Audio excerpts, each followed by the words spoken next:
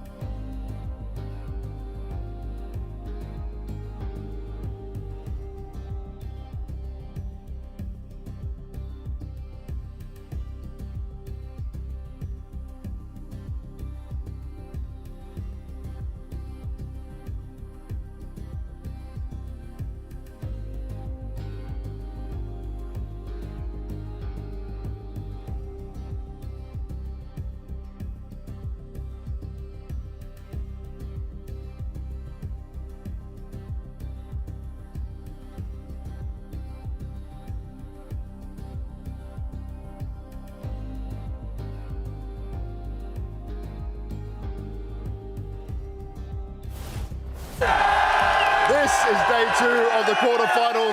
We're on the red carpet.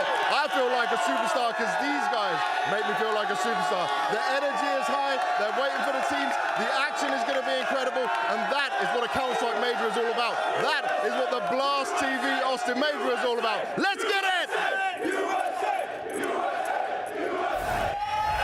Oh yes, indeed. We are back, day number 2, quarterfinals once again at the Blast TV Austin Major. We have quite the crowd joining us today, and also have quite the desk up here to be beginning off the proceedings. Of course, Maui, Dupree, and Pimp. You were the one that hyped up the crowd today. Yeah, I mean, they seem ready, don't they?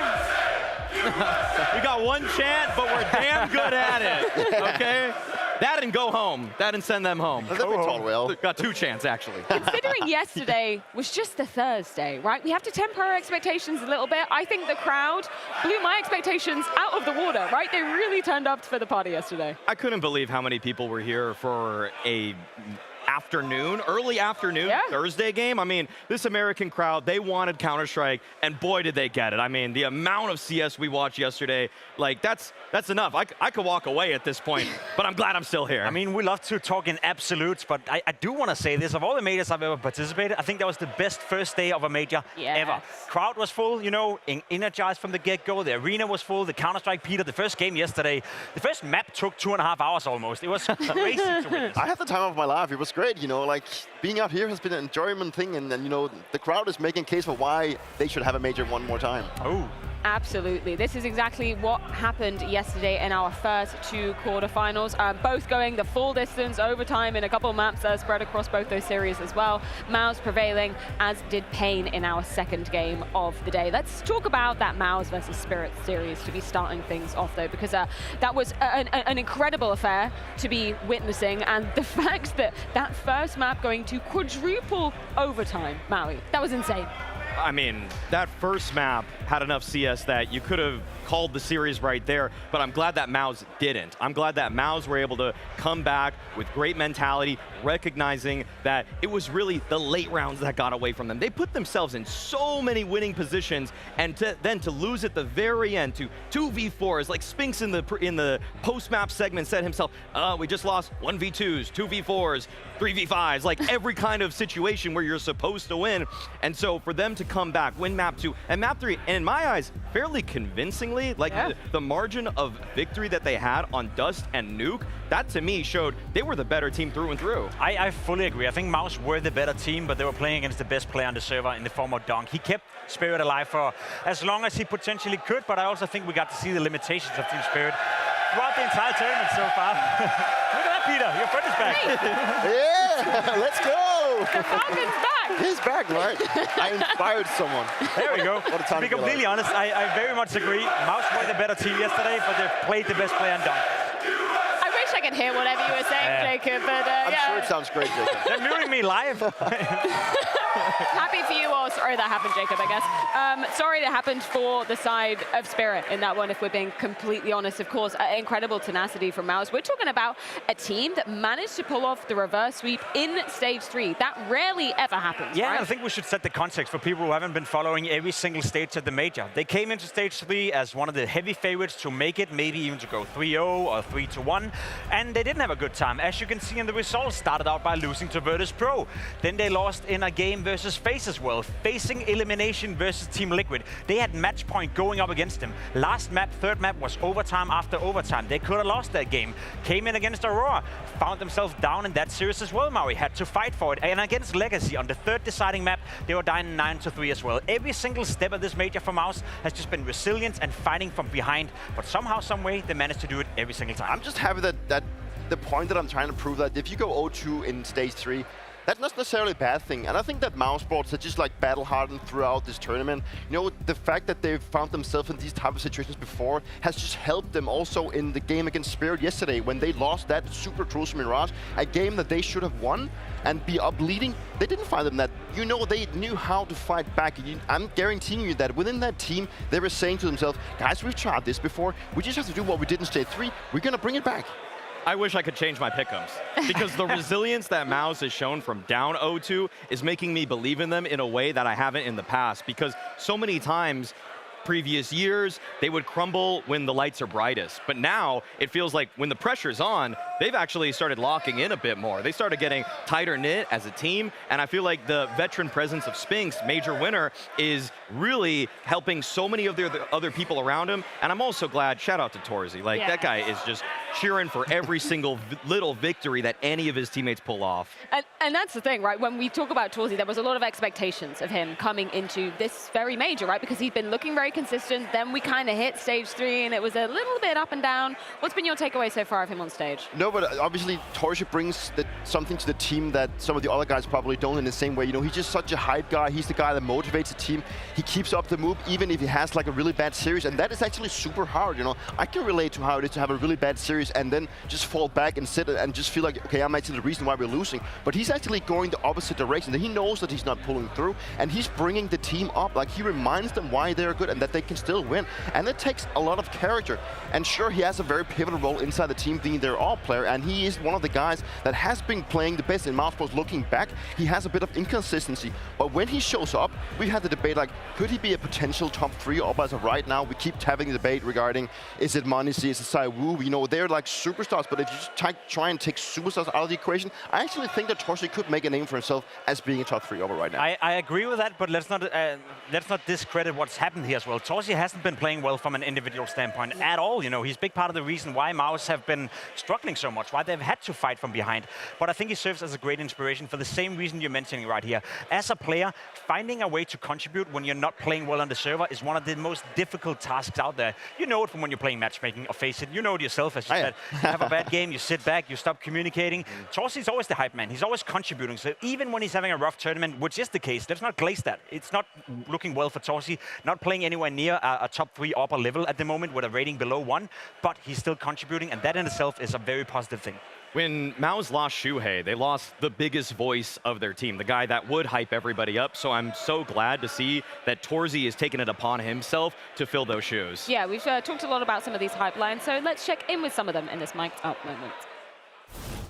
Wait, stairs out, wait, outstairs, Zlatan. Summit. One city. One more city coming, Zlatan. Ticket. Out city. Drop ticket. Ticket. One speed. You have nade. Please, one speed. No! Holy shit, let's fucking go! Zlatan, they do. They usually do. Oh my god, Zlatan, you are fucking basketball or what? Heaven one. Go Heaven dead. Door. Give me a shot. Heaven and up.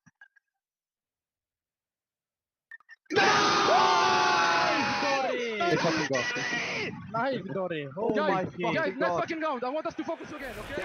Torzy even getting on his feet in some of those moments, and I don't blame him, man. Just the brotherhood that I feel inside of MongolZ. I was kind of worried, as you kind of alluded to. When Shuhei departed the team, I was kind of worried that would crumble around them, but it hasn't. They're really strong as a team unit within the game, right? I love that Torzy also told Spinks that he's like an NBA player. Like, I mean, I think there's a couple teams around Texas that probably could use his talent on it. I think it's great to see MongolZ having this kind of vibes inside the team. You know, it just looks like 5 guys and a coach that just seems to be having such a good time together. You know, one thing is that they're colleagues, but they also just seem to be friends, you know. And I think that you can see in other teams that maybe there's like issues with the personalities inside of some teams. That can be some kind of a hindrance sometimes. But looking at mousesports from the outside, they just look to be good friends as well. And I think that's also one of the reasons why, you know, it's some of the players has also come from their academy team. They've been playing together for so long. And you can just feel that there's really good vibes into them. To be completely honest, I think the best way to quantify MongolZ at this tournament so far is that they're in the semi-final of a major, and they haven't played the A game at any point so far. They haven't played good Counter-Strike. They haven't played MongolZ-esque Counter-Strike. We spoke to Exertion, we spoke to Torzy when they qualified for the playoff, and they agreed that they've been playing like a sack of potatoes so far. And against Spirit yesterday, it wasn't looking great at all time as well.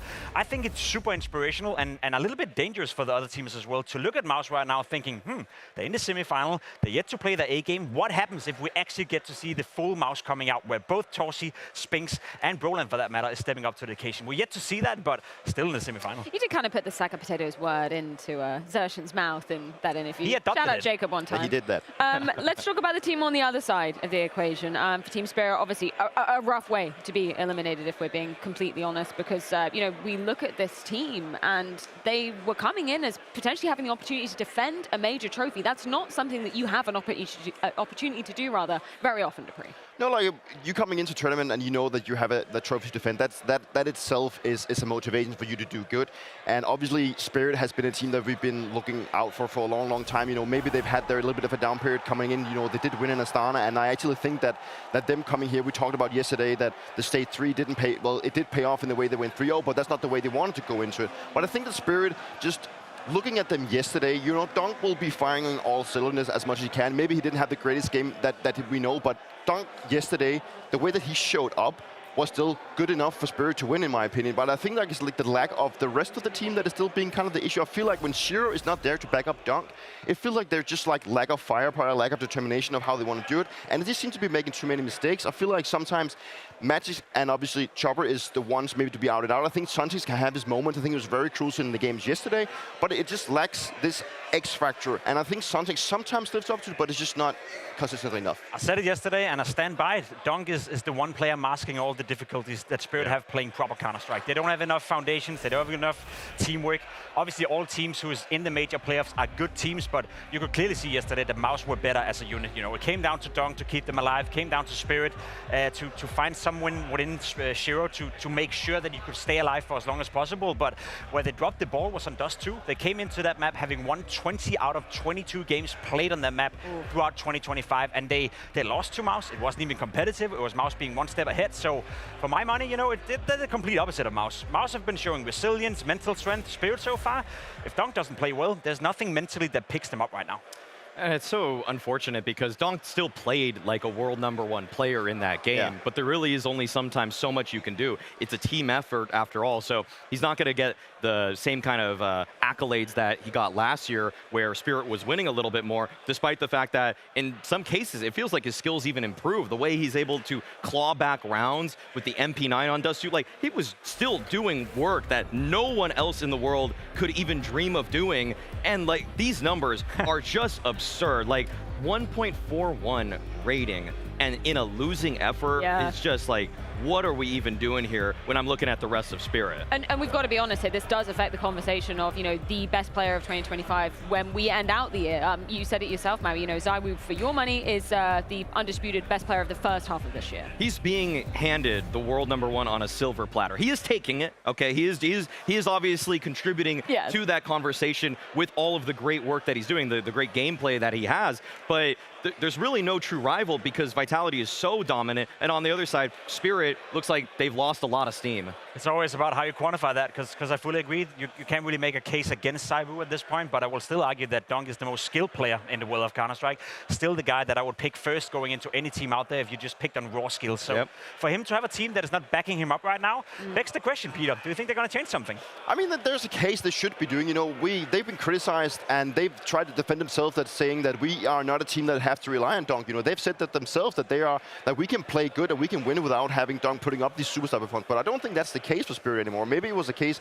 maybe last year where they did play better. But I think that they're in a position now where they maybe have to look at another approach to the team. And Chopper was asked this question yesterday. Like, it seems like it's the CEO and the coach that makes like the final decision inside of Spirit. So it's going to be very interesting to see how it's going to go forward. But of course, I think that Spirit, if they want to continue to be a team to be reckoned with and a team that can go out and win trophies, there might be something on the horizon. I mean, it could be the $1 million question or more. I'm not sure how much Kyosuke was unfortunately sold for. Let's talk about the second game that went down yesterday. Pain versus Furia. South American showdown indeed. The crowd was definitely showing up. They were having a whale of a time. Didn't really end up too well for the side of Furia, despite having such a lead on that last map as well. I mean, at least the Brazilian team won, right? Okay. I mean, to see the way that Pain actually bounced back in this matchup from the first map, where it looked like they were out of sorts, they weren't playing together, they were shell-shocked when they entered that arena, but they played themselves back into shape on Anubis, on Inferno, in a nail-biter game. That third map was unbelievable to actually shake off the nerves also of letting a comeback go against you, and then you just go flawless once overtime hits. That mental reset that they were able to pull off deserves so much credit. I'm honestly so happy to see Pain do this well. You know, I'm happy that that team that has never made a major player before come in and show this kind of character. You know, it looked very shaky on the first map, but they shook that off and they played great. They wanted it more than Fury. That was my take yesterday. And I think that Pain, you know, they also go up against, you know, people that they have been looking up to for so long inside their own region.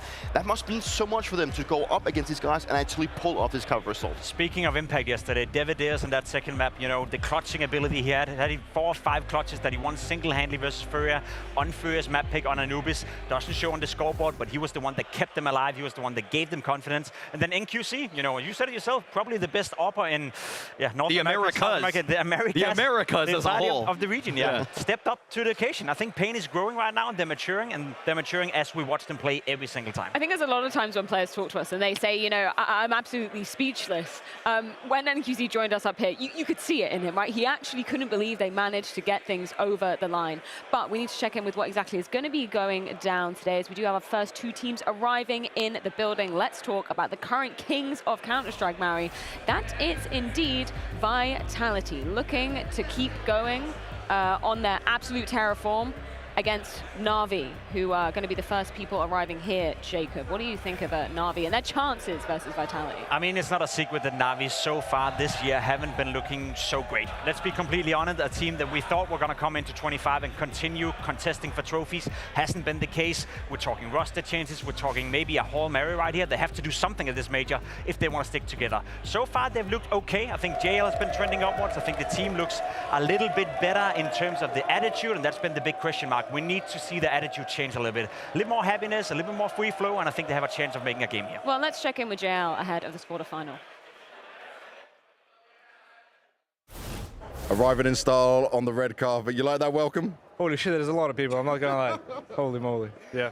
There's a lot of people here. There's more people inside that arena. Are you expecting a lot of the Na'Vi Nation to be out here cheering for you in America? I'm not gonna lie, the first encounter with fans we had near the hotel, they had 2 Na'Vi jerseys, one's from Copenhagen and one's from now. Okay. So it must be a good sign.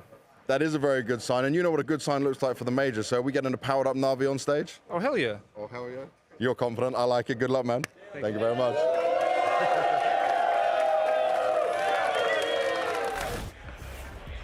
Yeah, they're going to need bags of confidence as they are going up against the current kings of Counter-Strike. We've talked about it all season long, the fact that Vitality, so many trophies in a row. Obviously, the series win streak, it was broken here, Maui, but it wasn't a best of one. Maybe we'll put that to the side for a second. But just the feat that they've been able to achieve this season has been unmatched, right? Vitality are on the precipice of achieving what only 3, arguably 4 teams have done in the modern era of CS, which is creating an era. And with a trophy in Austin, they can achieve that. They can put themselves in that rarefied air, along with teams like Astralis, who have change the way that we see Counter-Strike and push what we didn't even know was possible in terms of consistency as a 5-man roster. I think it's been looking so great for Vitality. It's like they have the final recipe of how to make a team work. Like they have the role set, they have the character of a captain that just steps in, they have the staff behind the team. I think generally looking at Vitality, we didn't expect anyone to come out and do this kind of thing in modern era Counter-Strike. Well, you know, we can expect a few words from Flamesy.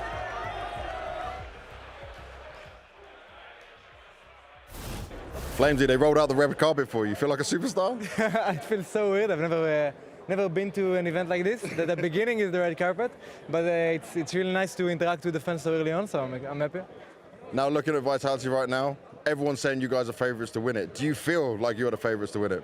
Well, we never focus on being the favorite or not. We're focusing on trying to bring the best CS out of ourselves.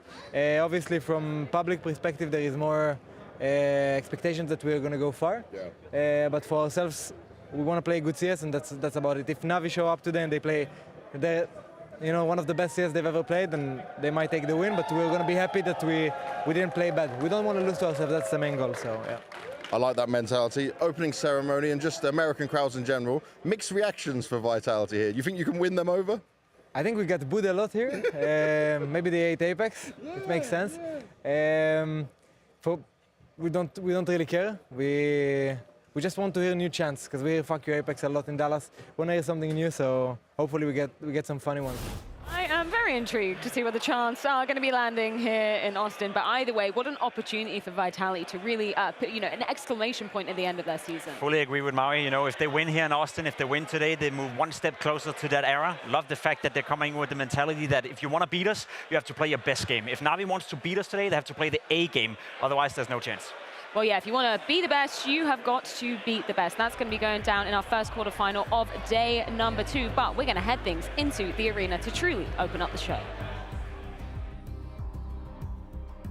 Hello, Austin. Hello, Austin. There it is. No, Austin. they can't hear Wait, us. hold on, Austin. Can you hear us? Austin. No. Can you hear us now? You can. You're in the front row. Bueller. Hello, Austin. Now it works. Good morning. Hello, Austin. How are we feeling this morning, afternoon-ish? Okay. Good on you. It's like they didn't get enough Counter-Strike yesterday. No, they had a really long day, but they're still here, so I think that's good. Yeah, I mean, they got 68 rounds in one series, 91 in the other. That's a whole lot of Counter-Strike. That is incredible, but that does mean that we have a lot more today, and honestly, I think this could shape up to be an as good of a day, if not better, because of the matchups, because FaZe Clan is coming. That's very true. FaZe Clan in the house here in just a little while. Starting off with Na'Vi Vitality. Yep. Of course, the winner of that going on to play MongolZ from yesterday. So things are starting to take shape here in our playoffs, Effia. And well, how do you feel about it? You asked me yesterday, do I feel like Vitality needs that major for the era? I think so. And Na'Vi not looking too hot to trot. Well, I would say in Na'Vi, everyone kind of put all their stock into Na'Vi earlier on in this year, and well, it's been a little bit quiet, but I'm definitely not writing Na'Vi off. Let's just throw that out there right here, right now. Vitality, though, that's a big one. It absolutely is. They look poised, but if you win everything before that, just to name a few with Blast Rivals and with Melbourne and with Dallas, when's the penny gonna drop? At this rate, I don't know. I just feel like most of Texans and most of NA has found a heart there for Apex. Is that right? Straight away, all right. He's already hearing it. Yeah. He just blew you all a kiss, you just guys. so you know. He just blew you a kiss. Yeah, so at a minimum, I think we need 6 maps and maybe 6, 7 overtimes, and then I'll be happy today, Stunna. Only with the FaZe MongolZ game. Yeah. Only with that one. All right, do you want to hear him roar one more time? I don't know. Are y'all here? Hello? Is this thing on? Oh, yeah, okay. Well, let's do it. We've got another quarterfinal for you all, so just sit back, relax. We're gonna watch the show.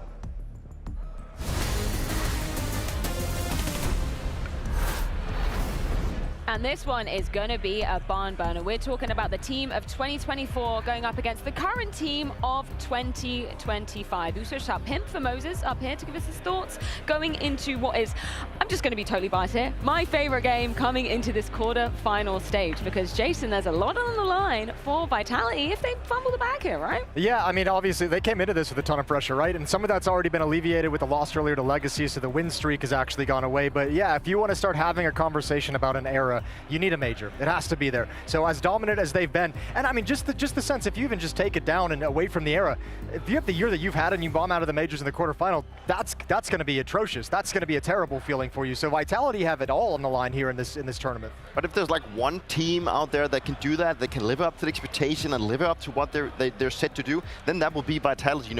They've tried a lot this season. They've already had that pressure going with both the win streak, but also with the Grand Slam being a thing for them.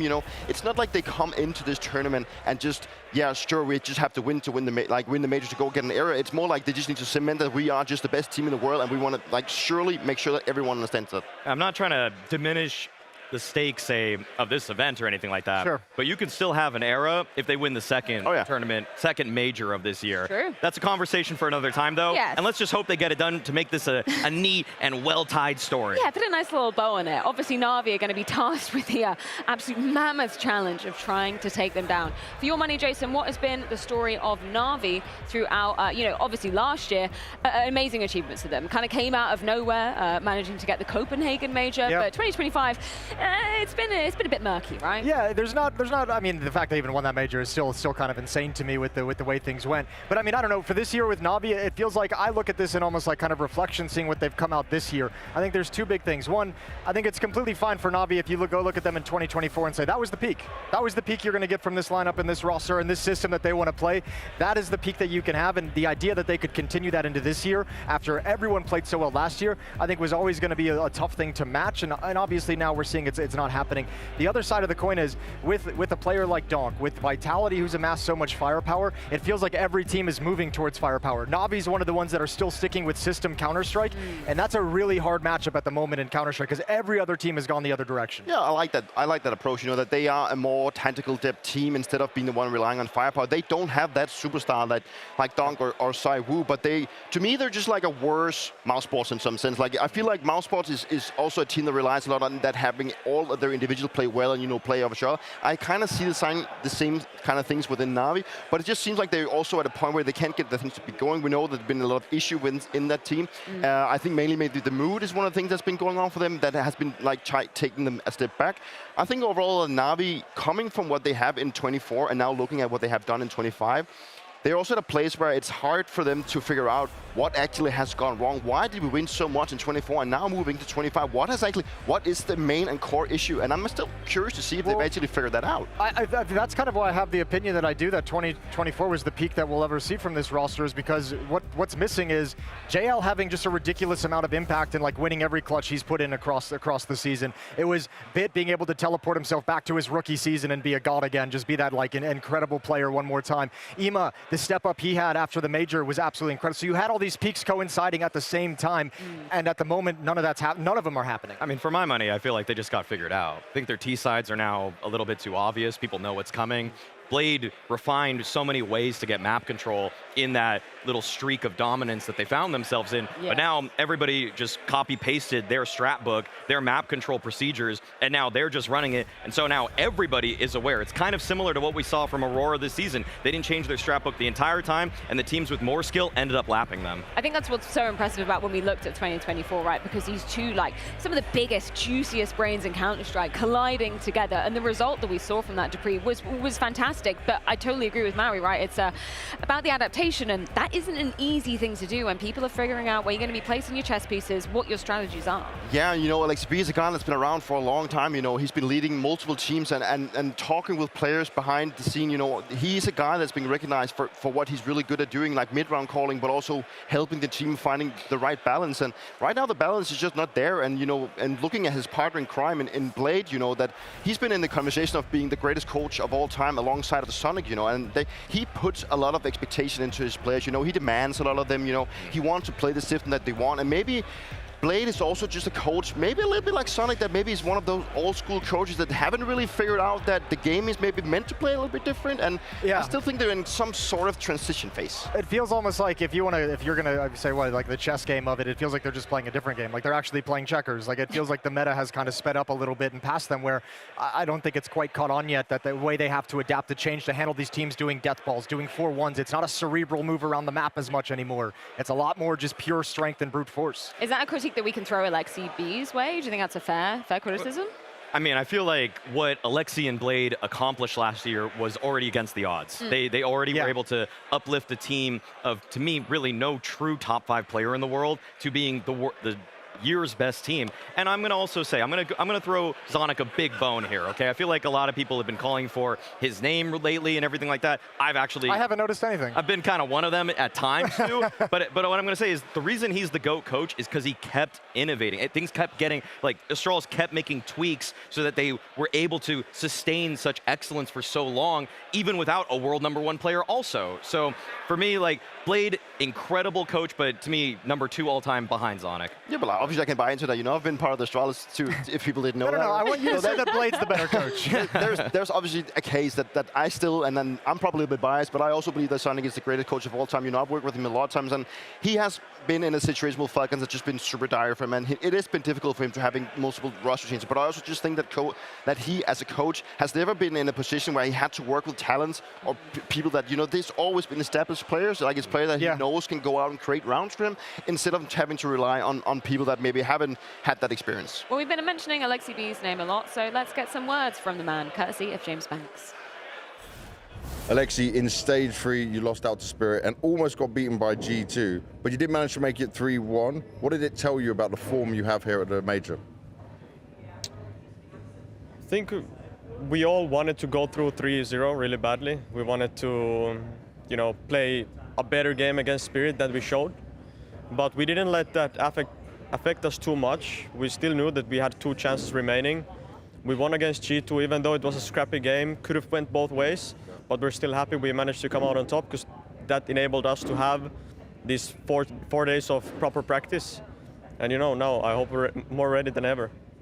You said about 4 days of proper practice. I heard Blade had you grinding and practicing like crazy. What's this schedule look like? It was tough. We obviously had a Blast Media Day there as well. We had the opening ceremony yesterday. So that kind of made it a bit more rough because we needed to go to other places and then go to practice again. But, that's what we're here to do, and that's, what we all wanted to do. We've really prepared for these quarterfinals, and it's going to be a tough bracket for us anyways. And yeah, I hope we made our work. Does it have you feeling more confident after you've gone through all this practice?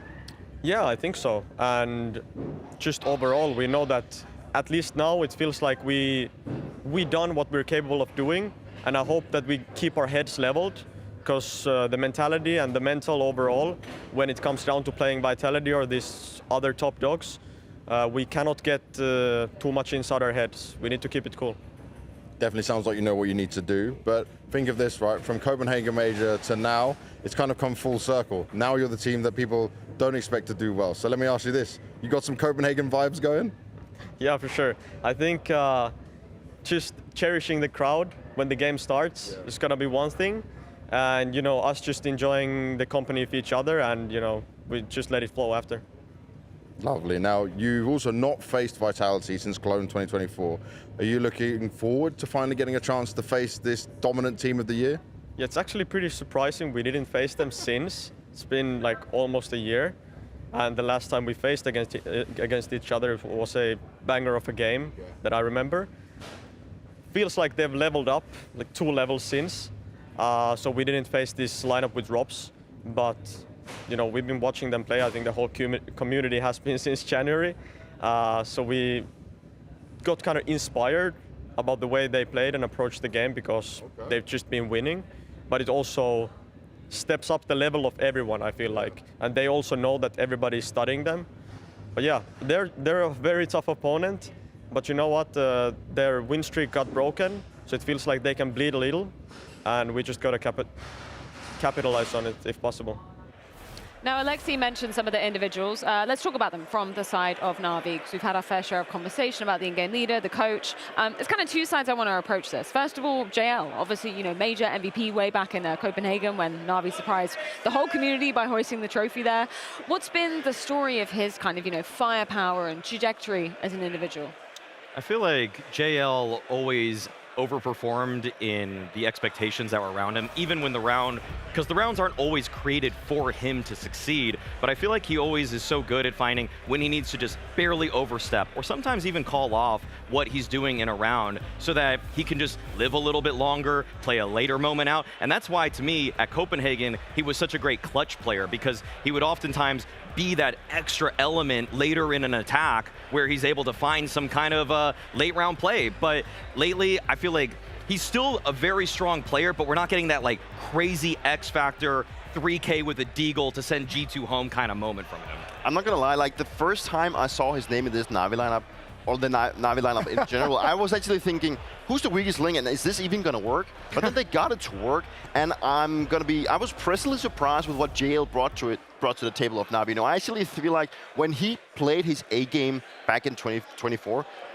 could be a conversation about him being maybe like a top 10 rifle in the world. I actually think what he gave to Na'Vi and the way that he would always just find good openings, or at least just be that X factor for them, I feel like he did a really great job. And obviously he's now found himself in a position where things are not looking out the best way, but he's also trying to maybe find some motivation that maybe lacked a little bit from him after they won the major. I feel like maybe that's the case as well. I think the hard thing with JL is that so much of what he provides, I feel like, are like intangibles, especially if you look at like last year, because I'm with you. Like last year, I think you could have made an argument.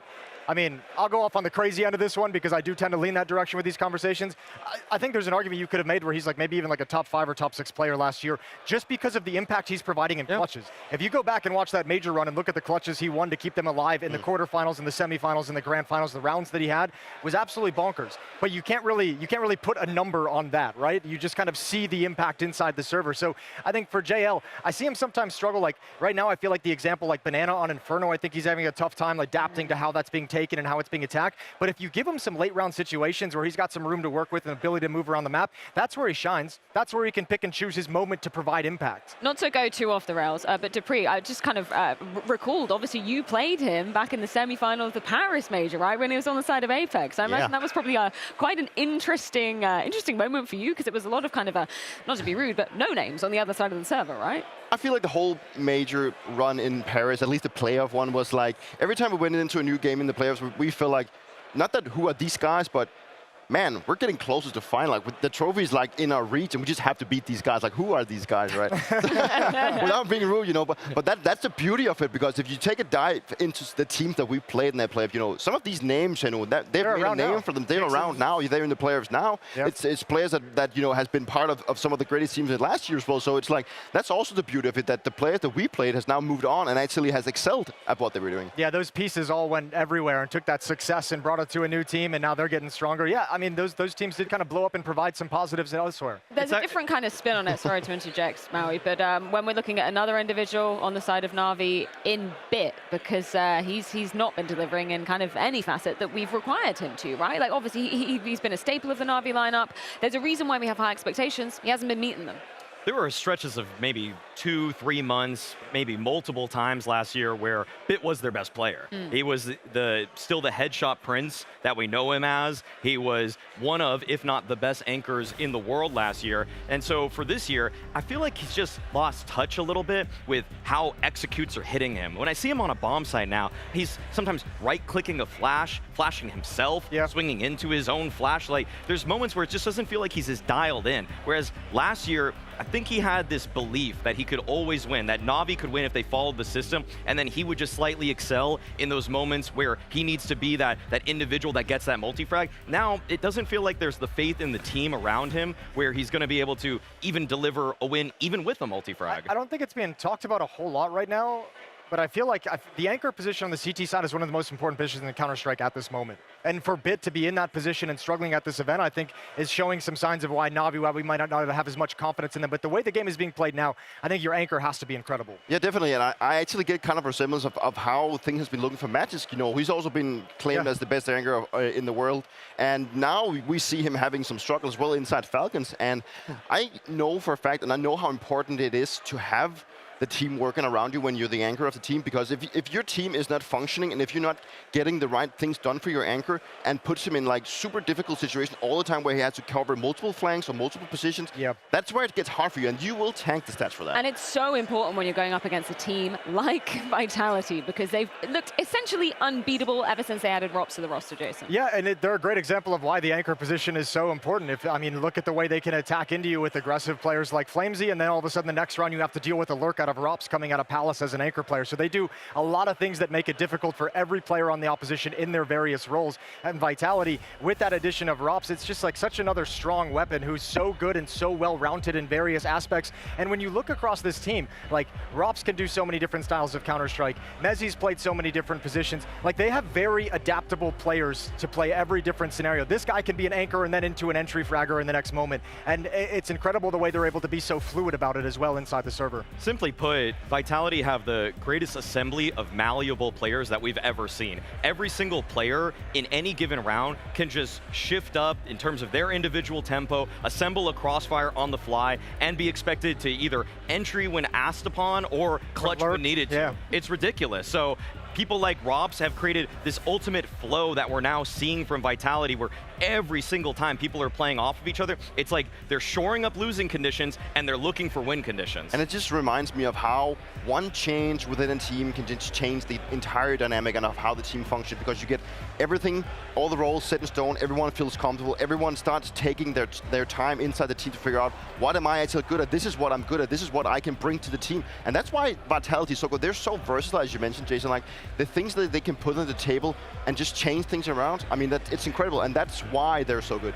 I also think it needs to be said that, you know, Spinks was a great player last year. Like, in terms of HLTV world ranking, he was higher than Robs, but it's just that Spinks plays a little bit more for himself. He looks for a fight off of the bomb site, which sometimes left Mezzi out to dry. And it's no coincidence that Mezzi is better now this year when he's alongside more stable bomb site partners than when he was next to Spinks, who would sometimes just push into E-Box on Anubis just because he wants to look for a fight for himself. And then Mezzi's just left hanging there like, what do I do now that my crossfire has dissolved? Chance to do a little bit of, you know, backseat analysis here, Jason, but did you expect this one roster change to catapult Vitality into this level of success, you know, so quickly after they added Robs? It's hard to predict this level of success in terms of like winning basically every event you've attended except for the very first one. But yeah, I expected it to be an incredible, I mean, it's Robs. Like, when you pick up a player like Robs, like, you just know how it's going to improve the squad. You can see it, and it happened in FaZe as well when he joined FaZe. Like, as soon as he joined that team, it was like, boom, off to the races, and now we're the best team and the most exciting team to watch. Now he's in Vitality doing the same thing all over again because he's very smart. Again, just such a well-rounded player. Game sense is off the charts, mechanics are off the charts, decision-making is incredible, minimizing mistakes. He's good in the clutch, he's good in early rounds, he's got a deep playbook in his lurking positions. Like, complete player is Robs. Actually, I don't even know, he probably can't ult. Yeah, yeah, his only downside, I guess. He could actually, no, he can't. Actually, he can't. He's actually a double up on some map. This guy's a freak show. Dupree, I'm sure you've been in many a situation where you've been playing versus Robs. What's it like to know, you know, he's the last remaining player on the server, where he's going to be? Do you even know where he's going to be lurking? No, I mean, that's what makes him great. You know, he seems to be very versatile, and I'm just going to be completely honest. Like, every time we would watch, like, anti-strat on Rob's set, he would always change up things, and the way that he would clear all the angles that were not even existing. Like, he doesn't miss a detail. Like, he does not miss a detail. He goes through everything so, like, methodically, and that's what makes him so good. Like, it's so hard to catch him off guard, which I think is one of his greatest assets. But we've also heard how Apex has been praising him, and it's quite incredible to have a player that can go into your team and just change the way. You mentioned he'd done it twice. Go into team and just change the entire thing, and Apex praised him for being probably the most hardworking guy he's ever worked with and the smartest guy, and that's just what Robs brings to the table. He defines a team, and he gets championship elevation. Well, to continue on this Robs hype train, we do have a moment of him to be breaking down in the Mahone Zone.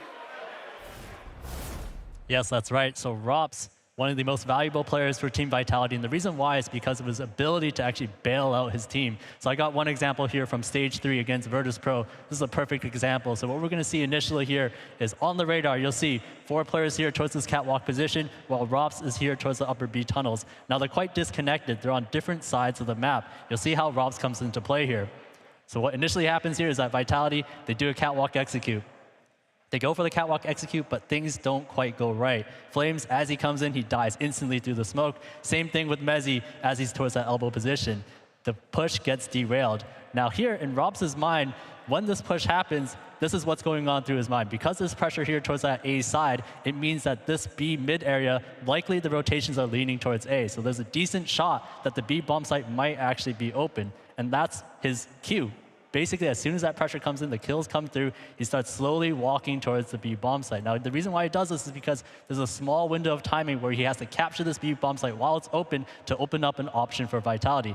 As soon as he crosses the doors, now his mission is complete. He's here towards the B side, and what that does is for Vitality, even though Apex finds a kill onto the A site, they're going to cancel their option of continuing to progress towards the site. Instead, they're going to fall back and go back to Robs. As they fall back here, you'll see that Robsy continues to pressure towards the B side. He clears more of mid, and he gets his kill into flip. And what Robs has done here is something called insurance. The idea of insurance is basically if you have a big push on one side of the map, you leave one player on the other end so that in case something goes wrong with the big push, they have the option to go back to that one person who acts as the insurance. That's what Robs does here, and it's perfect. That ultimately allows Vitality to fall back from this catwalk side, go through this mid area with low time remaining. Small little detail here from Robs where as this cross is open, he decides to peek with them, so it's basically a triple peek just in case there's anybody towards that CT side, and it allows Apex to plant the bomb. And just that one move forces Virtus.Pro basically into a save, and that's how Rops saves this round. So that's why Rops is so important to Vitality, is because he bails them out of these tough little situations, because you never really know where he's going to be. Thank you so much for that expert breakdown, as always, Danny. Yeah, it's just one of the many reasons to agree why we're so impressed with what Rops has managed to bring to the Vitality table and where he's managed to elevate the team to. He just very rarely misses his opportunity. Like, he understands when his timings is, and he grabs it. I think you could put it up like probably like a 90% of success rate of him doing it. So that's why he's so good at it. You know, he understands when he can grab it. But the thing is, like, in this specific scenario that we just put up, you know, he understands that the space can be either gained by them getting kills, or they can actually be gained by them being eliminated. But he understands that I need to do something right now to actually turn the round around. And that's exactly what he just did for them. I would make the argument that the best two lurkers we've ever had in modern Counter-Strike have been Get Right and Rops. But you watch their demos, and it's nothing even remotely similar. No, it's different. Get Right would go and try to just win around by sneaking behind people, getting a few kills like that. But Rops is winning with great macro play that's enabling the team. And every IGL that he works with says that he is the best strategic luxury you can have. A guy that's always going to make plays like what Mahone showed us right there, take space, win the asked upon, and create new ways to get into a round. Well, before we do continue on the Vitality side of the conversation, it's time to find out what maps we're playing in our picks and bans.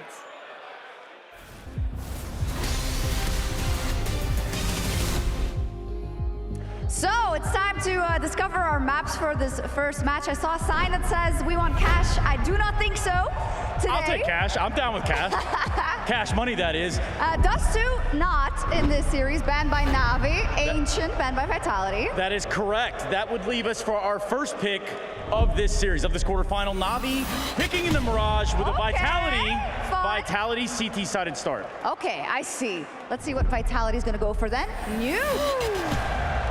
A little bit of nuke. Pretty happy. Navi starting on that CT side. Okay, I wonder what the decider's gonna be. No train again. Oh, come on, man.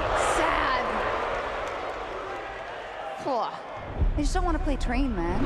What's wrong with no train? Anubis either. So what you're telling me is we're gonna get another series with an Inferno decider? Wow.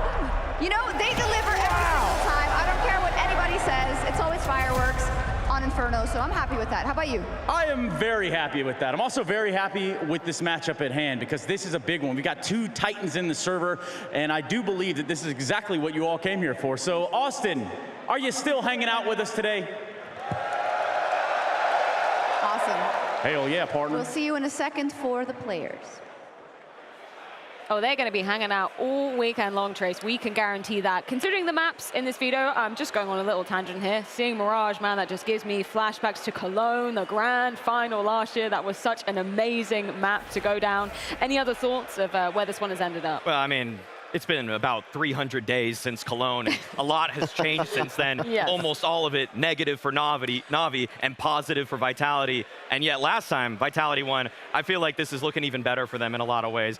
Both teams going with what I would say are their favorite maps. Apex has loved Nuke for the entire time he's been in IGL. Alexi B and Blade have created the best system that we've seen on a Mirage T side in general. But like I said, I feel like Navi's the one that's been completely studied, but Vitality, they've got the great strats, but they also have way more firepower. And I'm just like, going into a video against Vitality is just gonna be so difficult, because the win percentage on these maps is just like huge, and you like, so we go in this direction, it's just difficult. But I feel like, as you mentioned, like Navi has created a system in Mirage that has been working. It's a system that we actually tried to adapt when we played in Falcons. So it's like something that people How long around... ago was that, just out of curiosity? It didn't go that well, but we tried. Oh, no, I'm not trying to dumpster you. I'm wondering about the system from Navi. Is it up to date?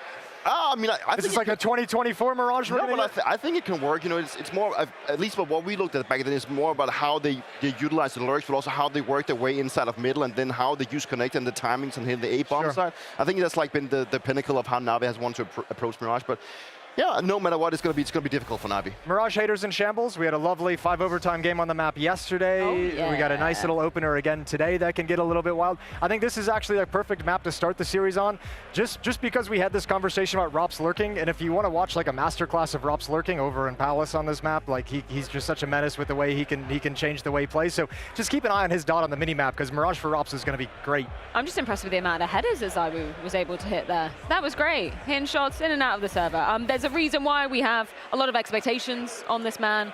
It's been an interesting kind of, I don't want to use the term like glow up, but like when we were standing on stage at the H12 TV Awards, right, and he's awarded 3rd, the worst placing he's ever had in terms of that top 20. You can kind of see maybe there's a little bit of venom behind him now. He wants to get back in the conversation, right? I've talked about it before, but I'll bring it up because the major always gets new viewers. Apex told me at that event, he was like, ZywOo's actually pissed that he wasn't even in the conversation. It's not about the fact that he got 1st, 2nd, or 3rd. It's not his placing. It's the fact that he knew that he wasn't in the conversation to get 1st place. Like no one even kind of had his name there with Donk and m0NESY having the years that they've had. He actually told me back in January, this year ZywOo's going to be a different player and he's going to come and he's going to win that #1 Player of the Year award. And what we've seen out of ZywOo, this is obviously the best version of ZywOo we've seen. And while previously there was maybe one last lingering criticism where you kind of felt like ZywOo didn't want to be the guy who had to step up and like the superstar who was going to make sure his team didn't lose the map, we're getting a ZywOo that wants to be that guy in 2025. He does not let this team lose maps. And I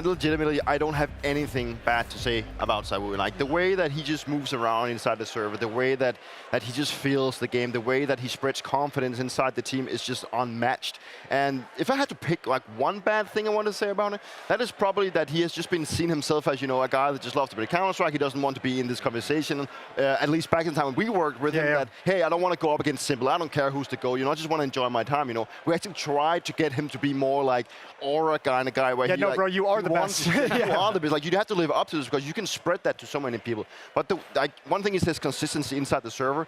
But, I mean, the numbers he's putting up is just out of this world. Okay, I've got some numbers for you, gentlemen. I want you to play a game of higher or lower. We've talked about our criticism for Bit, maybe some highs for ZywOo. Is ZywOo going to get more or less than 41.5 kills first 2 maps combined? Maui, you want to take this one? Let's take it on the upper. Let's take it on. Going to be higher? Okay, big game from ZywOo. What about Quite for Bit on the other side of the equation? I believe that was 31.5. Higher or lower? I'm going under on that one. Yeah? Yeah. I'd probably go under on the ZywOo one as well if you want. If I can do a 2 for 1. No, we've already cemented that. Right, Sorry, cool. Maui. You've had your say. Unfortunate. The only thing is that will the game just be too short? Yes. That's the only way it doesn't reach it. This could be a blowout, and you got 5 people on Vitality who can all put up 40 kills in 2 maps. Exactly. It's going to be over before you even started. His kills per round will make it make sense, but it's just that he might not have the rounds to get there. Well, let's see what Apex prophesizes is going to be happening in this quarterfinals. He caught up with Banks ahead of this game. Apex, okay, you lost that game to Legacy, but then all the other matches afterwards, you guys were so dominant. It was really impressive. How important for you as the leader was it to see that? Well, what was the most important is not to smash people, but to see Vitality, like the Vitality we know and we all see all year long. The first game was just a bit of a trap. We lost it, fair enough, but then we woke up and played our game, and then that was much harder for any opponent. So yeah, I was pretty happy because that was the way I wanted to go for that event. And it's looking very good for you guys now, but you also all year have handled the pressure, have handled the stress of it all, but we know a major's different. Can you feel any difference? Yes, of course, it's always a bit different. But in a way, what we have to remember is just to play the way we did the last 5 months and not changing anything. Because if we play the same way, like there is no doubt we're gonna go far and probably win the major. So for us, it's just focusing on that, focusing on ourselves and focusing on us playing our A game, because once again, A game will be tough to beat us. When you're saying not change things as well, I want to talk about maybe the tactical side of things and how you change it up. Is this more what you'll do on the fly based on the decisions the other team is making, you know, reactions to things as well? Depends. Sometimes yes, sometimes no. Sometimes it's just our game and we just do what we do in practice every day. And sometimes if I have a call that I feel and that we have to do in that specific round, I'm going to call it. And most of the time the guy answers well on that. So yeah, that's a mix of both. Now it's interesting because it's a long time since you faced Na'Vi, and obviously they're not as in good shape as when you last faced them. Do you notice some changes in them when you prepared for them? No, not really. It's still Na'Vi style. But once again, yeah, the truth is, yeah, they haven't been performing well yet, but it was the same in Copenhagen Major last year. They were not close to win the event, but at the end they won and they stepped up. So for us, what's important is not to underestimate anyone and just once again focusing on ourselves. Navi can be a good team. Right now we're better than them, but we never know on one game. So giving our best and let's see how it goes. You said about the Na'Vi style. No other team plays that Na'Vi style. But is it an easy one for you to call against, like to predict what's happening? Well, yeah, that's like almost everyone. I mean, they have good things, they have bad things on the play style, and we're gonna try to counter the bad thing that they're doing. But overall, I don't know if it's harder or easier. It's just the same way. I mean, I play against Blade teams forever, so I exactly know what's gonna happen on the server. So I'm pretty okay with that, and let's see how it goes. Apex is one of the few players that I certainly believe, you know, when he's posed a question, do you feel pressure? Nope, we don't feel any pressure because, like, why would you when you have one of the greatest players of all time standing alongside you? I mean, ZywOo comprehensively is the best player that we have seen. I don't think there's really even an argument at this point for me. He's the only one that's really knocking on the door, or really, he's actually swung it wide open in terms of the GOAT conversation. And this would be yet another way for him to continue to etch his name in stone against Simple, who still holding on, but I feel like a lot of people have dropped that case as ZywOo's taking it eventually. GOAT. Yeah. It's a matter of time. I agree. It's just a matter of time before it breaks that one. Yeah. 100%. What was it like playing alongside ZywOo? Like back in, you know, obviously he's kind of, we talked about the progression that he's had as a player, but is it actually as mind-blowing to witness when you're sitting alongside him? I think it took like 2 days of practice with him, and I was like, wow, this guy can play Counter-Strike. And also, you know, having a guy like ZywOo in your team, he's a guy that will just go out and win you maybe 2 or 3 rounds in a series just by him doing some crazy stuff. And there's only like such a small amount of players that can actually do that. So to have a guy like that inside of you, that means a lot. And that also means a lot for the opponent because they know that sometimes it's just ZywOo time. I mean, also, it's just like the fashion in which he does it looks so effortless in comparison, whereas Simple is just, you know, he's trying to snatch, he's trying to avoid the jaws of defeat. It's always just like ZywOo is the jaws of defeat. He's already waiting for that person to walk into his waiting arms. He's where he needs to be 5 seconds before he needs to be there every single time, whereas Simple is just like trying to break through a brick wall. Sometimes he breaks through it, but it's ZywOo that's really erected it for everybody else. Well, gentlemen, thank you so much for your thoughts. We do have a game to be getting underway, but not before we head things to a short break. When we are back, it is time to give these two teams a proper Austin welcome. It's Vitality versus Na'Vi entering the arena.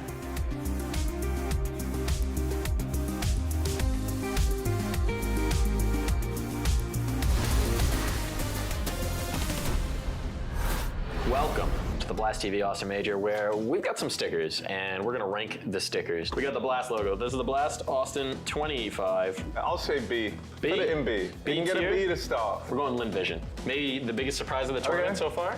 A tier. A tier? On Lin Vision. A tier. I feel like the animal teams are really gonna have a leg up. Oh, I just saw who's in your hand, Mike. So we have MIBR here. I'm ranking how much I like it on a belt Ranking the buckle. sticker. And like, you just wouldn't want this on a belt buckle, would you? No. I think, regretfully, MIBR, you've made your way into the E tier. Results, A tier. Tier list, sticker, E. We got paint. I always try and rock a big P with my belt. No, you can't do this, man. For me, it's D tier. We're going over for the B for bait. With the Oh, hook. that's fine. It's probably C tier. C tier. That's the best of the letter one. I would wager there is somebody with a FaZe belt buckle in Austin, Texas. FaZe up the tier list.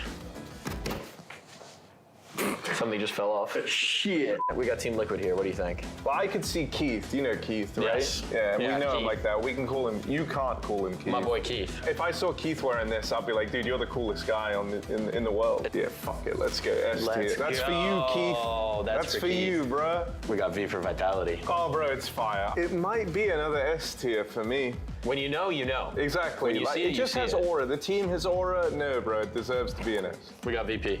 B? Yeah. Namiga? And it's kind of got the Sheriff Star. Yeah, kind of horrible there. Give me a C. Slightly bent G2 Samurai. I feel like he could be bigger. But maybe that's a sign of where G2 are at. Oh no. C. Dude, I look like I hate Brazil. That's fucked up. We got the Furia Panther coming through. Oh shit. Okay. Iconic. Kind of sick. I'm thinking A. You got a Panther on your belt 60% of the time. It works all the time. Yeah. The 3D Max, whatever this is. The Demon, the horns. B. Legacy 3-0 and 10. Actually looks kind of fire on the belt. Let's say B. Aurora. Maybe if my name was Ari. How the British say. See? Yeah. Why is the it's- Na'Vi so tiny? Dude, no, everything about this one is causing me like stress. And so I think they deserve to go in F tier. F tier. Now we don't actually have that. We don't have an F tier, but we're So just gonna put them at the put it bottom. underneath E. Sorry, Navi, not the sticker for you. We got the Mongols. I'm like, I don't want to wear this. Put it in like D. Size matters. I'm a size king. Size king, Harry. I think a good size of this one, which is ironic because it's for a mouse. It looks sick. Strong A tier. Strong A tier? Strong A tier. Spirit. Our last pick here. I think it's A tier, man. This is perfect. This is the quintessential list. You can't disagree with it. If you do, you're wrong.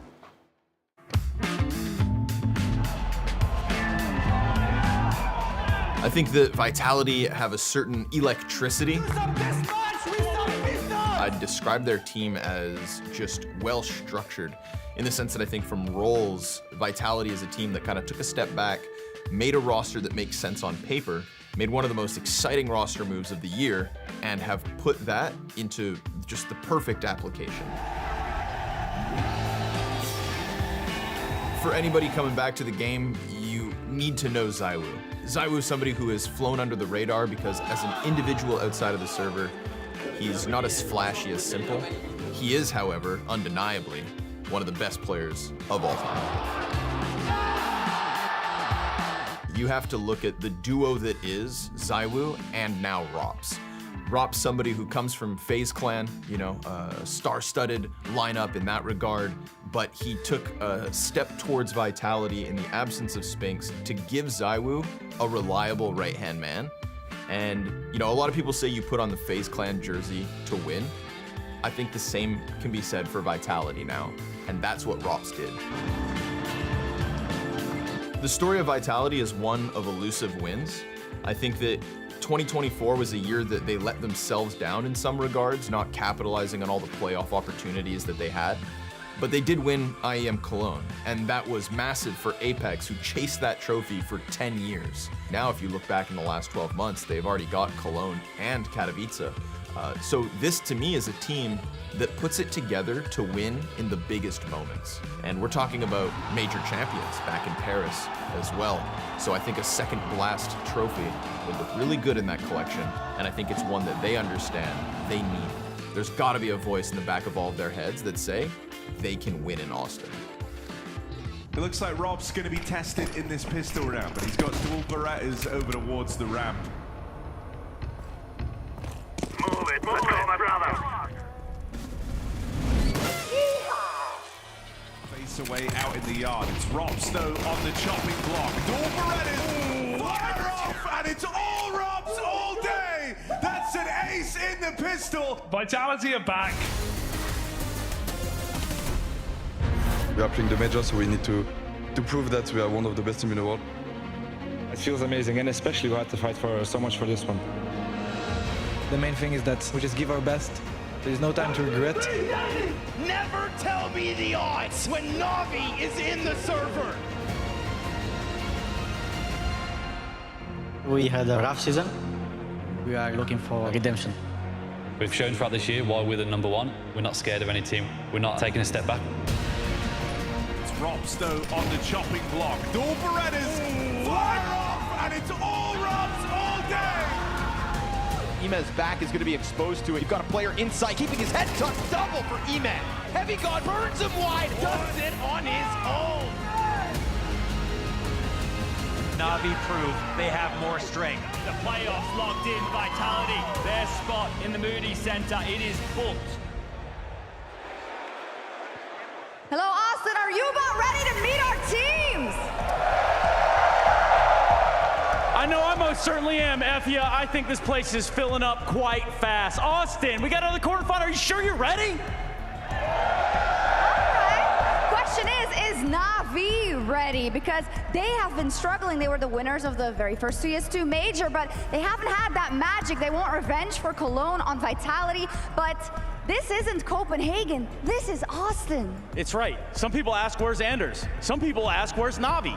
And honestly, I'm looking for the question for both. Okay, Vitality then, what do you think? I mean, this is a tall order. Maybe they are huge favorites, but anything can happen in this arena. Look, Vitality has been proven mortal, right? We've seen them lose a map. We've seen that series come to a stop. But does it stop again here? I don't know. I don't know. I'm conflicted. Let's put it that way. All right, so you're gonna do the honors and send this in? Austin, you want to play some Counter-Strike? Yeah, that sounds about right. All right, let's do it. Let's get these quarterfinalists on the stage. That's right, we're looking at Navi.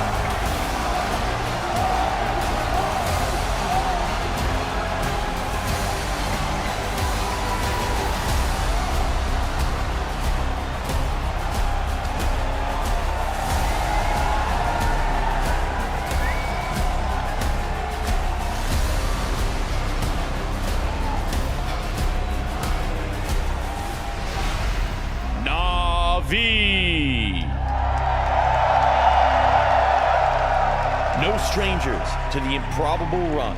Can this team make the impossible reality once more?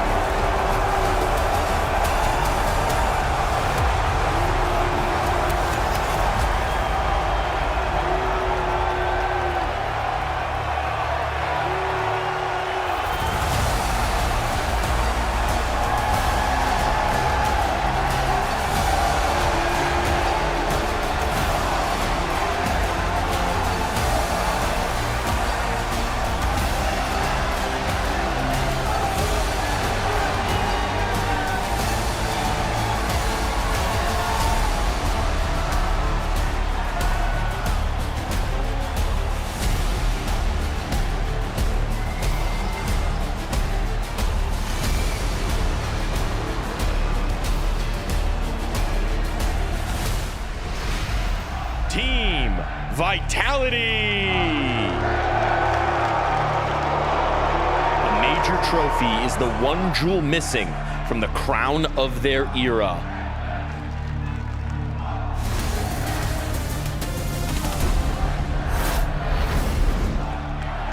Well, it is very clear who the crowd are, or probably are not rooting for, but that does not matter when we are entering the server, because we talk about Vitality and we say a reign of terror that they've inflicted on this half of the season. Surely, Dupree, surely it's written in the stars that this will continue here in Austin.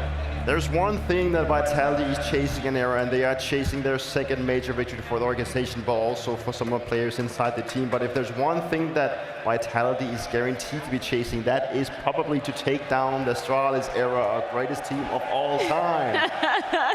And we're here to witness it, see if they can make it happen. They've had one hell of a season. They are the clear favorites coming into this tournament. And, you know, Jacob, how do you see this one going down? Do you feel threatened, Dupree?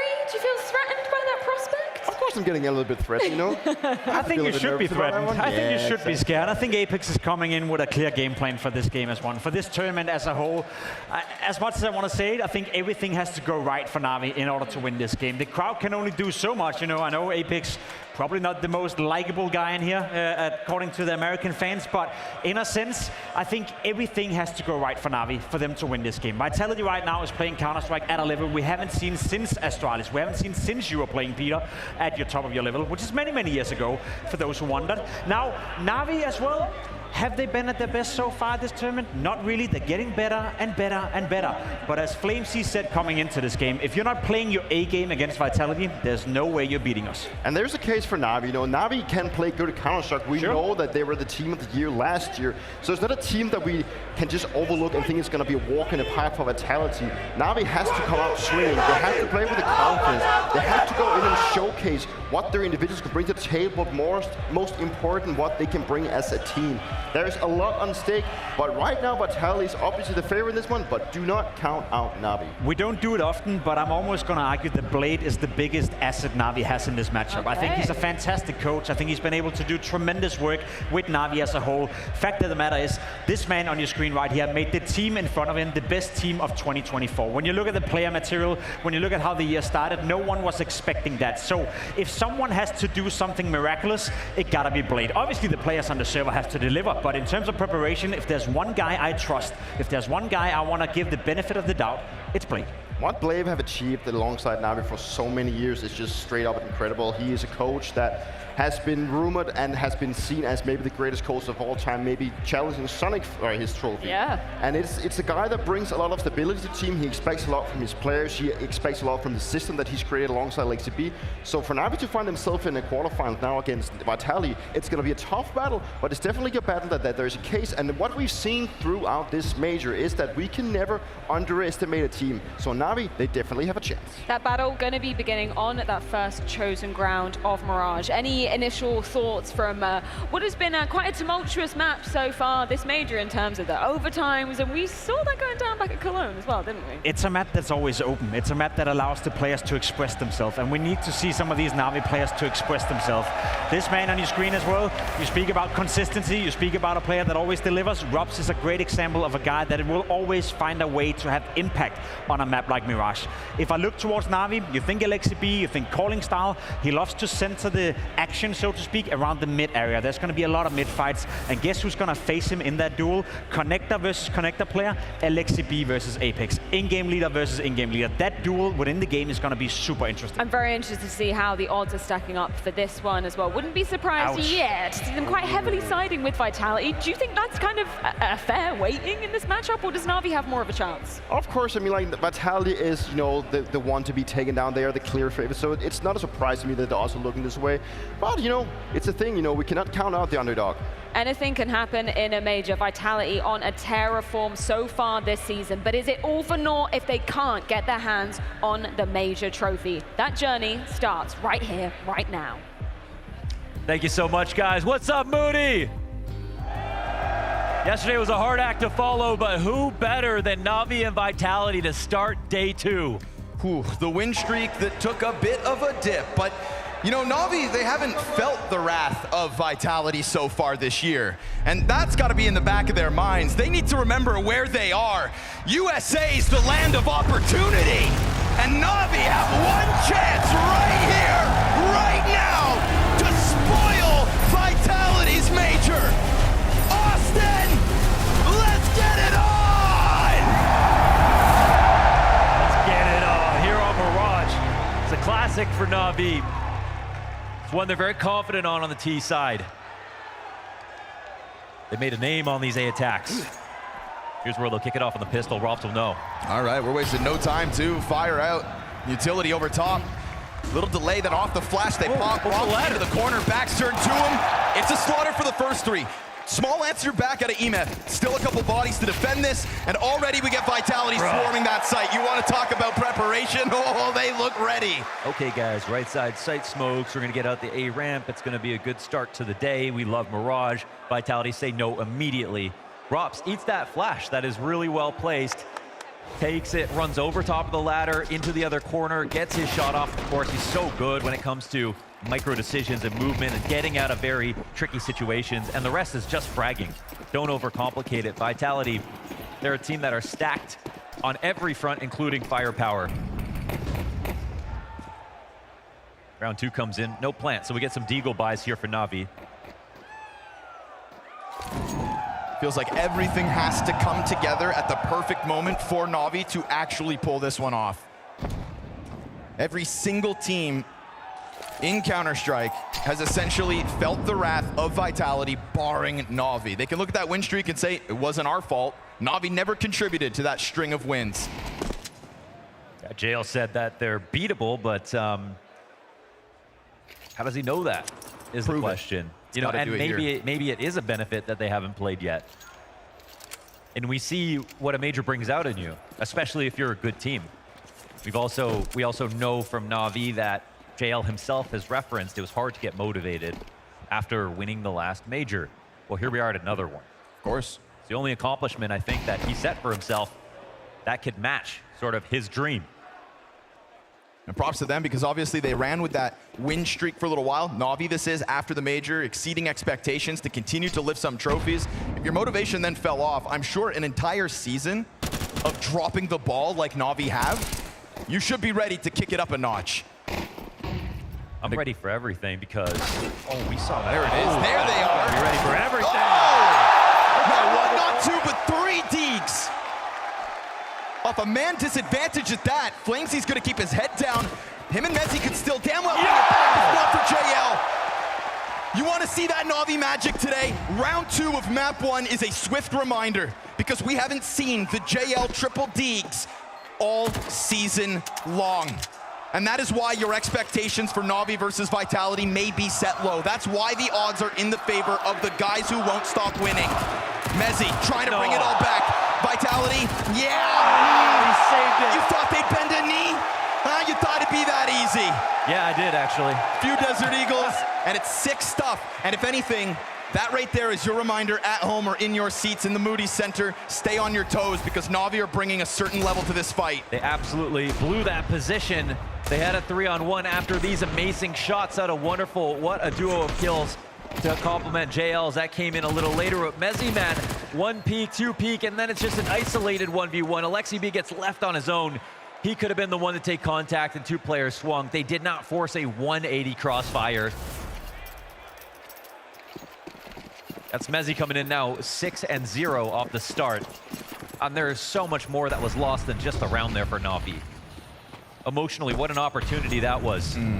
Well, if they can seize this opportunity off of it, catch Vitality with only a couple of MP9s. Yeah, to be fair, they didn't invest all the way. They were about to just win on a tempo, have some extra money on top of a win, but they were still ready to buy on this round. I mean, you could beat yourself up for not being able to close that. Here's the key part, fighting on the side of stairs when they take these A-ramp fights. This is what Na'Vi are so good at doing. Let's see if Vitality can counter. Fast move from the MP9 of Flamesy, tucking into sight, only player within it. He's got Zywoo and Apex just on the other side of smoke, trying to give him that supportive util, but remember, the utility was low. There's that last flash. Last piece to try to get Flamesy into the action.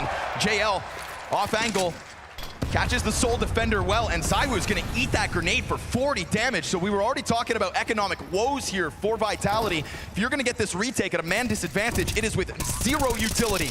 Some kind of Hail Mary moment from Rops trying to be set up. Spam doesn't find any damage, so it's deep positioning from Na'Vi, both on ramp and the jungle, and Wonderful's going to extend that. Sure, you didn't close the last round, but absolutely making the most of it here in the first gun round. Na'Vi find their first round early. Wow, that's so classically Na'Vi. You love to see that here on Mirage. They go right back to these A plays.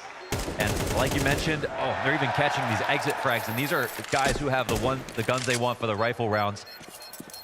I want to say, awkward scaling is a good way to define Na'Vi. It's so characteristic of them for Flamesy to be playing triple there, not find an opponent, look in the other direction. Guys jumped up on the back of Ninja. It's so hard to know how far Na'Vi have got along in their exec. What we're going to see a lot in this game is them get down to 40 seconds, then have a game plan, call out a spawn, and then suddenly organize an exec with a mixed bag of utility and weapons. In this spot here, Vitality clearly uncomfortable, didn't know exactly how to adapt to that.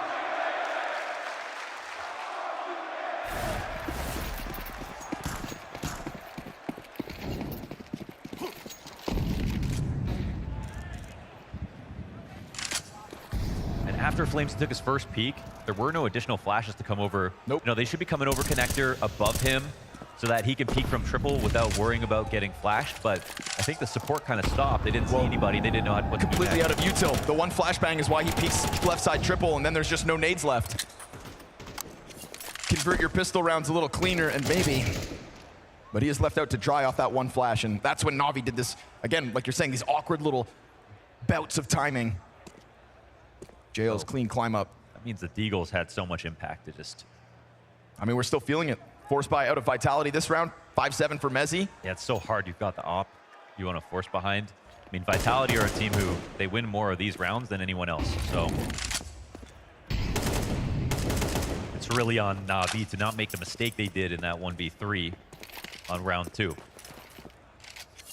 the grand scheme of things, Vitality just kind of win more rounds than anybody else of all sorts. They're better at everything. That's just the facts. So they have been. Okay, but look who they're running into. And again, it's not like it's just a hard read necessarily. Vitality know that Na'Vi, this is a comfort zone for them. We got 4 players near A. This time not just Flamesy, ZywOo's up. Peeks out, misses a shot. Misses 2 shots, ZywOo. He's got Flamesy to work with. He got a blind flick. And that just a little bit of time is all he needs. Finds Bit on the exit. Rops is then into the action, playing off from the ticket booth, and Flamesy this entire time just trying to serve up a distraction, but a little weird there going up the ladder, giving this opening right back over to Na'Vi. So they're going to find their plant down on default. Still a fight here for Ime while that pressure is trying to be applied, but with a Thomas and a 5-7. Oh, I don't think so. Excellent trades. How'd they pull that back? Thought this round ended when ZywOo found that flick up to balcony. That was unbelievable. I mean, they catch Flamesy on a ladder. Can we look at this again? He misses the first shot. This is the second. Stays. Doesn't go back to CT, and then, oh my goodness. But look how easy this frag is. Flamesy, no chance to fight back there. Sitting duck, and then the peek from Ime into sight. Yeah, there was a lot of reliance right there on Rops to make sure, because he's the best gun in the best spot. And with the combination of the connector players, the CT players, they have no good plant spots. They allowed that default plant with Rops, failing his duel. Very impressive here for Na'Vi. Having to fight a couple of these rounds, and tie the game at 2, and now send Vitality to pistols. And our standards are going to be lower for Na'Vi. Even when Na'Vi were at the top, our standards were lower because they, again, they're a team like MongolZ. They have a different player pop off every game. They are used to losing a lot, making a lot of comebacks. There's no point where you can really rock their mental more than they do to themselves, right? When you hear in interviews, they're used to playing from behind. They're not afraid of playing against really stacked rosters, and they have proved they can reach the top doing it.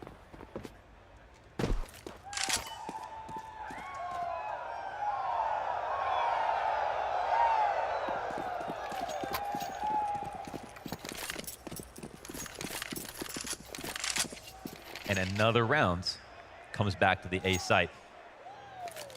Got Vitality, they don't want to bet on this happening again.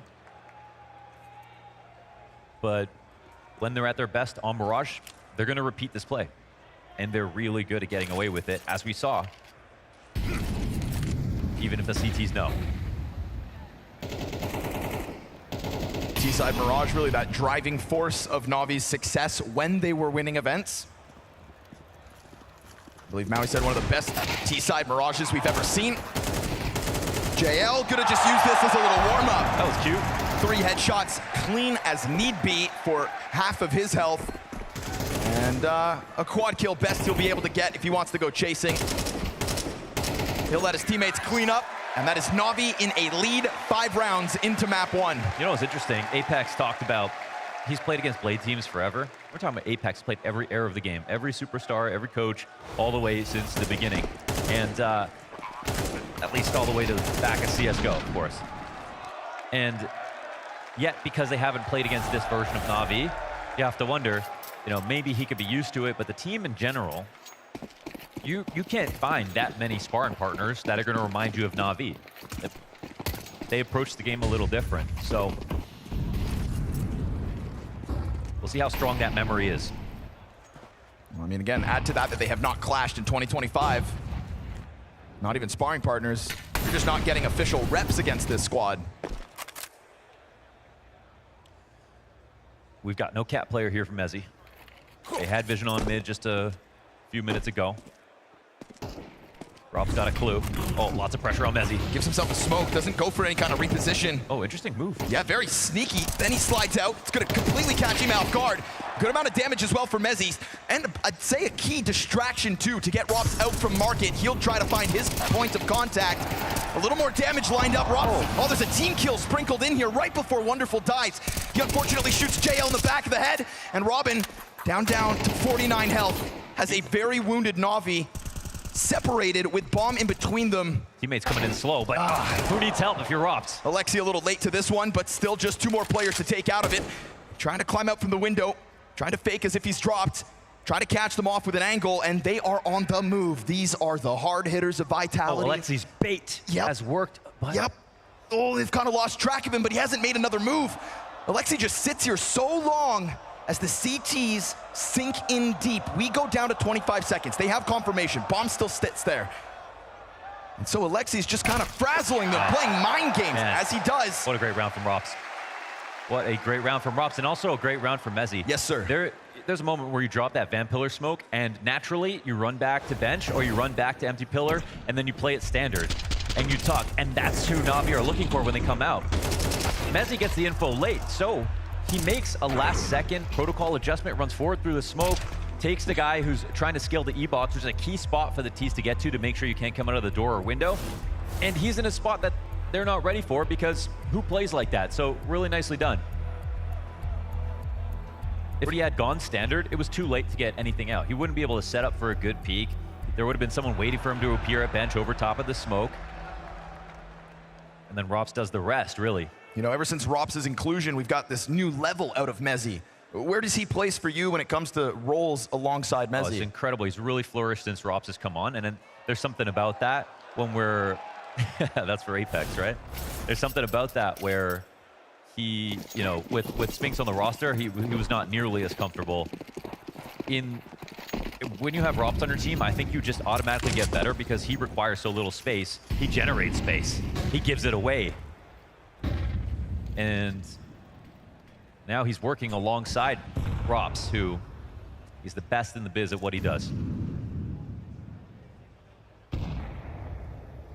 Very quiet approach this time. Wonderful with a chance to have caught somebody in connector. Zywoo's going to be presented a couple of targets, and the trade's good, but it is also from Apex. Then the chair player dropped. Robs gets active off. Catwalk walks in on that action, as does Bit within a sight.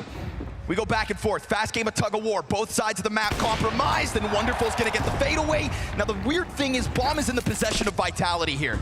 Sitting inside bottom connector where the first trades went down. Ooh. Bit shows a little skin, comes back at it from the bomb site. Now he's been dropped down to 24 health, but he's trying to get Wonderful back in as they continue to drop him. He brings one with him. That is so key. We're in a one-on-one now. Wonderful's hit some great shots this game. He's on and off. He had that fantastic move tracking Apex, I think, coming to the top of mid. MongolZ has to make a game time decision. He doesn't have a great gun, but to be honest, doesn't matter about the weapons right now. It's a little more scary for Wonderful, who has to scale with this op. Has to scale with this op and cannot afford to miss the shot. It really comes down. He has time to pick either bomb site, and MongolZ, he's believing it's going to be A, but just missed it. Just missed him. Wonderful trying to get away from this. We go down to 15 seconds, and that B bomb site looking prime for the taking. And if MongolZ doesn't go back to CT spawn, he's not going to see this. Wonderful has made the golden move. At the very least, MongolZ still working with a kit. MongolZ, though, on this road through the corpses, doesn't actually pick up any guns. He wants to go straight into the bomb site. He wants to try to catch him with tempo. That was the one shot. The first shot that MongolZ gets past. He's not going to dodge the second one. Huge reposition here from Wonderful. What a clutch. And also, how well supported was he by Bit? Taking one down, a frame away from death inside a connector. You got to give Bit so much credit right there. We're going to see a great tracking shot as well from Wonderful when, look at this. He reads that. As soon as he saw his head over top of connector, he had the timing down. Look how close it came. Oh. Just, well, Wonderful. MongolZ dropping the nade on top of Wonderful's head as well. Talk about pressure to recover from that first missed shot in market. But also, let's talk about the pressure Vitality is starting to face. We got a 1v3 in here to get Vitality out of a bad position. They've found 2 great positions since then and lost them to Na'Vi. This game's already shown us some ridiculous moments. We really haven't even started.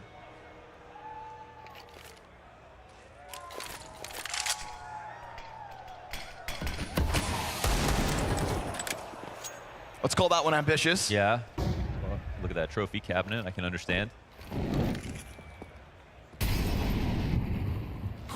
Sometimes Apex really does feel like he can get away with anything. CT start to know what it is, but is it too late? Pistols on the chase out middle. Deagle and a 5-7 within this site.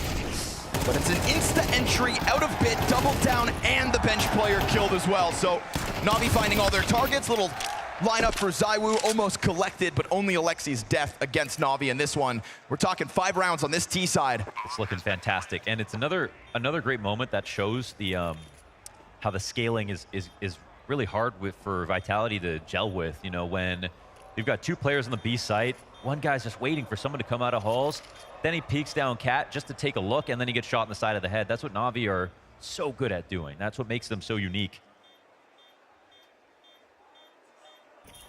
And Wonderful, man, throughout, you know, the major run, it wasn't a good performance from Wonderful at Copenhagen. Even when they were at their best, you know, he wasn't a guy leading the charts. But you've got those pop-off performances every once in a while, and here we are in a major quarter versus the best team in the world, and look who's stepping up.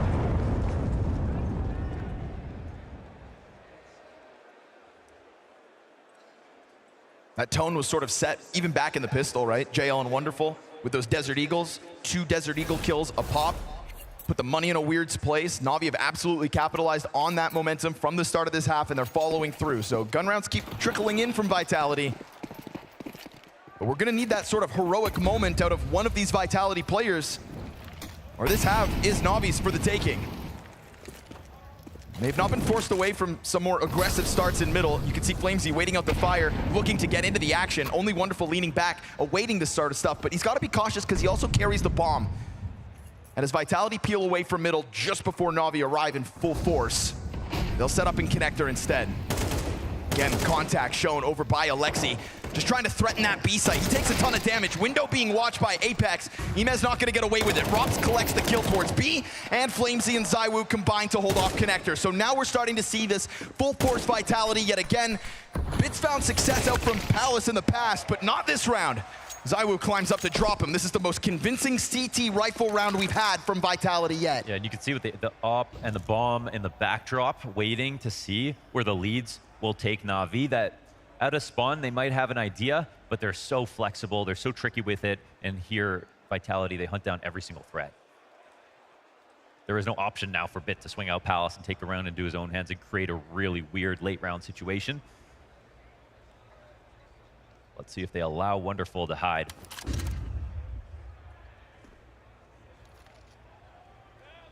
And to be honest, if you look at the last round, the one before that, Vitality have to tell themselves, we've generated really good starts. I mean, staging has been solid. There's nothing bad about that. Mentally, they should feel good about what they've done. They're probably just numerically a little frustrated about how Na'Vi have got back into this game. Welcome. Yeah, it's a lot of people's first majors. And a lot of people meeting each other for the first time. It's been really cool to meet everybody here. Who in here, is this your first CS event? Wow. Guys, it's all downhill from here. So. Luckily, we've still got 2.5 more days of action. But speak of action, Op climb into Catwalk. ZywOo tries to get away with a slick move instead of fast-moving Na'Vi. And in total contrast to the round prior where Wonderful was a lone top mid, you've already got Na'Vi players up through connector, trying to combine again with this Bit JL walkout. Flamesy's got a lot of pressure on him, and he has not been performing. He has not recovered since that awkward ladder kill, and this A site goes down with nothing until the jungle players come out with 2. This is Email on a tear. A triple kill through middle, extended up connector, right back into the action. Quad kill for Email, taking rounds by force. Check that from the third person. Crouches, slides out into a spray transfer, Connor. We need to watch that from Imma's perspective, but the way that he put those 2 kills together was amazing. The cherry on top was the window frag, but the round's already over from that point on. Here's the opening setup, perfect to counter exactly what ZywOo wants to do, and Imma gets that kill as well. Cool.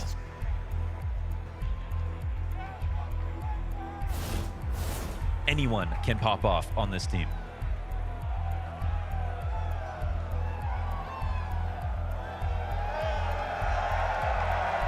We're talking about a team with 5 top 20 players and 1 with none.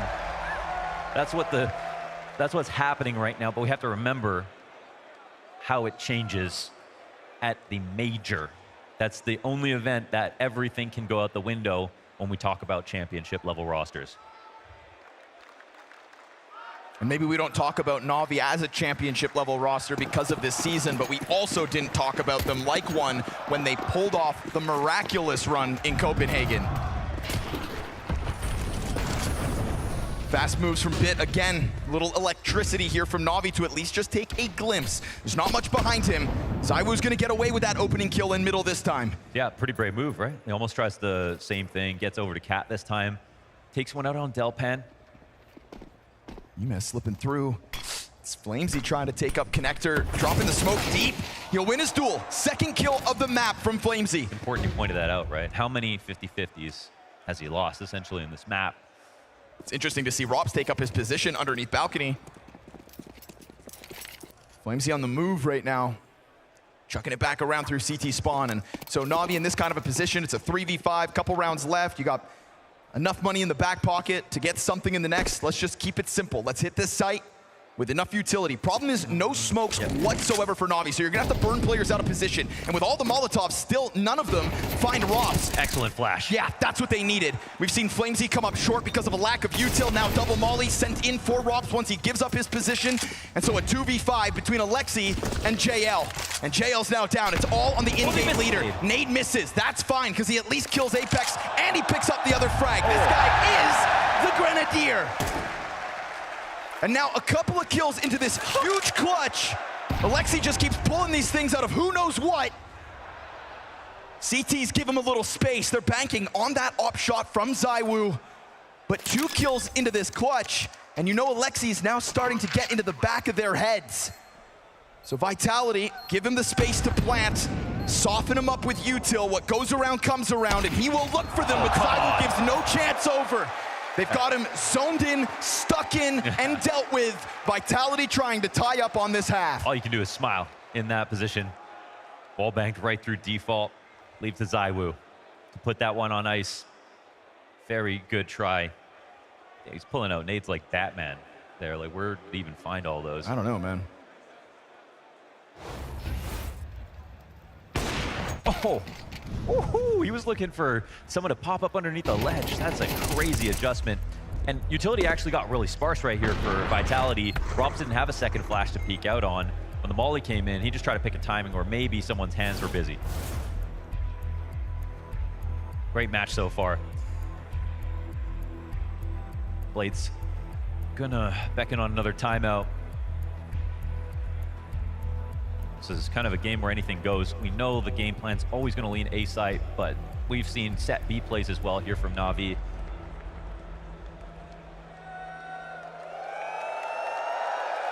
What a beautiful crowd we've got in Texas.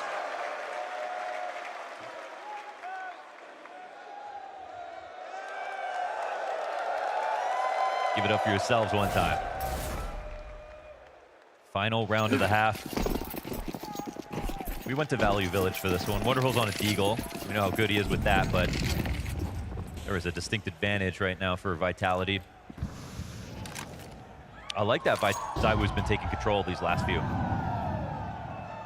Well, it's hard to pull the wool over ZywOo's eyes in consecutive rounds. Yeah, you just never want to see him get timid. That's been a huge change for him, for sure. But this time, the scaling up Catwalk is really going to take the test into the B site. Rops with the off angle, try to catch him off guard as the approach comes through. Him and Mezzi gonna combine for 2 kills originally. Mezzi is pinned into this corner, trying to fight his way out. Beautiful adjustment. Woo. And Apex is gonna find the follow-up on Alexi. So we've got wonderful Desert Eagle in hand, Galil on his back, but down to 1/3 of his health. And the utility just keeps raining in. Vitality, who could barely string rounds together, tie this half at 6.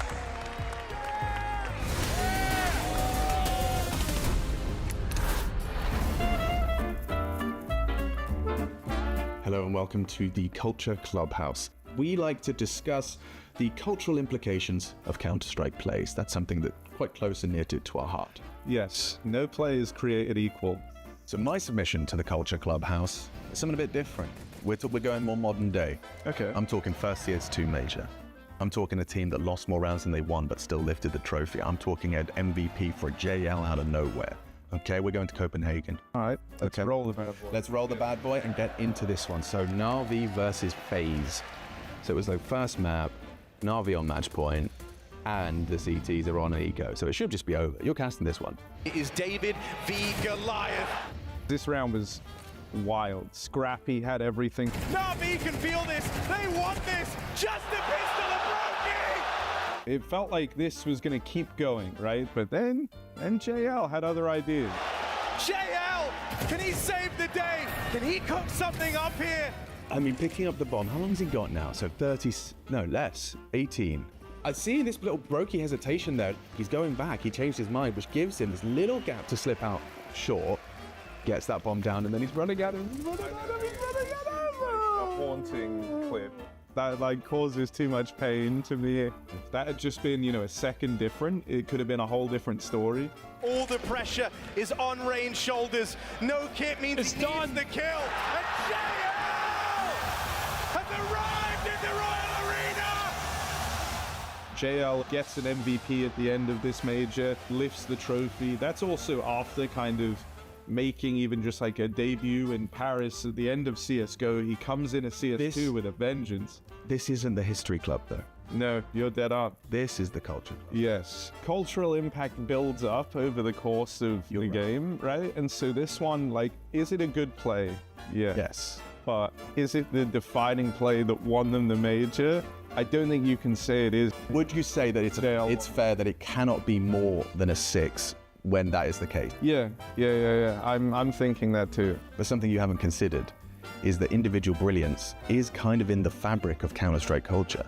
So I'm willing to say, like, for individual brilliance, a 6. 4 for the culture score, 6 for the individual brilliance. All right. Yeah, okay. Well, I mean, that's just another great day in our lovely Culture Clubhouse. Thank you, Harry. Thank you, good sir. Yeah, thank you. Good show. Rippity pep.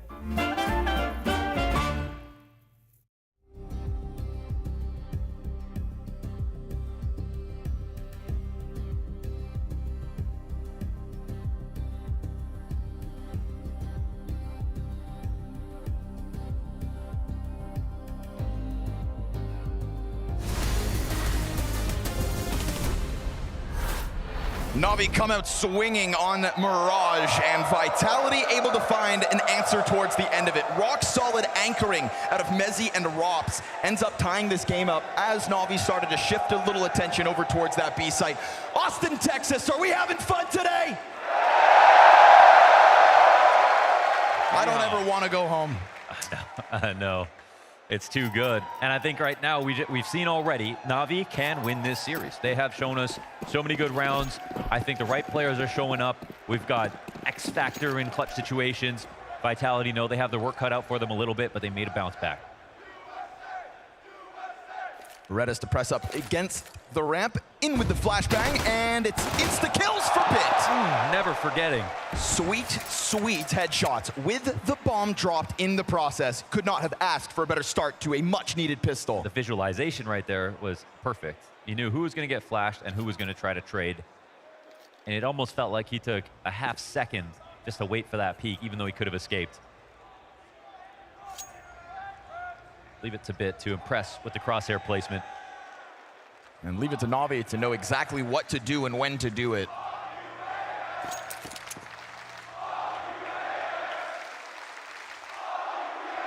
You got to be careful, guys. He likes it.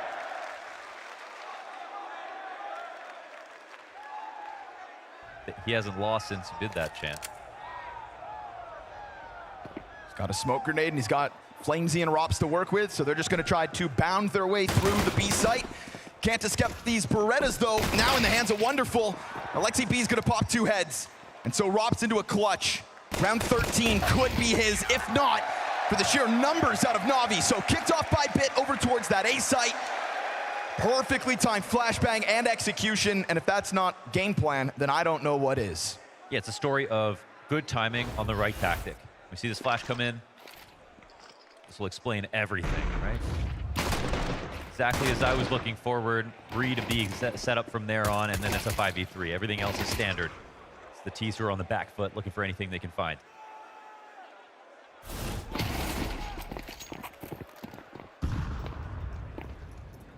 No plant on that round.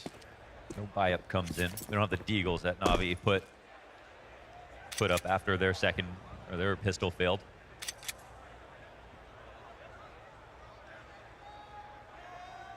Damn, you got Vitality thinking, you got Apex talking. Yeah, you have all these tack timeouts in the game, but this is a pseudo pause. It's one of the best uses of a round like this.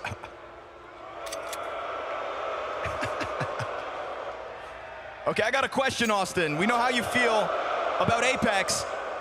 How do you feel about the rest of Vitality? That's a mixed bag. Hey man, it's hard to hate greatness, but Apex makes it easier.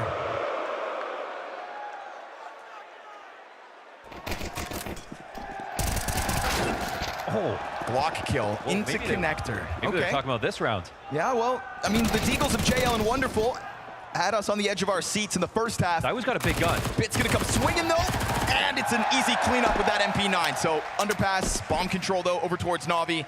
Things got sketchy for a second, but not nearly as scary as in that first half for Vitality. Na'Vi stabilize swiftly. Zywoo, like you said, does have a big gun. So another player drops to the M4, and Wonderful's not too far off, so no extra shenanigans out of Zywoo. It is Na'Vi with a 2-round lead. That's great to see. Full test here. Vitality took some time to talk. They made that round somehow look compelling for a second. Mezzy looking down the line, he has been a stud today. The kills that he got in the first half without them, the scoreline would actually pretty lopsided, yes, honestly. Sir.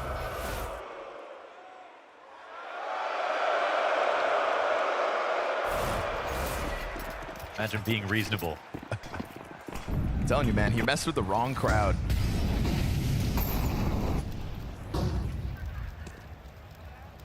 Story's going to be about Flamesy if this map goes on its head. Very slow day, and you know, Vitality have lost a couple of maps here in their like long best-of-3 streak, and in those moments, you look at Mezzy and Flamesy sometimes start slow in series, sometimes it's an off day. Can't afford that right now.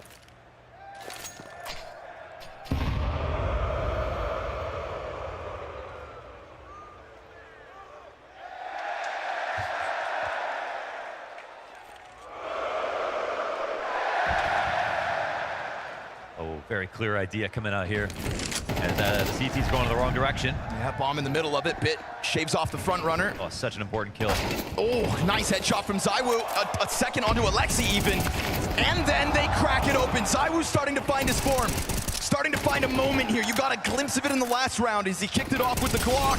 Robs is gonna get a set of helping hands into that A site, and there was so little contest for the Ramp and the Palace player to walk out to join forces with Khan. Yes, Khan had to go well, but Zywoo was in the middle of that pack, and he is not gonna stop missing.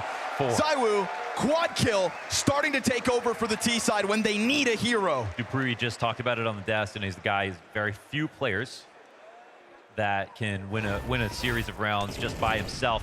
It's also not an aberration when he gets a rifle highlight. Look at this guy go. Good with every gun. I'm fine saying the most versatile player we've ever seen. So comfortable in every situation.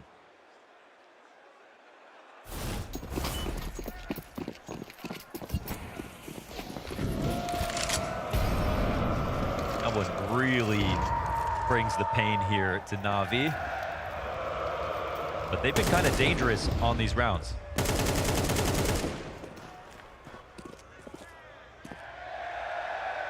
Trying to bank on the same Desert Eagles that found some footing. Early days, Wonderful. JL, what do you have for us? They're both playing well, or at least started strong.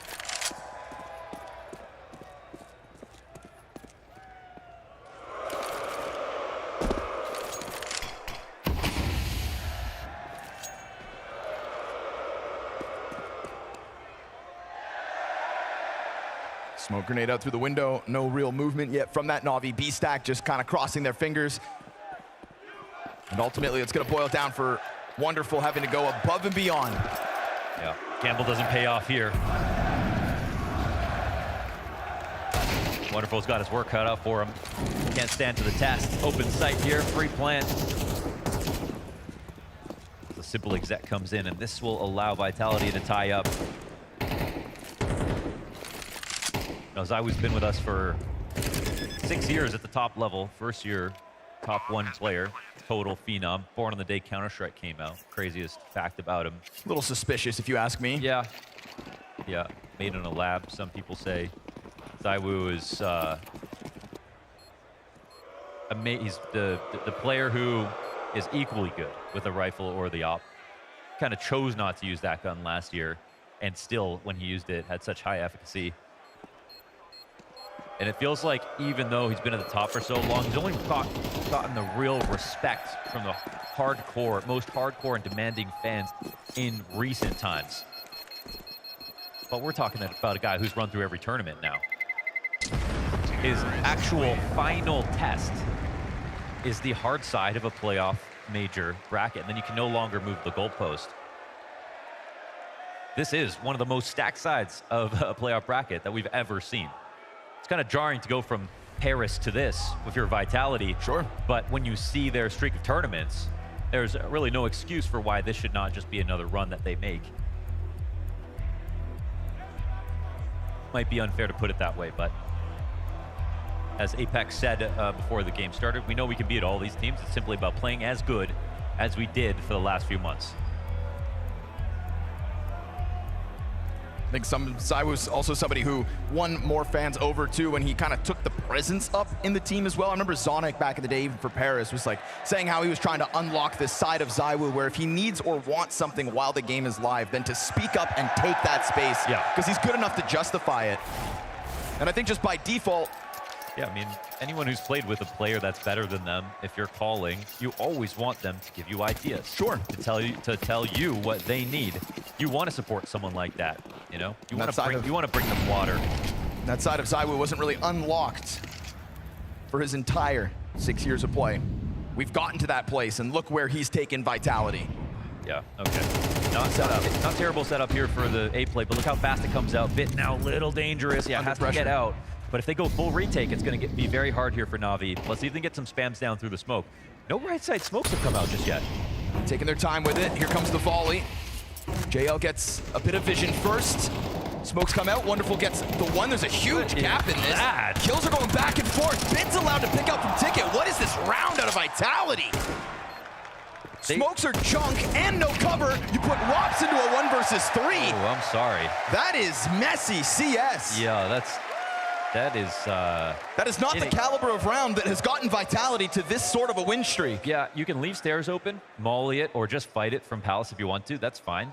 But if now your single point of failure is the jungle smoke and that doesn't land, what's going to happen? They don't have obviously they don't have a cat molly, but the connector, yeah, just all open. You don't read past this round, you know, if you're Xtas. You go, hit the smoke next time. Char, even though you whiff, we love you. Merci, madame. Let's go, baby. Monsieur. Merci, monsieur. Even though you grief, we love you. Oh, maybe Mezzy missed it? Must have been. Don't think about it, just move along. Luckily for Vitality, still coming into this next one with guns. But just for the sake of the quality of the Counter-Strike, let's hope that doesn't go down again. Bomb left towards top middle. Vitality take up position through it. Round 17 put a pin in it. Could they afford to miss in that moment? Because if they didn't, they had a really good exec coming in. But they still got another try. Great guns here. Great. Oh, and they're not there. all of a sudden. Waiting for that third kill. Bit's able to get the better of him off top. Ticket, reposition, catches Rops. Nade just thrown out, didn't have a gun in hand. So even though the first two A defenders go down empty-handed, at least there's a recovery. And now Mezzy trying to make up for it to work with ZywOo. ZywOo's taking some damage. He's here in connector. There's no one on cat coming around, but they don't know they can plant. Last two Vitality players to play in tandem. Flash is going to be perfect to blind Alexi, to stun him for a second. His incendiary goes a bit too far. ZywOo looking not to get caught off by timing. Finds Wonderful trying to get away with it. And ZywOo wants that off. So he switches over. 16 kills to ZywOo throughout this map. Alexi throws out his last piece of util just to get the spacing onto site, but he will remain fully exposed to Connector and ZywOo and that op, and eventually Mezzi can come out to help. He needs a smoke. When he chooses to. There is no utility for Alexi to grab, and so Bomb too far gone. He will catch the Mezzi frag, swap to the rifle, and Vitality bounce right back with 1 alive, tying the game at 9. Yeah, Mezzi saves that on the trade to Bit.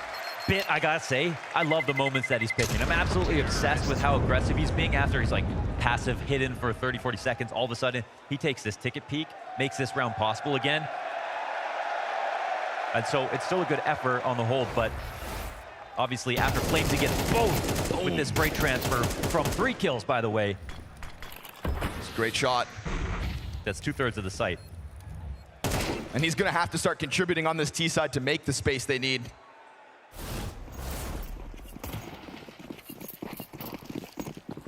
Navi's economy wobbles. MP9s and 5-7 as they force to try to prevent Vitality from getting to double digits. ZywOo all too ready for Emez challenge through that smoke.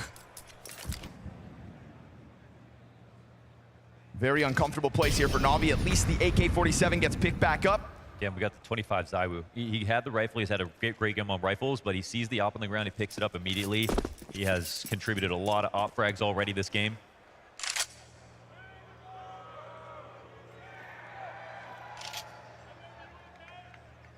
Fortunately, Stack is going on the wrong spot once again. This is blind for Na'Vi. They just have to hope. And at worst, you always get a 4-player save out of it, but unluckily, not taking 3 or 4 rifles into it. Just the single AK from Wonderful and these 2 MP9s. No mistakes on the empty site.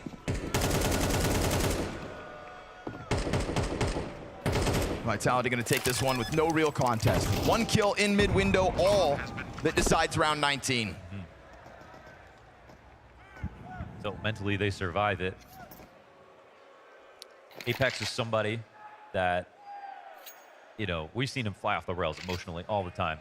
And whether he's really addressed it, he's sort of changed his affect when it comes to, you know, talking to his teammates. He brings the energy outwardly towards the other team, but the frustration used to be visibly way too much. And not only has he's not having the best game ever, but he's really improved his overall fragging level this year.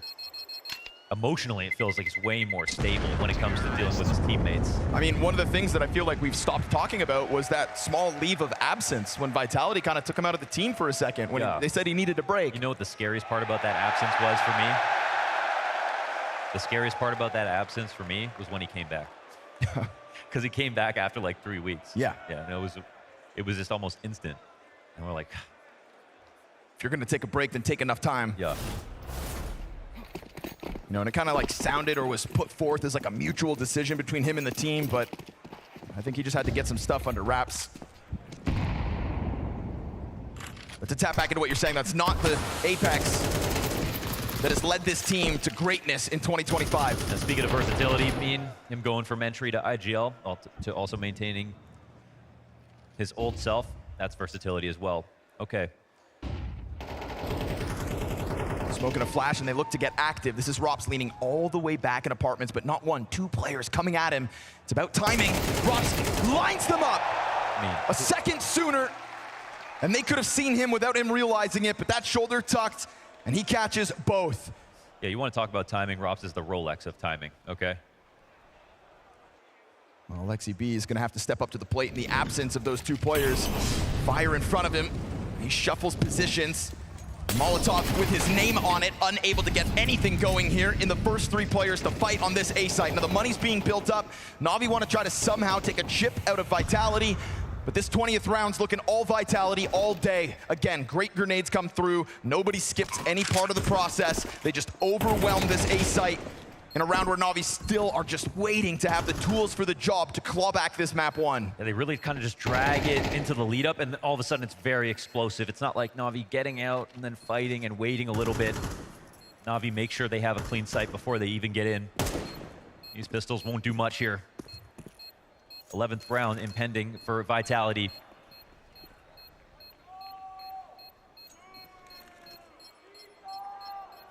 And again, they haven't been infallible in best of threes. They've lost a couple of maps in there, but it's really about the series. Sure.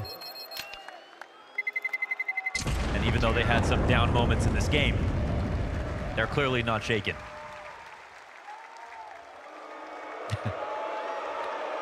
We're gonna need security for that guy. I repeat, security for that guy. Here it is. Drops to a T. This is Navi trying to make the most of having lesser buys. Trying to cause some mistakes out of Vitality, but it's looking like a very well-oiled machine on these A hits ever since that one missed smoke. Yeah, I mean, this is now, we saw Wonderful in the first half. We saw ZywOo take control towards the end of the first half on their CT side. I think it's time to make a play happen early, free up the map a little bit, because Vitality are going to get a ramp Palace in their mid-timing on these splits. They're likely going to win at this point. They are doing so well with structure in that 5v5. I wonder if Blade, excuse me, is going to call a pick play here.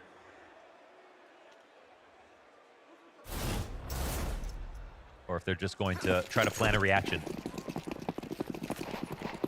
Problem is, sometimes you send Wonderful out, he goes only so far, then he peels back if he doesn't see anything, and the game plan morphs into something else, but you can't leave it all on one tactic. So they don't see anything in window off the jump. Vitality are changing up too.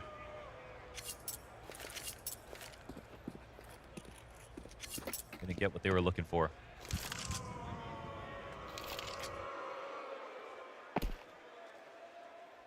Moments like these, they're fanning the map, make sure there's no pushes, but it looks like they're just going to come back to their original game plan. Getting back at that ramp as the smoke's about to fade. Yeah, I mean, we've got some information a little bit from Alexi, I think, but, you know, not that much has changed here for Navi. It's going to be a tough round for Wonderful. No utility, M4 in hand, tucked into this position. They just have so much fog of war. I mean, look at Bit. He's pushing his flanking window. Like you said, they kind of gear up for it, and then it pops. And so FaZe insta-kill, follows through. Apex's flash, the perfect assist. You're not going to win like that. And all the space in the world with this bottom connector smoke as well. It would have been vision on any other follow-up fights, but no additional bodies for Navi beyond that util. Yep. And so Vitality are having a field day with this A site. I'd love to know what the attack was about from Blade. Sure. Because to be honest, that was a pretty mellow-looking map. I think we had one peek in window, didn't see anything. Vitality did not do anything interesting to draw rotations. All they did was go back to an A site hit. And they found Navi in some pretty normal spots.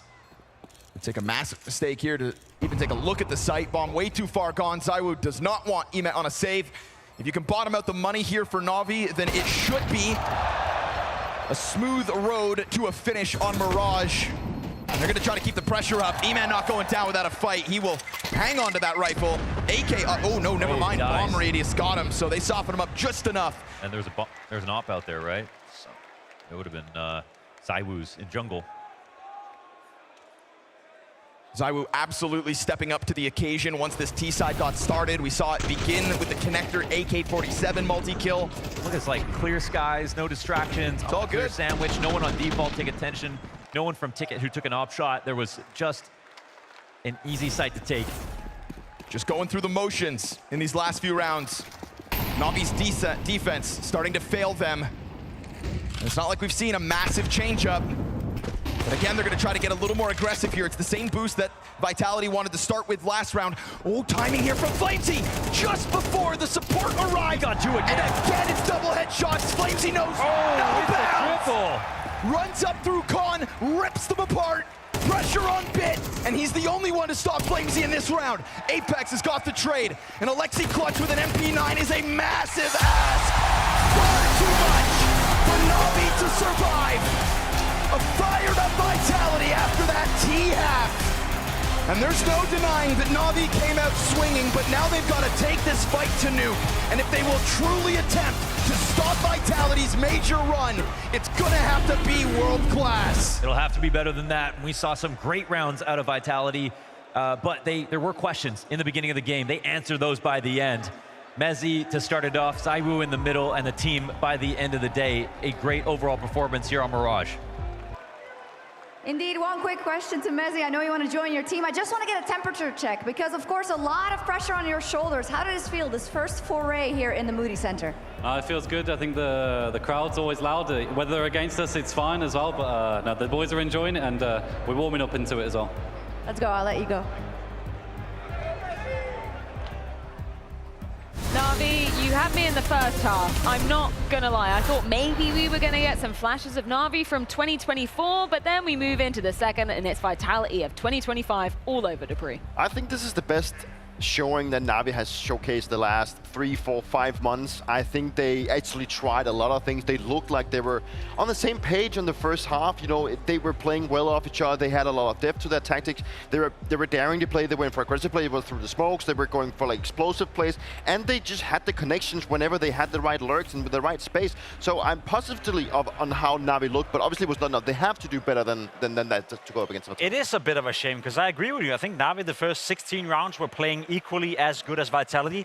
Some of the Vitality members, as we know them, had big moments, kept them alive in the first half. We'll dive into that later, but overall I think Na'Vi were on par with Vitality for the vast majority of that game, which is why it's a bit of a shame why it fizzled out like that, because then it looks like, okay, you look at the scoreboard, maybe you didn't watch the entire game in motion. Yeah, Vitality breezed over Na'Vi, wasn't even close. That wasn't the case. It was a competitive game of Counter-Strike and a good game of Counter-Strike. I think if it could have been, you know, a different team, a different opposition, different situation, maybe Na'Vi would have managed to take it, but it's this ever-reliable Vitality not crumbling under the pressure. They might bend, but they never seem to break. Let's go back to that first half and talk about some of the moments where, you know, there were key individuals, Jacob, keeping Vitality's heads above water. It was Messi and Robs keeping them alive in that first half by anchoring, and look at Robs' movement in this situation, right? He's right now 1 versus 4. He's then getting back up from Apex. He dies, still a 1 versus 4.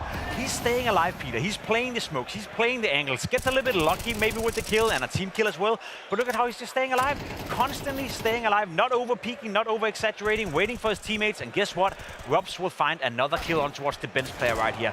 If you ever wonder what a good anchor does and what a good player does, look at this round from Robs. How picture perfect he's playing it. And had he not done that in the first half, had he not been backed up by Messi in that round as well, Vitality could have been off to a very poor start. But that's what we praised him for also coming into the game, that he's just so good at understanding the angles. In this case, was just him always, like, he never exposed himself to more than 2 fights at the same time. Yes. And when he actually went for fight, it wasn't like a completely all in. It was more of a case of, hey, I'm gonna show my presence here. And then when the smoke gets deployed, he plays around the area. He understands his backup is coming, so he's just staying alive to keep this momentum and keep this space for Vitality that they can play off. Because if Robs falls down, they have 2 players coming from kitchen, and they have no way out of the kitchen. So for him staying alive was very crucial. There was also another player who arguably had Robs' back during that first half as well.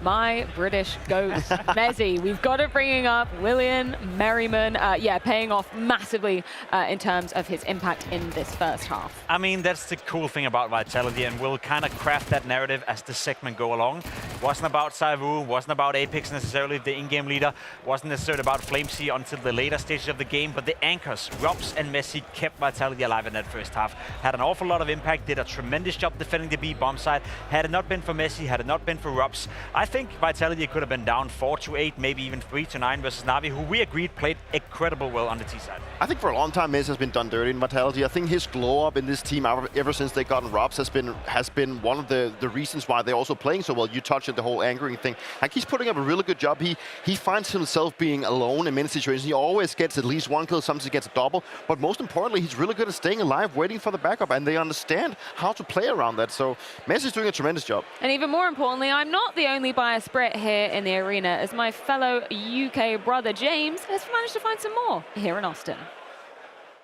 Look what I found. There's more British people here in America coming from the major. I got Harris, I got Sam with me. Guys, this is a long way to travel for a major. What made you travel? Well, I met these 2 guys at Blast in London. Yep. And then this guy from Massachusetts convinced us to come. Oh, wow. I'd initially said, I'll think about it. Yep. And then he messaged me about a week later going, you bought your tickets yet? And I went, sure, why not? Okay, hell yeah, I love that. And you want to just join in the action, you all come together? Yeah, Mezzi's player interview was done 200 meters away from where I work, in where it was. So awesome. I'm same hometown as Mezzi, so home crowd advantage with... They got to bring this for Mezzi as well. Okay, so Vitality's winning the major, surely? God, no, FaZe are. Oh, he said FaZe. Okay, he said FaZe, you said Vitality. It's a fight normally. Okay, British people are always fighting no matter what. We got a FaZe one, we got a Vitality one. We'll have to see what happens. But either way, the Brits are here. I don't want to break that guy's heart, but there's no British players on FaZe, my dude. There's no British players there. No, Switch but over to the James made a Vitality good side point. alive. British people always fight, you know, and that's just the way it has to be. That's the storyline. Flip-flopping, clip-clapping, as you guys would say.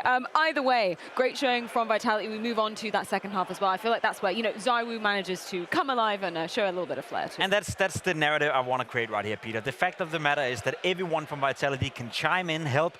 This case, it was Messi, Robs keeping them alive, and then of course at some point ZywOo will wake up. At some point he will find impact. A couple of crucial moments where he stepped up and I guess dictated the game the way we expected coming into it.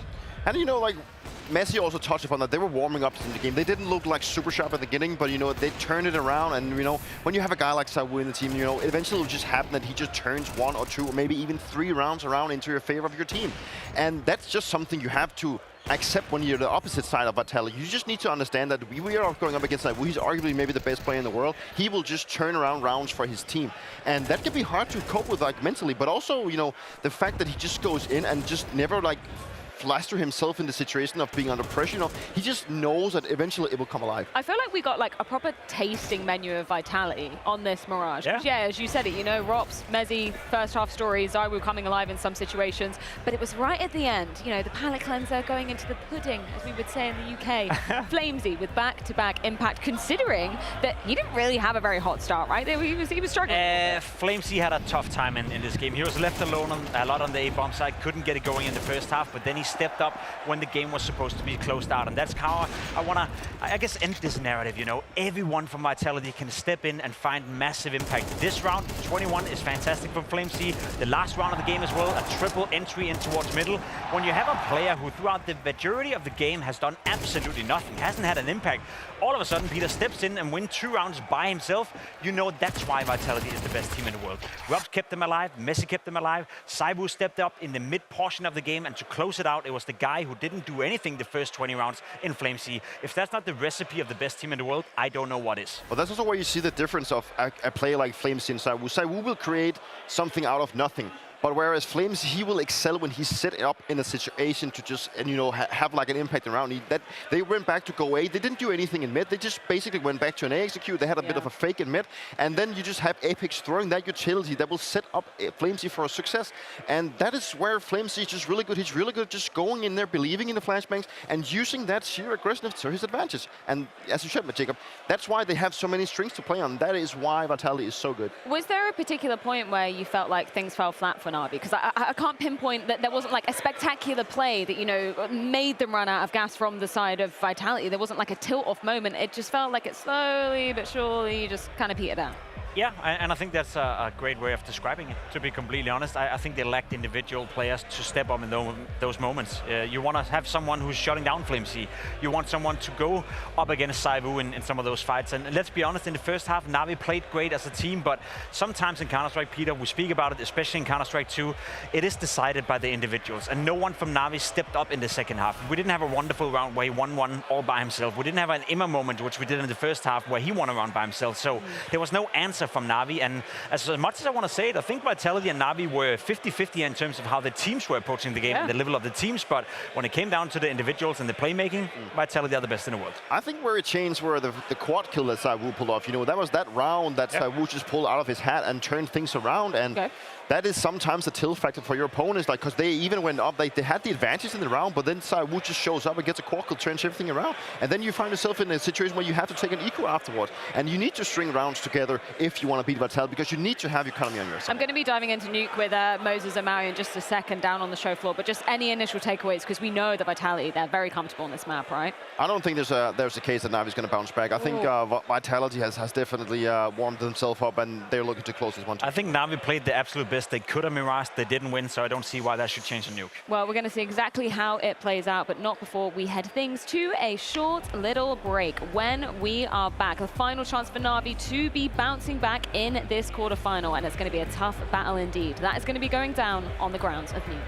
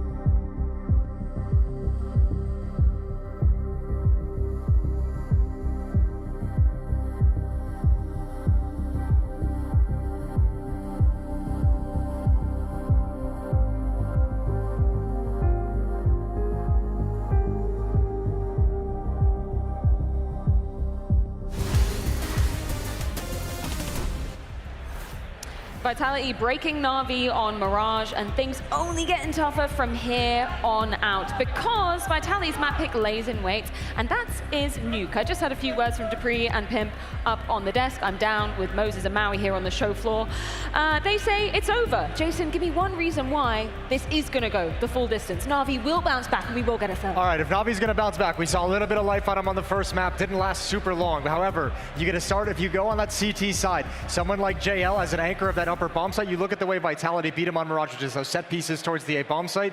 You give that, but you get a good performance out of your anchors in the upper bomb site, you can handle some of those executes on Nuke. I love playing devil's advocate when I'm on a podcast, but when I'm on an official broadcast, a major quarterfinal, I give it real. This is over. Okay, yeah. There's no chance for Na'Vi in this one. They've only won one game this entire year on this map, all right? For them to do it against Vitality, unthinkable. Yeah, it's going to be a tall task. Which individuals are we looking at from Vitality that mean that this round of Nuke is just so dominant for them? For me personally, I love watching the Apex and ZywOo combination outside. Yep. I think they have a ton of cool setups that they do, little bait and switches, little positions that set up crossfires. I mean, ZywOo's the easy answer. Anytime you ask that about Vitality, obviously also keep your eye on Rops over in Ramp Room. Very effective.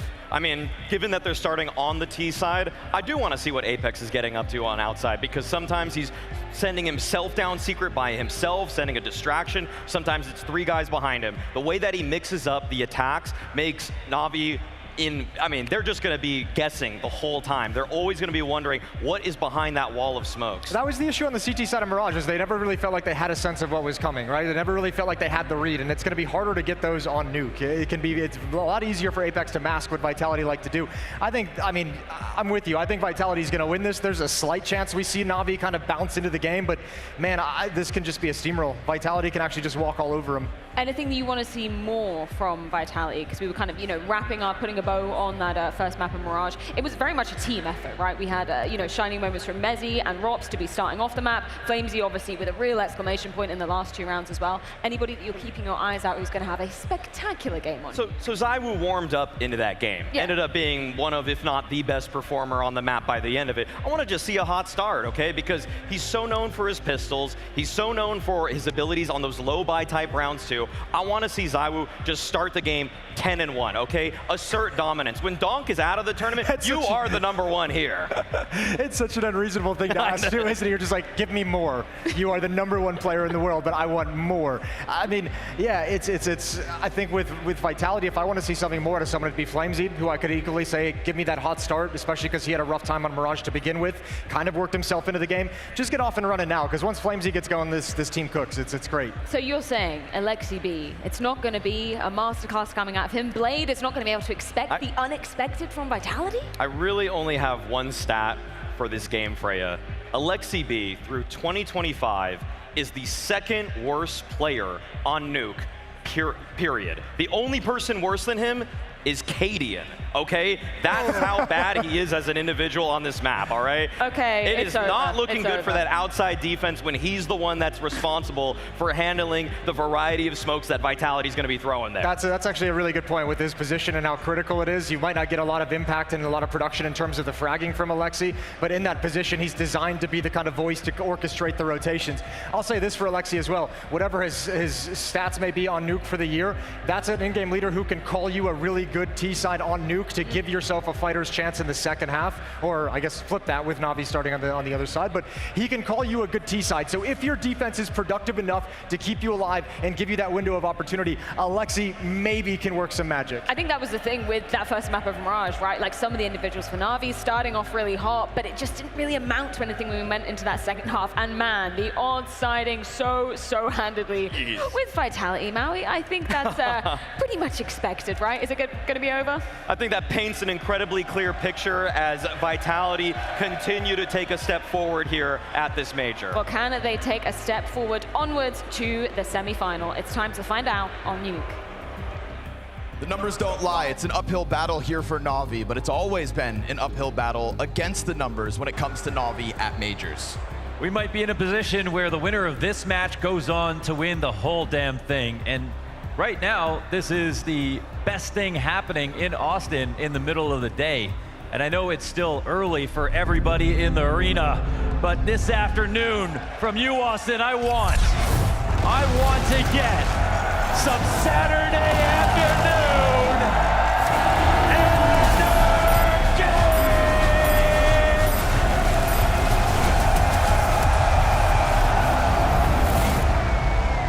Nuke is going to be the biggest test in this series for Na'Vi. Damning statistics coming out of Maui Snake as this one goes live.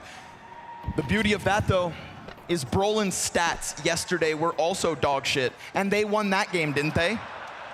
Yeah, that's true. In-game leader who can call from the sidelines. He gets 0 kills, is fair. It's what Austin's been all about. So CT pistol could be valuable, and a 4v2 is an excellent way to kick it off. Here's the recovery. Mezzi, Berettas. Excellent. Into main. Just like that, we're back into the even keel. Fast swing, bit right into the action. And his Berettas sing as well.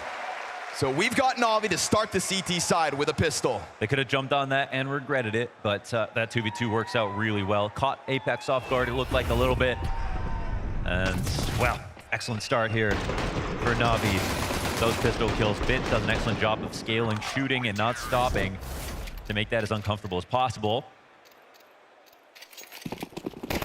1 AK on this map right now with ZywOo. Love that. Let's see the man work. The odds came down from 9 to 8 off that round. ZywOo was very critical in what was originally like Flamesy's absence in creating space. We saw ZywOo crack open an A site with a multi-kill. There's no denying Flamesy found his footing back on Mirage. And good on him. Yeah. But give it to ZywOo to kick it off in this one. AK and Kevlar, show us why you are the great one. Little inspirited chat from Apex to fire him up. Nate doesn't do quite enough to ZywOo to slow him down. Oh, but wonderful just underneath that crosshair. Good on Na'Vi to hang on to the ramp control. Flashbang is perfection. And wonderful, gonna rack up some early kills on this one. Fast flank as well. This is a clean sweep out of Na'Vi. All 5 deaths for Vitality with no kill to speak of. And so I think Na'Vi are in a good position if they could just lean back into a CT side to kind of recover from Mirage. Like Moses said right before the game started, Alexi will give you something on the T side. I don't doubt that. Between him and Blade, there's got to be a plan, but you need a defense good enough to work off of. I'm a little worried about that because what we saw on CT side Mirage didn't really look like a master plan from Blade. It didn't really look like creative mid-round decision-making from Alexi B. And, well, I hope they can leave that on Mirage because you expect that to be the case. But we'll have to see. They'll have to prove that to us. Vitality are obviously beasts, no matter the side, no matter the map. Question around whether Alexi gets help as it'll be needed. Pressure outside right now. Rob's just gonna give up some positioning in lobby. Here's the rumblings of this kind of an aggressive state out of Na'Vi, who also chucked fire down in front of Apex. Won't stop him. They put out the flames. They turned back at Alexi, and he was softened up as he ejected out through main. Bit fast into the action. Can't control them on the double doors. This B site has been compromised, and it's Ema to try to get anything back before the reinforcements get here. JL on the other end of the bomb site. Ema's gonna have an isolated duel, but he better clear the corner. And it's not the corner. In fact, Flamesy catches him off, standing in the open space instead. Luckily, and JL gets his one. How are you supposed to know Rob's gonna be coming here just loitering outside, hanging out, minding his own business? JL looks like he's watching for this flank. If he comes through with this clear, my goodness, nice try. Right, the clear attempts are good. The damage done. This is 3 wounded members of Vitality, but damage doesn't mean much. This was all of Na'Vi were 1 second behind at every moment. When the play came out outside, Wonderful did not shoot anything through the smoke. There was no pressure to break open those smokes on the cross. And then the inside push came in. Rob's heard everything. No one died for Vitality. He played his position very safely. And then when they got downstairs, running through that molly, Apex didn't even really take that much damage. And he knew that once he crosses the vent, he's in total safety. It's Na'Vi who are super scared. They had only rotated 1 down, and usually you can get the smoke out, the molly, and delay a little bit. But Vitality were very aware of how much pressure they had put on the map. If they're gonna go for lobby retake control, they're not in a position to rotate heavily downstairs, so it was really perfect call. Apex exposed to Wonderful for a second. I don't think there's any denying that Vitality have a comfort zone on Nuke that Na'Vi would love to have of their own. It's just not the case.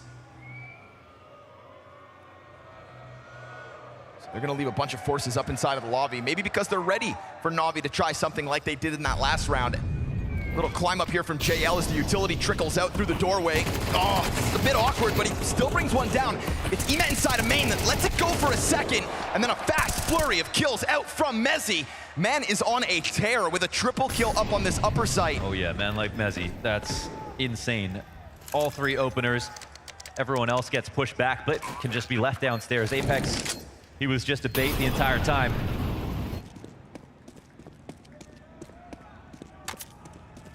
You guys like Mezzi, right? Who doesn't like Mezzi? UK's finest, truly, on a generational run here for the island these last few months. And you could say he's the piece that gets carried there. Well, no. If you were watching last map, you've seen Mezzi get better and better by the month. They aren't putting on this streak without him. There was a weird moment in Vitality when back in last year when they weren't able to string events together at all, where it was like, you know, why wasn't Mezzi playing as well as he was and who was going to get replaced? And when it was Spinks instead of Mezzi, you know, there was people that said it should have been the other way around. He's the kind of player, like, it's, you know, you move him onto your team, everybody else drops, and then everyone else gets better, everyone benefits from it. Mezzi the most. We know from the Henry G Cloud9 days that Mezzi was always a Swiss Army knife. Yes, sir. He was known for having, watching his early demos, even when he was just amateur, he had a lineup for every single nade. Every position that he tried to play for himself, he was super versatile. And then what happened when he got into the top level, they started using him for the harder jobs that are actually less star-focused. He was a real journeyman in that regard. Felt like he had to do everything to just make a name for himself. And that challenge never stopped, even when he got included at the top of the space. Drops with a lick of damage. Fast jump over from Flamesy. Again, pistols for the majority, but there's still these lethal M4s out there on the field, now making contact with one in hell. Fast climb up into the A site. And they all came to look for Robson. Okay. Hello. It's just always in the last place you look. Map like Nuke is just it's a playground for a guy like Robs. Oh yeah, all the ladders, man, it's just a H&S map for him. He gets to show off his movement on top of his lurks. If you have to play against Robs on Nuke, I'm sure you just constantly feel like somebody's breathing down your neck. And that is the case. Yeah, it's funny because in his career, you know, everyone can look at Robs now and look at Robs on FaZe and then look at Robs on MongolZ before and go, okay, well, obviously he was really good. Okay. Owned. As he, a little bit of bloodlust, maybe too much, but that's some damage that Vitality are gonna have to stomach. Luckily, they do come into this site from multiple angles. Bomb will get picked up. All seems to be good, barring a bit headshots that could open up heaven and the chance of a retake. No kit to play with. Hands busy on Apex. Is Bit truly gonna take a swing at this 1 versus 3? He's cut it down to 2 players. But the smoke inside of main, which is where he chooses to come in from, really gonna play with the timing. And again, emphasis, no kit. Yeah, he has to hope someone's not watching this, and he is gonna make an effort to do so, but they are. Just eyes forward on that smoke, very smart for Apex. But what I was gonna say is retroactively look back on Robs' career, and it's very clear, like he's one of the most important players, period, since he became pro. The guy knows how to win. It only makes the most sense. It only really proves it since he joined Vitality, right? It's the most clear upgrade that we've seen in some time. At the start of this year, there was debates about whether or not FaZe and Vitality, which one would be better. And it was fine to entertain that because you have FaZe very stacked, they're changing roles. Rob's going over to Vitality, yeah, but Spinks was also really great, and they have a major with them. Who's gonna be better? Well, now it's like, well, obviously this was the move. And just building off of really the wins about that grand finals. He brought FaZe Clan, right? Yeah. So he's already kind of got that one in his back pocket, and now he's trying to take it to this whole new height. To bring Vitality their first CS2 major championship. That is the hunt. Everyone gets so well-rounded now. You know, Robs has become more well-rounded. He used to be too slow playing on the lurks. Spinks has also become more well-rounded. Mezzi's become more well-rounded. Zywoo has become more well-rounded. Bringing out the X Factor, taking things into his own hands. You gotta say his name, Mohan. Apex has become more well-rounded. Oh, yeah, true. True, he epitomizes it. That is why this has become the most winning team in CS2 history. But it's all about this Austin major. Right. Or there will forever be a smudge on this season. Move up from Secret, perhaps? Yeah. Ime gonna clip the wings of Apex. Ramp challenge for Bit to have to handle. He is very much alone. And the pack of Vitality players are gonna get through him before he can truly retreat down into the helping hands of Ime, who has done this silently. Yeah, ZywOo's actually coming back around to the lobby, which is not what you normally see in this position. He might try to get into Secret or something like that, but here he's coming in basically late to Squeaky. JL is waiting for him. No way, does ZywOo clear this? Yes, of course. ZywOo clears everything. Goodness. This actually opens up a way back up if they want to go. Ime's making a move though, shadow advantage for only a second. And then that single defender towards door at 45 seconds is hoping that the commitment and the bomb comes towards him. They're in the Goldilocks zone. They can make any decision, make it work, and they take downstairs at the same time. I mean, talk about comfort zone. You just hit that big pause button. You wait a second, you let ZywOo find a chance, some sort of a thread to pull on, and then the pressure of losing your piece inside of lobby, you see what it does. Forces Ime into what was 2Ts waiting for him. It's a chain reaction, right? I can't believe ZywOo finds that option because normally that guy would come late Secret, cover it, catch a mini player rotating down the long way, whatever. Instead he goes back to lobby and hard clears JL, who's pushed in. That's just beautiful gameplay out of ZywOo. Absolutely amazing. And then, obviously, Ime starts pushing because they're confused. He's going back to the lobby. Well, now they open up vent. They could leave. No, I love that element of ZywOo's play. He's, somebody we speak about as someone who always has his third eye open in a round of Counter-Strike. Doesn't seem to get caught off by timings. If you can shoot ZywOo in the back, usually I feel like it's because one of his teammates has missed a timing, not him himself. Add to that, Rob's just collecting kills down towards B. Like, ZywOo makes it feel like it's an upper hit. Then they start punishing players who are trying to rotate back up, right? It's just pristine here for Vitality once again.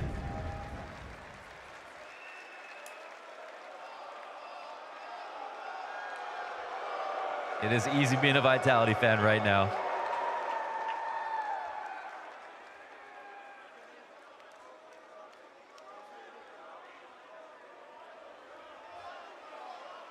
Yesterday we had our expectations subverted with a 5-0 down MongolZ into a comeback into a really clean third map. Not really getting that same energy out of Navi just yet. Here we go, fast play. Vitality think they've got a chance to punish. Got to be careful. There's threat on the field of Wonderful and Bit. You're already down into the B site. What's this MP9 gonna do? Long range challenge against Robs? Yeah, I don't think so.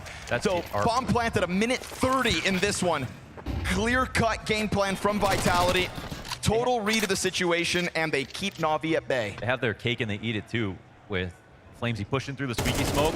That's that art play, right, from old school Furia days. He goes through the squeaky smoke, everyone else behind him goes down vent, and the CTs are forced to fight the guy who pushes through, but they can't stop 3 players from getting downstairs. Here, he pushes through, no one's there to fight him, no one's pressuring the vent at all, so he just goes back down. No deaths in this round for Vitality so far. And they played it out of the gate like that was gonna be the case. Yeah, they were playing to sack Flamesy in that play. So, neat and tidy here for Vitality. You got Mezzi tapping back into the potential he showed us on Mirage. Strong start out of him. You got ZywOo winning the rounds he's supposed to. I said old school Furia, 2019. That's old school for esports, right? I think so, yes. Yeah. Counter-Strike moves fast. I mean, the updates don't, but the esports does. Yeah, look at that. I mean, it's just excellent. In and out. This is just, and what it really shows you is that Navi were just in no way prepared for this option. They obviously didn't have the greatest gun, so just a good call from Vitality. QB sneak down the vents. Really having their way with this T side so far. But guns back in hand. Maui Snake highlighted Alexi B's struggles on this map specifically, and we've gotten more of it. 2 and 6. Critical position outside every single round. Bit nearly finding the timing to get the better of a duel, but it's only 20 damage. Luckily for the Navi side, you've got Wonderful's op position downstairs early. No pressure on the vents, really allowed for that one to happen. And they're gonna see the bomb. So it's all about a recovery here in round number 8, and that bomb just gets scooped right back up. Yeah. But still a challenge for Flames. You got a Garage player tucked really deep in there and so many others ready to go for the swing. This is Navi kind of frothing at a chance to win a round to get this CT side back in control, and with 5 players still standing versus only ZywOo. I mean, guys, it's only ZywOo. This one should be Navi's third. Don't you dare. Says no to the upgrade. 40 seconds left. Little swagger from ZywOo. I'm here for it. Can he piece together anything else? 35 seconds on the clock. Obviously, they're still worried about it. A-Site very occupied. To break through Alexi's angle and then into JL is a tall order, but a second kill right there for the taking. JL's gonna save him. Alexi a sitting duck, but he makes a great distraction. Throw a couple back for Navi. That's a solid round. Oh. Okay. I said Navi, we're frothing. Hopefully the floor is thirsty.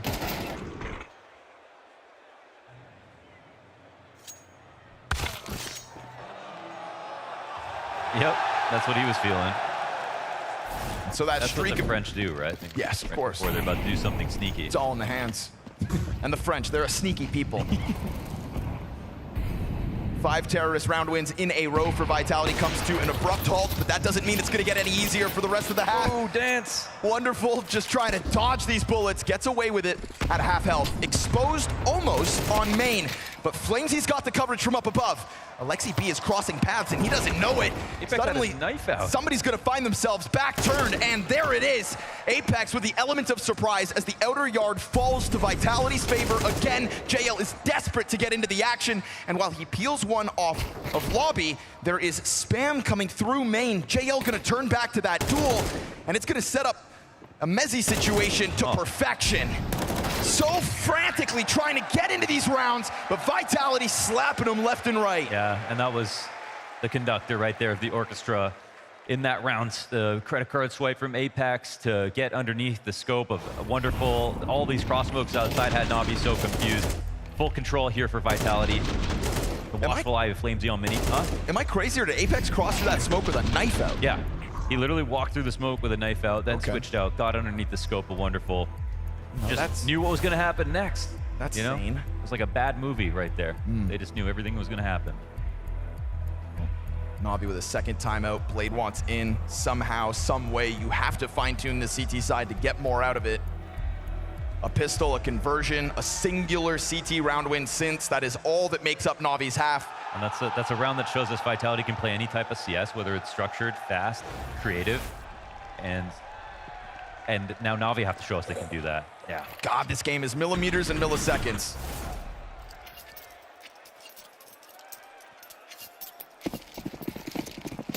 Or inches, yards, and miles.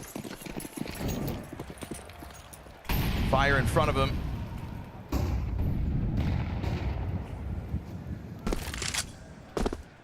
This is a stressful position for Navi. Nuke is a map that can take all the utility and all the time, and they are on good guns, but very low on useful grenades.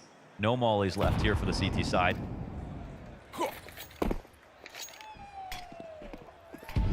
They'll be going up against it all here, especially in the default. And there's nothing on the cross right now.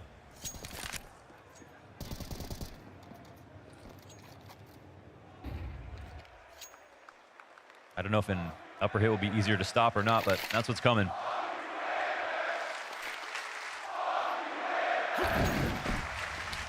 Here it comes. Fire to deal with. Uncomfortable for JL. Beautiful damage here from Flamesy. It's Rops to finish it up. ZywOo right behind him. And again, it is just a scrambling Navi. You know, there's so many different looks from Vitality, and their hits come in so suddenly, playing with time, tempo, and direction. And every single piece of this Vitality formula is coming to fruition in this quarterfinals now, having a field day on their map pick of Nuke. A man had a pre-aim on the save up the stairs. Can't even leave on his watch. And it's not like Vitality are egoing them. They played that round carefully. They drew out tons of utility. That was,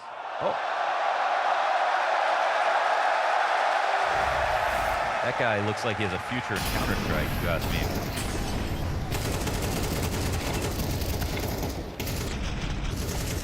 I mean, we got to a spot where Na'Vi just, they didn't know what could happen next. Vitality threw so many things at them because they had this great economic advantage, which they continue to have. We're gonna have to start to see some acts of desperation. There's one flash through, but the flash goes into the other room of lobby. Mezzi and Rob's able to hold this back, keeping Na'Vi at bay despite the continuous aggression. There we go. You want it, you gotta fight for it. And Na'Vi will do exactly that in the dying few rounds of this CT side. The second attempt of MP9 aggression breaks through. Bit takes to the rooftop. And of course, Vitality leaning as far back as need be. Yeah, he's sitting in spawn. Is he gonna read another, like, super long timing? Unbelievable. He's got the push outside. His hands are off his keyboard. He has one hand on it. And that's why it gets away for a second. All too easy for ZywOo. This round is very much alive. You know, you would never expect to find someone in that spot, and now they can create a connection into Squeaky. The map's opened up a lot. The CTs will be guessing. They're looking to go hip to hip on this. And instantly, control is brought back to the T side. Just gonna mosey their way into the open A site. Na'Vi trying to make moves to stay close. Alexi could be the hero of this one. Never mind, it's wonderful. And it's ZywOo to a clutch. Wipes his forehead and knows the work's about to begin. To push this one over the line, they start to emerge, and Alexi's gonna best him. You want it, Na'Vi, fight for it. Those MP9s put Vitality on a back foot, and at the very least, it's 4 rounds of a CT side. Great deagle shot in from Wonderful. He made it look easy, but if he didn't hit that one, probably isn't gonna get the kill.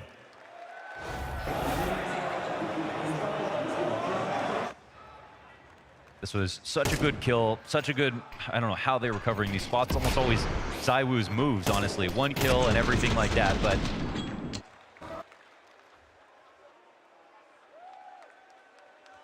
Na'Vi need every little bit right now. Trying to get whatever they can. A 5th is possible. Full strength buy coming into round 12. Looking to end on a high note. Would give you that extra sliver of confidence for what will be a difficult T-side ahead. Winning the op duel is ZywOo. He does it all, man. But Alexi B has slipped into a very curious position. He decides to execute Apex. Looking to capitalize here, but he is stuck in, and they will not let him go for free, and there's no support in this situation. Alexi goes full commitment with nobody else nearby. Next up's gonna be Ema. Hopes to blindside ZywOo, will do exactly that. Oh, that's nice. Oh, but they know they're weak somewhere else. There's only 3 players on the map, so secret push immediately. Ema runs away from it. This constant back and forth, this tug of war that's going down in his last couple rounds. Oh, Vitality reading the rotation so well. There's players outside, one downstairs. It's just JL. We saw the sign up for him. JL hasn't gotten in the series yet. It's time to shine. Here's his chance. He swings in as they line up. And that's one of those shots that just could have been so much more. Fast reaction out of Robs to drop him back sight. And they're still kind of considering the potential for Vitality to have dropped. Bit sat there for a second, pressed against the wall. Now bomb planted front side sight. They're trying to hunt down the points of contact. Eman's gonna catch a back turn to him. Another clutch moment here for Vitality. But Na'Vi are going to grasp at straws. Somehow, someway, building a foundation to build off of. And it is an uphill battle for the second half. A T-side awaits.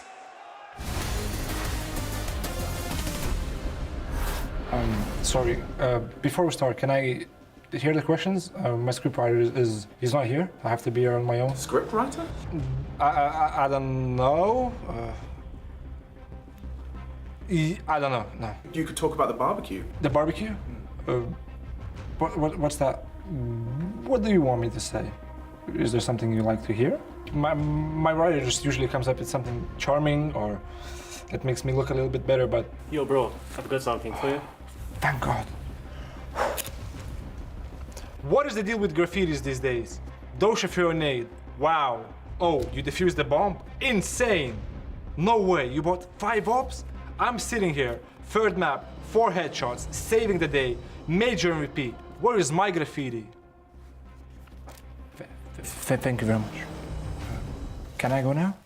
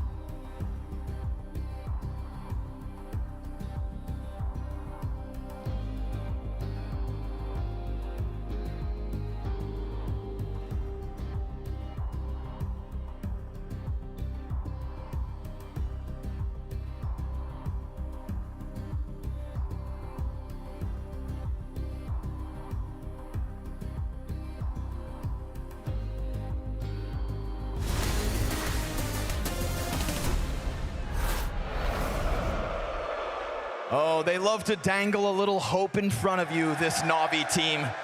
2 rounds at the tail end of that half, shutting down the clutch attempts of Vitality. Diffuses needed. A 5-round CT side is not a lot to work with. Na'Vi gonna have to dig deep to pull this one out of the hat. They really will. I mean, all the stats stand against them. We, don't want to talk about out of both sides of my mouth. I know I said it's a major, everything like that. We also have to recognize that Vitality here, they're very excited to play the CT side. There's no questions for them. Lots of questions for Na'Vi. They've got to answer them all right now, or this is going to be a quick day in the office for Vitality. If you're a Na'Vi fan, get loud. And stay that way. Frag and a Molotov for Alexi. Apex ready to answer to anything that he sees coming. This is a well-stacked ramp room at the moment. You got Mezzi and Rops on a crossfire, and just because of the presence there, just because of that util that bounds out of Vitality, they're gone. What's the backup plan here for Na'Vi? Because we do have wonderful downstairs. It's a matter of pick your poison. They do have that, but if they can't make the connection out of the vent, they need to try to do the outside cross. The fun part about the outside cross, maybe you get some kills along the way, maybe you lose the round there, but at least it makes it easier to properly get a plant in. It looks like Wonderful might join them for, yeah, I mean, just gonna play it standard. And that's all 3 spotted with the bomb as well. How are the rotations looking? Maybe Wonderful's position can catch them off guard, but obviously at this point with the timing. And with the double ramp setup, they got 2 down already. So Mezzi just leans back. He's gonna give him a little space so that they can take that step out. And then as they do, he's gonna try to pluck them off the bomb site. Missed shots out of Rops reopens the possibility of a Na'Vi pistol. They gotta take this one by the horns. Bomb's getting planted. How are you gonna 2v3? Beretta's over towards single, gets the retake going. ZywOo won't miss his shots. ZywOo won't miss a moment to shut down Na'Vi early.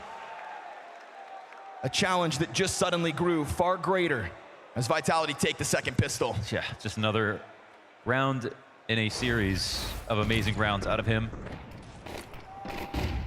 This is the biggest threat, I think, for Vitality, is like Rob's the best ramp player ever. Then you have Mezzi, who's in amazing form.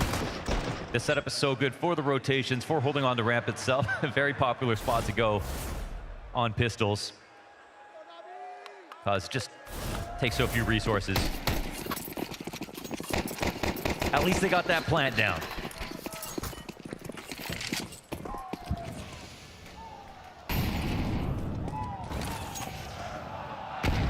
Forced by to try to pull it off.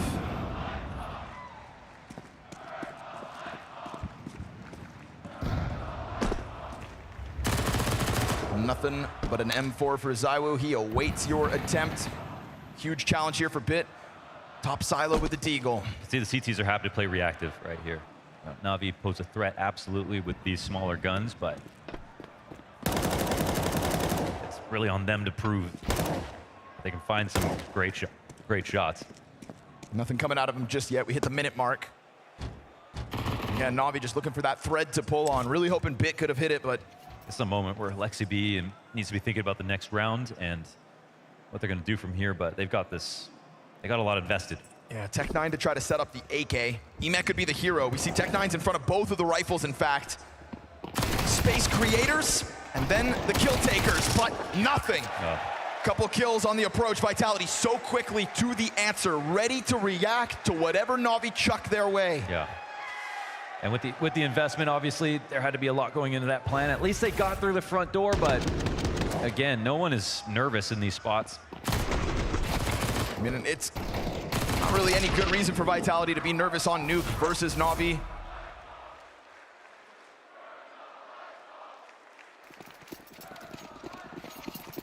So even less to work with here in round 15. Vitality on the brink of double digits, looking confident.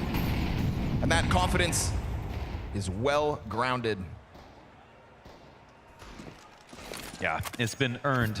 All the reps they put in, all the successes they've seen, all the experience they have, and even getting that wonderful moment at Apex saying, even if you whiff, we love you, Flamesy, and then for him to go on to actually bounce back and get some really key frags on Mirage, just shows you mentally what kind of place they're at. So similar start to the last round. Na'Vi just looking for that points of contact, any kind of weakness in the defense. Could be Apex if he drops the ball with the FAMAS.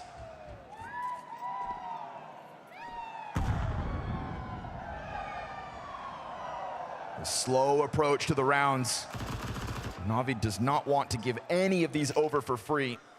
That end, no one from Vitality are trying to cross any lines here. They're just simply not giving Na'Vi what they're looking for. And then eventually at 45 seconds, ZywOo sets up Apex. A blind Imez not going to get anything going outer, and then a desperate 4-player ramp hit meets ZywOo. ZywOo has been straight up prescient about every piece of routing, every timing here. 21 frags, most beautiful scoreline on the server across the series so far. ZywOo, he's the one. A couple of rounds at the end of the first half gave false hope over to the Na'Vi fans. The way he's led people into bad decisions or found a timing on a flank or just gone out of prep to do something that the moment called for, it's like he's just casting miracles over and over again. This one's just an eco, but... in the zone. Yeah. If you're Na'Vi in that case, you just got a smoke grenade in front of you, and ZywOo's accurate bullets somehow hitting all their targets. But let's go. Gun rounds for Na'Vi. The highlights are always going to be flashy when you're out of position. That's why they're not with ZywOo. It's going to happen. It should start now, but Apex floating out here, bolstered by ZywOo. It's a good block on the smoke. Flashes just keep popping. ZywOo gives up his original angle. It is Emet yet again trying to get the ball rolling outside. It's a huge ask of him to try to contend with the pressure that Vitality will put on you outer, but the nade is a little late, so Imez found a small bit of sanctuary. Did it nice and early, though. Didn't see anybody else trailing in behind. Late to come back to ramp, but this looks like it could just be a bit of a bait here. Maybe Na'Vi have something good going. It looks like they're just trying to disarm and weaken upstairs. Ima looks like he's actually successfully done that. Gonna burn up the floor though, and it's a well-timed main hit here from Bitso. Pressure onto ZywOo, 21-8. And so as they trickle into the bomb site, he's gonna go down to nothing. It's Flamesy to try to catch him. Another vent player inbound, tons of damage by Rops. Ooh, it's not pretty from Apex, but Rops there to stop it, to slow it down. A eagle that denies him anything else. But has he done enough damage to set up Apex? Only 18 health here for the IGL. First one basically free. And a quick move by JL with bomb to head downstairs. But what that does is splits up Na'Vi. Apex gonna get caught off by Emet lingering. The first gun round from Na'Vi's T side, and it works. That was one of the messiest rounds we've seen in the major. There were a lot of missed shots there from multiple players. Talk us through it. But I want to skip that part actually, because the setup here for Na'Vi is actually wonderful. They had to use all 5 smokes before a minute's timing just to make sure they had the cross covered outside. Once that block smoke came in, they got Ima downstairs and then made Vitality feel like it was going to be a lower hit. They actually completely tricked them. So they made that as weak of a site upper as possible. Mezzi was pretty much the only guy there at the time that the pressure started coming in. And obviously he wasn't going to be enough to stop that split. So this is just a feather in the cap for Na'Vi. They fully tricked Vitality for once. That was a solid T-side round. They kept it 5v5 for a long time. And you can see right here, a guy with his feet on fire running into a mini fight as a solo site player for that moment. That's how you know you've done something right if you're Alexi B.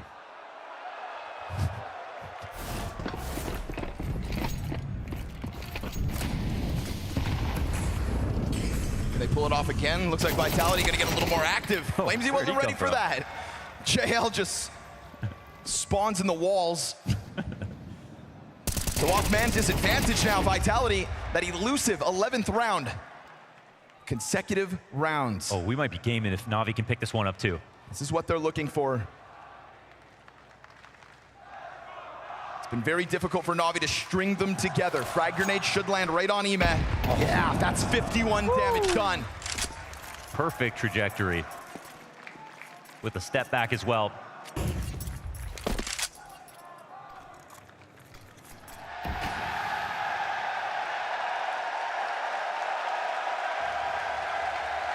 Squeaky smoke is so important to help stabilize the situation. All your mini rotations, anyone coming up from the vent, it just keeps those T's in the dark, especially if they're relying on that information, and JL was watching it. Looks like the action's coming the way of Leilu here on the ramp, 21-9. Yeah, it looks like he's just gonna miss the timing, huh? Does he ever really miss the timing? No, he doesn't. That's what we just kind of talked about back on map 1. And as he oversteps, that first player in Alexi B getting past his expectations, we get the scramble out of what's left of Vitality. Emed gonna hear that first player run. Rob's trying to get down into the B site. Emed wants to secure A, and now they've both gone down the vents. 15 seconds. Oh, and he comes back up. That is unbelievable. That is Mezzi to suddenly throw a wrench in the works of Na'Vi. They thought this A site was under wraps, but instead now you've got Mezzi and Robs both here side by side to work with. JL gets off of the bomb site, and in doing so, he's gonna leave Alexi on his own for at least a little while. Vitality turn around, and it's damage done, but 5 health for JL is enough. Mezzi, do you have this in you? Taps the bomb to try to frazzle them, and Alexi B's got to come take a look. He will find it. Na'Vi recover regardless of a crazy move up vent. Merryman or Spider-Man? I don't know how he pulled that one off.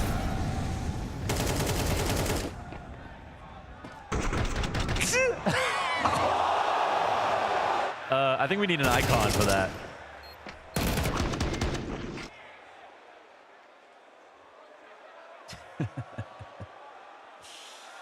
Well, it took that kill to make that round close, but Na'Vi, they did stabilize. They did stabilize. 2 in a row. They've got Vitality now saving. They put themselves in a great spot.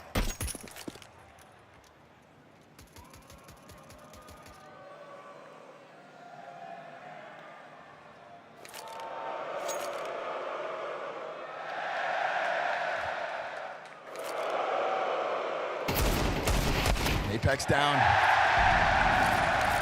5v4 versus still just a couple of upgraded pistols. Not for Flamesy, and it looks like he's up next. Trying to do something about main control, but you can't hide, Mezzi, not this time. Zywoo's Desert Eagle is alive only for the 1. Great shot. And so they'll get their footing on this A site. Na'Vi cutting it down to a 2-round lead. Austin, I think we've got a game here. Yeah, very good, Na'Vi. Super solid, especially starting off in that full strength rifle, tricking Vitality. Yes. Now earning themselves an eco, building some momentum here from the hard side, from the T side.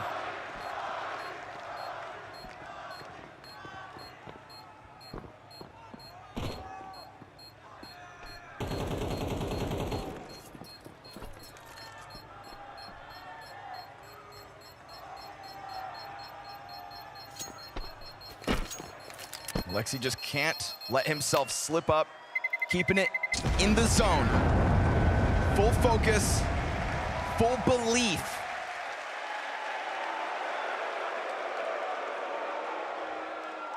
Not always an easy thing to do when you are down a map. Not an easy thing to do when your season has been atrocious. It's one of the longer standing rosters now in Na'Vi. This is a major championship roster in Na'Vi. Yeah, in our very late in history, you know, first couple of years of CS2.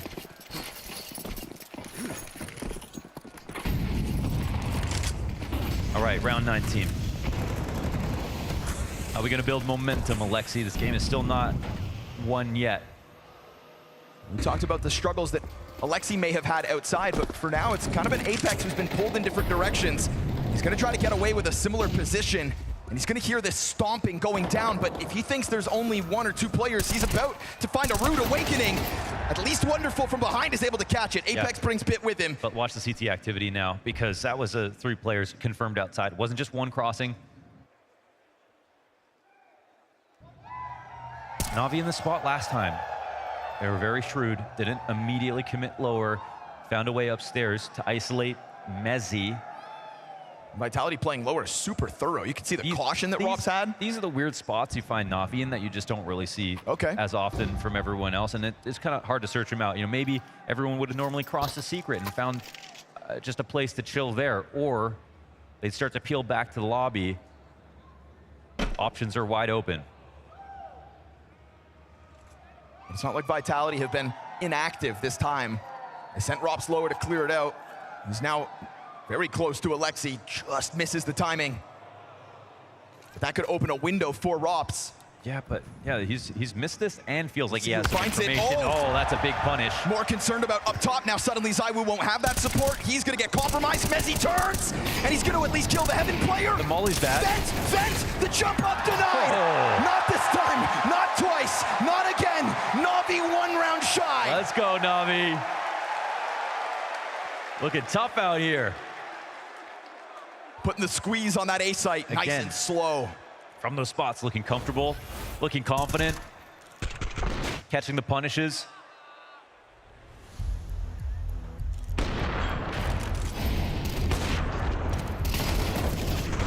Back on Mirage, it was Na'Vi who didn't have info, and it was Vitality who were taking everything and forcing them to hunt, but they weren't doing it. Now Vitality are the ones looking around in a few of these spots. Blade immediately jumping to another timeout.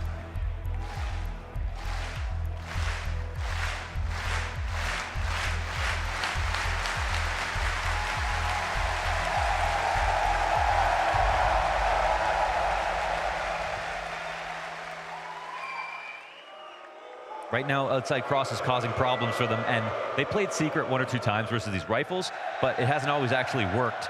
So we'll see. The easiest solution, the most direct solution, is to start secret, try to get a peek off, see if there's people outside, or catch a lurker.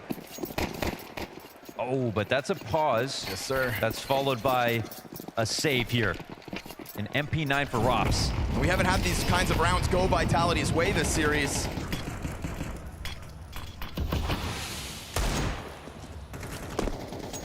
Na'Vi has dodged these tragedies effectively.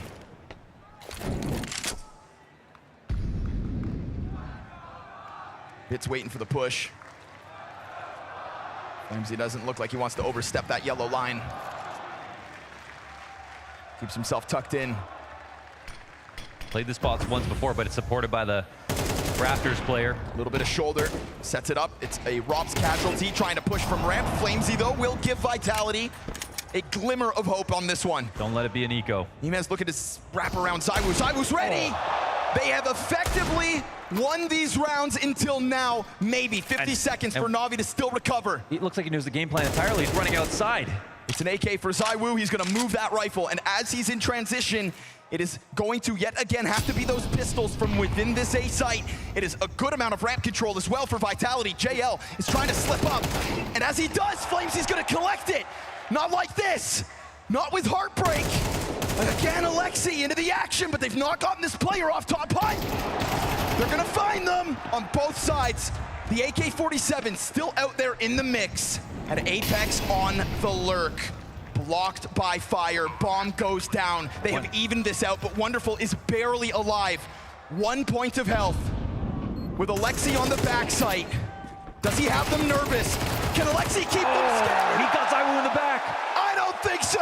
Oh. They pulled it off. A costly mistake. Just as Na'Vi felt like they got the ball rolling. Ooh, that one's gonna sting. I'm surprised they wanted to keep trying to go back upstairs, especially when it was this Flamesy Mezzi setup, and they saw both. They didn't know about ZywOo, so maybe that was a worthwhile risk, but ooh, that one's just gonna hurt. That one's just gonna, the major's on the line here. They made this comeback happen. They got that other eco out. Now Xtaz is amped about it. 1 timeout left for Vitality. Might be Blade's last chance to speak. Mental resilience is what won the major for Na'Vi back in Copenhagen. That's what they need to tap into now. They're the guys who work overtime, extra hours. They know that they're always going to fight from behind versus these more stacked lineups in terms of talent. 5 top 20 players versus none right now here. David versus Goliath, and they are this close to bringing us to map 3. Luckily for Na'Vi, still working with the buy. They have found success outer. Will they try to take it there again? You're not going to find Apex in the corners of the red box.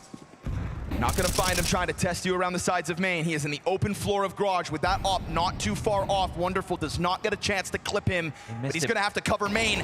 And he lets the contact happen. His gun is empty. He forgot to reload after the spray. No way you just let that happen. Apex, this round is all about a recovery now, and instead he is a sitting duck. Critical error at an important juncture in this second half. Rop's looking for lurks. He's actually in a spot to catch ramp off. JL, does he hard clear this? He's not looking the right way, and his barrel's full exposed. It's the perfect move.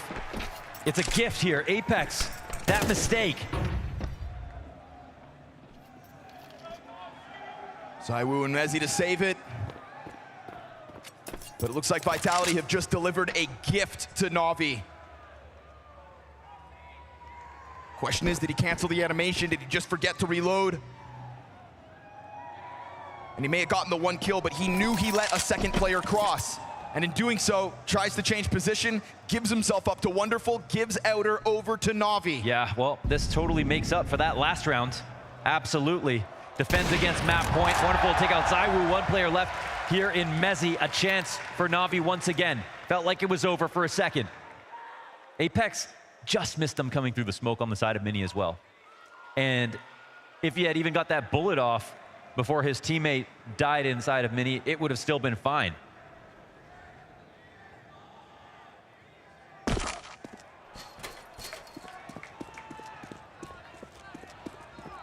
Double digits secured. All right, let's go.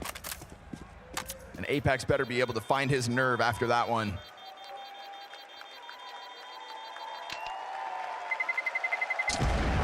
Best recent success for Na'Vi is taking the Spirit to overtime, and I think losing on Nuke.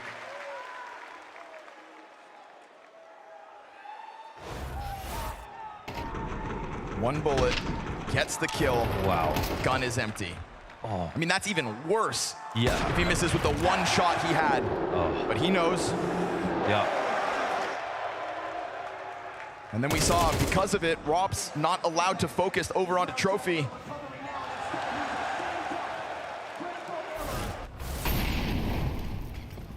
Disbelief across the board for Vitality, and Na'Vi still within touching distance of Vitality's lead. Shoulder the blame for that one. No op in play. We got FlameZ on the MP9. Rop's on a FaMAS here. Gonna let ZywOo try to be the front runner outer. Nothing's gonna stop them from getting some kind of footing down towards Secret already. Anybody else take a swing at it? No, no more spam, no more challenge on these smokes. It's two players locked in with a route towards B, but Bomb's still back on Alexi. Been loving Na'Vi in these positions 5v5, getting the outside cross secured. Got Apex copying and pasting his position from last rounds.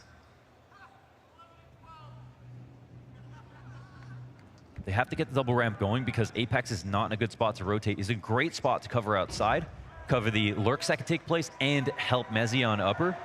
But he can't really move from here safely. So right now, ZywOo floating around help. There's a lot of pressure on him as a loose piece to rotate, get some info back in case Apex needs it. 45 seconds. They might actually go into Apex's plan. Oh, Wonderful could have had an opening kill. ZywOo dancing with death here as, again, he's trying to offer up utility. Apex gonna love to see that smoke. If no one crosses, he's got full vision of it. ZywOo's now making the rotate downstairs. Emas sitting and wait. This is forced Na'Vi down. ZywOo's trying to scramble for some sort of positioning. In some way, he has to cut them off. Bomb is going to approach site from the other side. ZywOo goes down with nothing. FaMAS here in Robs' hand to at least get the trade back onto Bit. It's vent control for FlameZ. Instantly bests Ema, and on the hunt between the lurkers. Mezzi looking to lock horns with JL, trying to get this road down to the B site. Both of these players will eventually be needed. At the moment, it is Apex with the kit. Oh, he tricked him. Mezzi gets it up, 4v2, cut back by one. You want to clutch Wonderful, now's your time. A highlight reel moment, but a missed shot does not bode well. The no-scope does. And if he had hit that one in the backside, it's a desperate defuse from Apex. Instead, Vitality take 12. Another great round call on the setup. Apex, this is one of those moments where you can have that smoke on Mini, but it can be used against you if you aren't actually going forward with the play. They didn't need to throw that down. They used it as a fake, and because Apex played back fake garage again, ZywOo got in early, and Rops is right behind him. Even though ZywOo doesn't get a kill, they had 2 chances to win.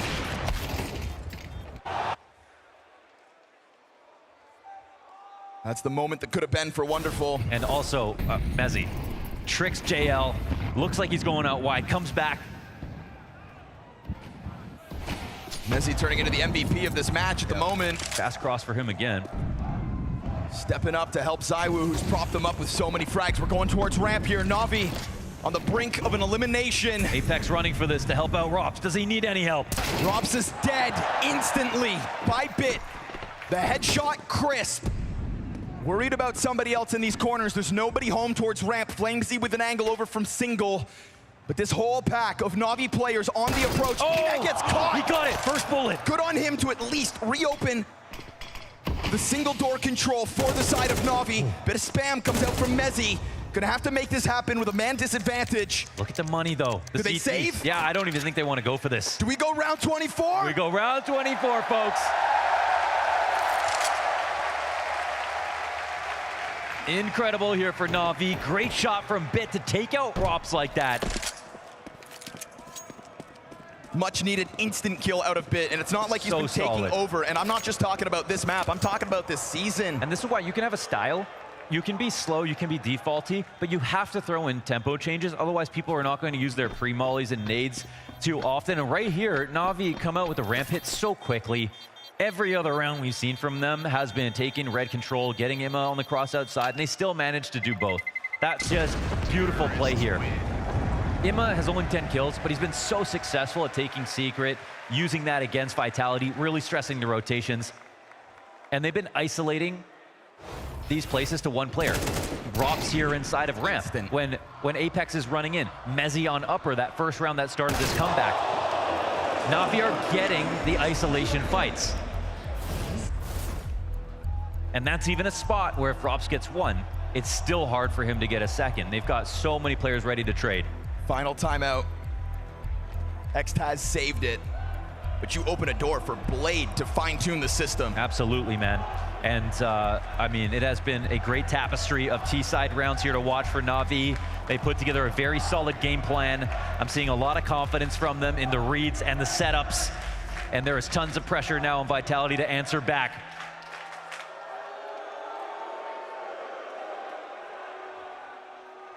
Na'Vi yet again here at a major to defy all odds. With a mere 5 rounds CT side, they take to the attack. Alexi B exceeds all expectations statistically on this map. 24th round of regulation. Come on, Austin, make some noise! Edge of our seats for this one, and Apex wants in on action. Again, just constantly trying to block off these smokes. Did he miss those? Yes, no, he hit it, yep. Well done, there's the effect. And when Secret has been so instrumental to Na'Vi. This just saves you so many nades. They'll throw another set of cross smokes here. It's gonna be mirroring another round that they played earlier. A round that they won, by the way. Sure. That's the one where they isolated Mezzi upstairs. Costs more utility. Zywoo off the leash, him and Robs. What better duo could you ask for to win such a critical round? And as they take over trophy, the rest of Vitality also inching ever closer to this challenge, but the numbers are here for Na'Vi as well. Now, the late ramp rotations that have come in before, this is preemptive. They've got him in such a good spot. Flamesy trying again. Robs on trophy. They're gonna try to time it so that they both attack at the same time. JL thinking about going for the swing. It's so hard to coordinate. Right, who's gonna go first? Oh, with a nade. JL is lucky to be standing as he almost got toppled with a nade out. They're killing the clock. 35 seconds now. Na'Vi have to make a choice. Flamesy's in the same corner he's played in the past. Wonderful's right here in hut. Meanwhile, 8th floor falls. Na'Vi get the entry. Mezzi, backside, the anchor. Vitality's king. He sits here as Bit responds. The headshot Hunter only gets the 2. And so now it is on Ema. And with 15 seconds, he's got to somehow grab that bomb. We've got low health on Mezzi. And they end it right here, right now. The Na'Vi Nation crumbles. Vitality one step closer to the crown jewel. This team is built on greatness. And greatness knows no bounds. Absolutely amazing work here, Vitality, in the final moments. Na'Vi tried and worked so hard to bring that to fruition. but who other than Mezzi to get the final word in that game. Amazing performance from the one UK player here on the stage. Absolutely amazing gameplay from the perspective of mechanics, anchoring map to map. He had even more to give, you could see it. That was crystal clean rifling. Listen, we are all here to sing the praise of Rops and his ability to unlock Vitality into winning ways. But this series, even though ZywOo propped up Nuke early, Mezzi on the brink of surpassing him by the end of it after rock solid defense back on Mirage. Give a bow, Vitality, what a win. What a win indeed, and Apex, they've been yelling at you the whole game, calling you names. What do you want to say to them? Ooh, that's all you can say. Ooh, fuck you, Apex. Ooh. Listen, they might say that, but you see the signs there. Love you, Apex. Maybe Apex isn't a bad guy. That's their true feelings. Yeah, that's okay. They can say whatever they want. I don't give a fuck once again. Just scream on us, boo us, do whatever you have to do. I don't give a fuck once again. It doesn't matter to you guys. What does matter is, I guess, how you react in the server. And I want to ask you specifically about how you motivate your guys, because Flamesy on Mirage did not have a good start. And what are the kind of things you say to someone in that moment under that pressure to make sure that they're on again? Well, yeah, I think Mirage and, I mean, both maps were pretty close, but we stayed calm and focused on Mirage, and we made the comeback possible slowly, and won, did a really good T-side. And then on Nuke, we played a bit scared, I would say. We let them a bit too much space, and then they could do whatever they wanted. So that was a bit hard for us to defend the bomb site, and yeah. But then we won, what a crazy run from Mezzi last round, and it feels good to be in semifinal. Absolutely. Good round by Mezzi. You also made them miss their smoke, so it was all going well. MongolZ up next. You've played them so many times, but it looks like maybe they've turned a new page, kicking out Spirit. How do you feel about that matchup here? Yeah, I think of course we have a bit of mental hedge on them, which is normal, but it's a major and you never know what can happen. So I think they delivered really well yesterday. They played a really crazy game. And for sure, the last 6 games will not count on tomorrow for us. We're not gonna get this extra confidence or whatever. We're gonna give our best to go to the final. Eyes on the prize. Thank you very much, Apex. Yes, it's true. I'm standing here with the side of Na'Vi. I do believe there were some Na'Vi fans in attendance today, and this does end their run in Austin. JL, how goes it, man? We let you down, but you showed up for both the teams. You cheered for both, so thank you for that. It was amazing to play in this arena. And what's the question? Tell me how it's going. Obviously, you've just taken a big L here on the stage, Mr. JL. Yeah, it's a huge L. Yeah, the L in the JL stands for loser. Hey, you take some wins, you take some losses. Yeah, we played well. I enjoyed the game actually, but it wasn't enough. They were just better. Well, tell me how hard it is to beat this Vitality squad. What is it that's making them so ferocious? I will be very honest. They seemed very beatable today. Yeah. Today, though. Maybe on the other days they were a bit better, but yeah, we played worse than them and they won. And so for this side of Na'Vi, obviously this is your run in Austin, but I want to ask you, what's the difference between this Na'Vi and the Na'Vi of old? This Na'Vi and who? The Na'Vi of old, the one that picked up a major in Copenhagen.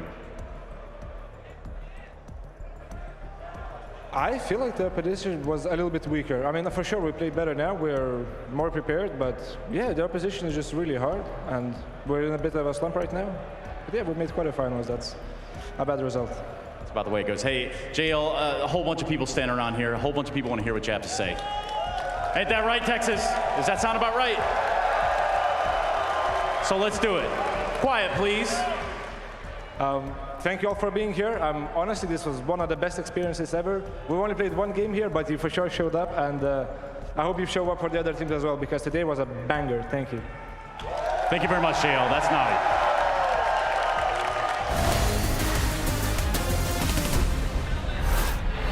If you want to be the best, you have to beat the best. And Na'Vi falls short of that task. It goes the full 24 rounds, but heroic play from Mezzi seals the fate of Vitality. Yet another semi-final, potentially grand finals berth for the black and yellow squad. We've got Zywoo up here to celebrate yet another win on your record. First of all, congratulations. I just want to start off. Crowd love you here, obviously. I just want to start off there. JL just said you looked beatable today. What do you want to say to that? I think he was right. Yeah? I don't think we played the A game we want to show, to be honest. And we were a bit shaky on some rounds. That's why they come back a bit at the end of Nuke. And I think it's also the major pressure. We didn't listen too well sometimes. We make some mistake, individual mistake. We didn't feel the game as well. So I think we didn't play the best game we showed since we Vitality played. What do you think that is with the Na'Vi game plan? Because that was one of the first times I feel like on their T side, your CT side on Nuke, where they actually had you guys scrambling a little bit. Like you didn't always know what was coming next, it felt like. I feel like they play a lot of rotation. They tried to put pressure down, like secret. We didn't really know if 1, 2, 3 guys secret, like come back inner or main. So it was a bit tough for us to know that. So I think we missed team move to try to take info, to try to make a move, to know what they're gonna do. And I think we missed that. And yeah, they were pretty annoying to play, to be honest.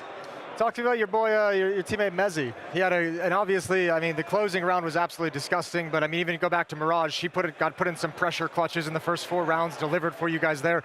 I don't know, it's got to feel like you just have a safety net behind you at all times. Yeah, maybe he didn't show on the scoreboard, but I think all the round he did, it was really insane. Like he pulled up really important round, like the 1v3, even on Nuke, he was kind of alone side, he killed 3 or 4, I don't remember, but that's what we need as well to be one of the best. I mean, to have one guy like this, not maybe thinking about only scoreboard and be able to win some kind of round like this. So I think he did a really good job today. Yeah, look at him shine here. Look at him. Yeah, he's really good. That's a British player. And he's moving with mouse too, guys. You need to move in that. Think about that. He's moving with mouse too. What a freak. Have you yelled at him about that yet? Tell him Quake's dead. We don't need to be playing it anymore. Yeah. I tried to play on this config. Actually, you lost your mind. I want to know, you guys called the timeout at, what was it, 12-11, I think Xtaz got on the mic. What kind of stuff what kind of wisdom is he imparting in those moments? What's he saying?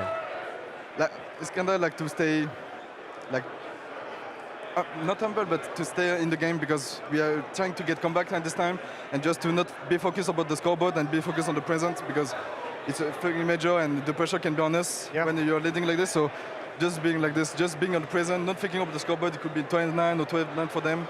We don't care about that. Just play round by round. I gotta.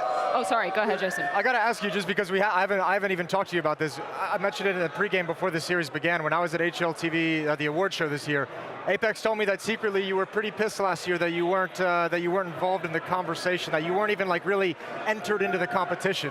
So is that a goal for you this year? I know historically you've always been like, I don't care about being #1. I don't care about beating anyone else out. But hearing it from Apex, was that something that you felt in the back of your head, like next year I'm gonna get him? I would say yes. I would say yes. When in Initiative World, I will be pissed when I see number 3, because I was not used to it. And in my mind, I was just like, I will get this year. I will get it. Yeah. No matter what, I will get it. Good, man. I think you accomplished it. You're on path. Yeah, I think sure. we can actually just call it right now. Yeah, might as well. Just end the season out right now. Zoe, you mentioned the word pressure just a minute ago when you were talking about that Na'Vi game. Considering that you've been on you've been in every single grand final. You've won every single grand final. There's been a match win streak on the line. There's been the Grand Slam on the line as well. Tell me about how much pressure was on the line today, maybe compared to some of those other moments. Did you actually feel it today? I would say it was even less than the Grand Slam major. Grand Slam, I mean, because you could feel it was, the opportunity we had in Melbourne was really rare, but this time, I think we had the pressure when we almost end the game. I won't say we have pressure starting the game, like in Melbourne, but this time we have the pressure of the major, obviously, but I won't say it's the biggest pressure I had. I think Paris was even worse. Yeah, that's fair enough. So already at this tournament, m0NESY's gone, Donk's gone, but a new, but I'd say familiar challenger is approaching in Simple. What does it mean to see him on the other side of the bracket, and what would you think about a collision course with you two in the grand finals? I think it would be a great final. That's a possibility to play in final, I think. So I think it's going to be a great show. I think everyone is excited to see it, so hopefully we got there and hopefully we play against him. And now, to be honest, for now we are focused on Get Mouse because it's gonna be the next challenge for us. So I'm not too much focused about FaZe for now. Obviously the next focus is Mouse, and let's see. If you actually do end up in that final against him and you just dumpster him and you just destroy him in terms of numbers and everything, do you think you just take it from him at that point? I don't know. I mean, it's also tough for him. I guess he's the one tournament since 2 years, so I don't expect anything, to be honest. Yeah, he can destroy us. He can destroy him. So that's why he was one of the best players as well. So we need to expect that also for him. So I don't really expect anything, to be honest, for now. Final question, just because you mentioned it, Zai, obviously MongolZ on the horizon, very familiar opponent, going your way every single time this year. Do you think they look like, they've looked a little bit shaky, right? Obviously the performance versus Spirit yesterday, an amazing comeback, but they've had to make those comebacks themselves, right? They put themselves in those situations. Do you think they're the same MongolZ that you've had to face in, grand finals, semi-finals before? Maybe not. Maybe right now they have a better mindset, because to come back every game like this, you need to really be strong, and to be strong as a team as well, because everyone can live like easily the game. So I think the mindset is really there. They're ready to fight every game for the major. So, but for me, it doesn't matter if we beat them for 6 times in a row or whatever. I think the major is different. So I think for us, it's just gonna be most the new game plan. So that's how gonna be our mindset. It's the freaking major, so it doesn't matter. Hell yeah, we'll leave it on that, Zaiwu. Thank you so much for your time. Cheers, congratulations once again. Guys, give it up, Zaiwu!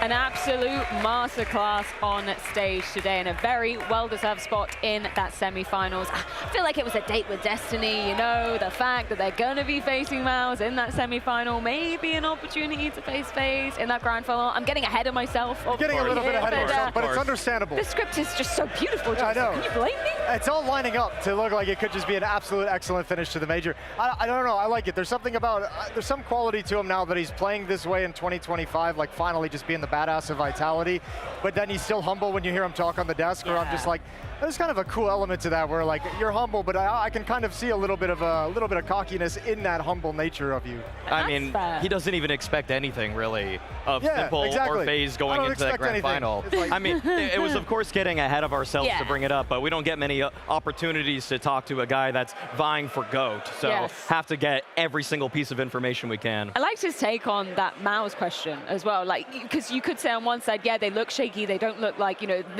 themselves that we've seen going in those semi-finals and grand finals previously, but he brings up a really good point that mentality is clearly so strong for MongolZ if they've managed to come back from those deficit situations that they found themselves in so many times. I liked his statement that the major is just different. Like, it doesn't matter if we have this kind of streak against them. That's a nice talking point for us up here, but as a player, once you get to the major, those matches, they change everything. I mean, I think you could even see it in Vitality. Like, I don't think Vitality's losing to Legacy at, I don't know, I Am Dallas, at Blast Rivals, Blast Show, whatever it is. He's not losing to him in those events, but the major gets here, and yeah, you can get caught off guard. If you take your eye off the ball, another team is going to take that step forward. So I just like that sentiment that he knows the major is just too much stakes and too much consequences to take a game for granted. I think MongolZ are going to be in the head-to-head, the bookmakers' closest underdog to Vitality. But really, the pressure of the grand final, if they get there, is probably going to be really their truly biggest enemy throughout the rest of these playoffs, even if they're facing a FaZe clan, even if they're facing a MongolZ that seems to be powering up. I feel like we've had this tradition of, kind of giving Vitality a grade after pretty much every single one of their series. Was that Vitality's A game on the server today?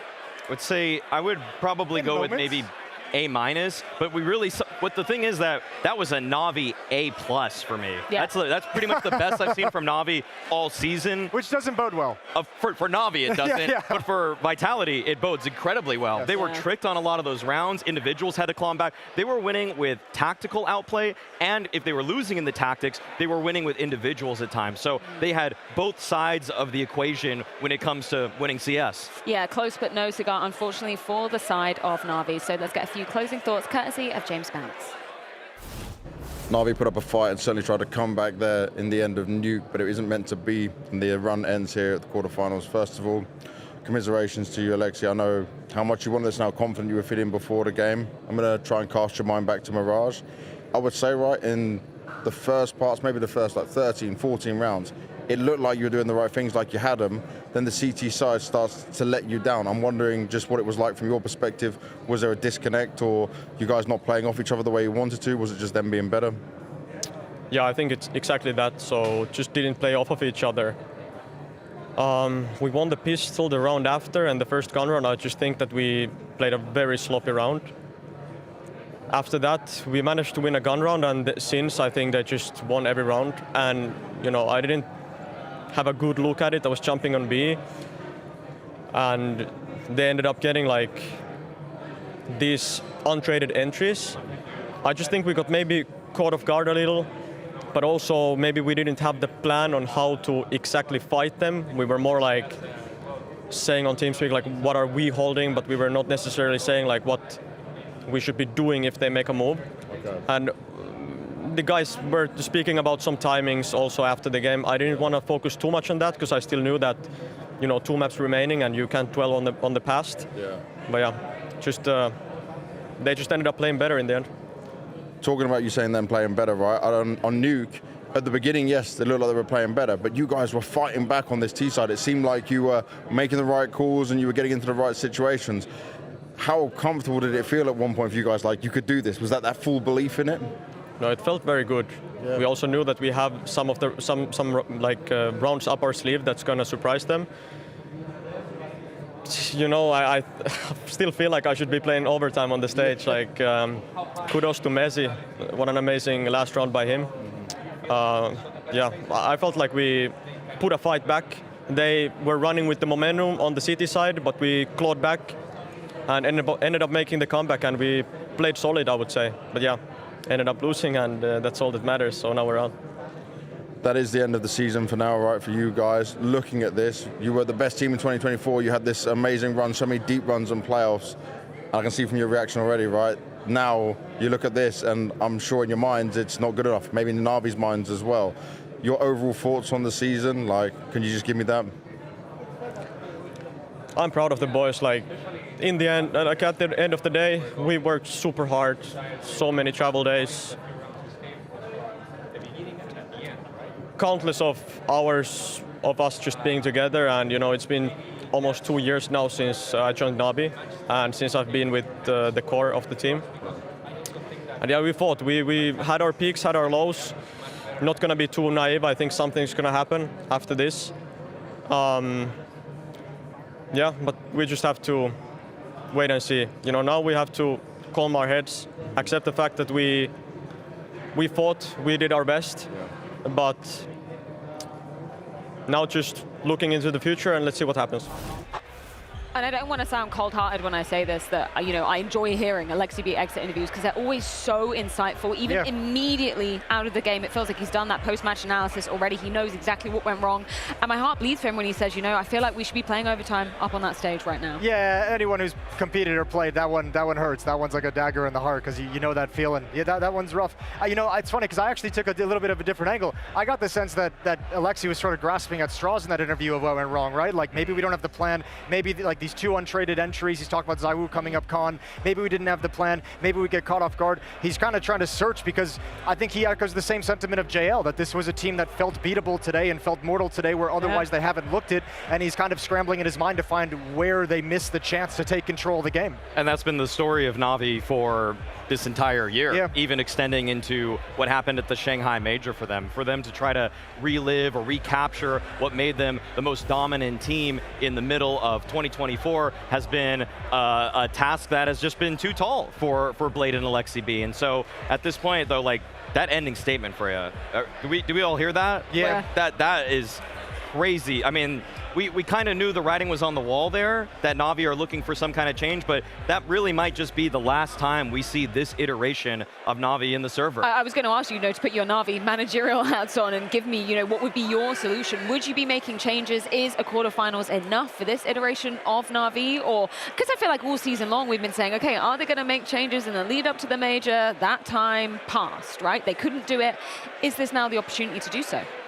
I mean, I think it would be, obviously, because obviously every major there's a massive free agency, or people are shopping around, players and teams are shopping their guys around to see what they can get. So I think those changes, it's always nice to say this team wants to make changes, but then the other side of that coin is who can they get? Is it actually a meaningful upgrade? Is it going to change the results? Is it going to change the way they play to make that kind of a change? Something does feel different and frayed when I see this Navi versus the Navi of last year. I can't quite put my finger on it, to be honest with you.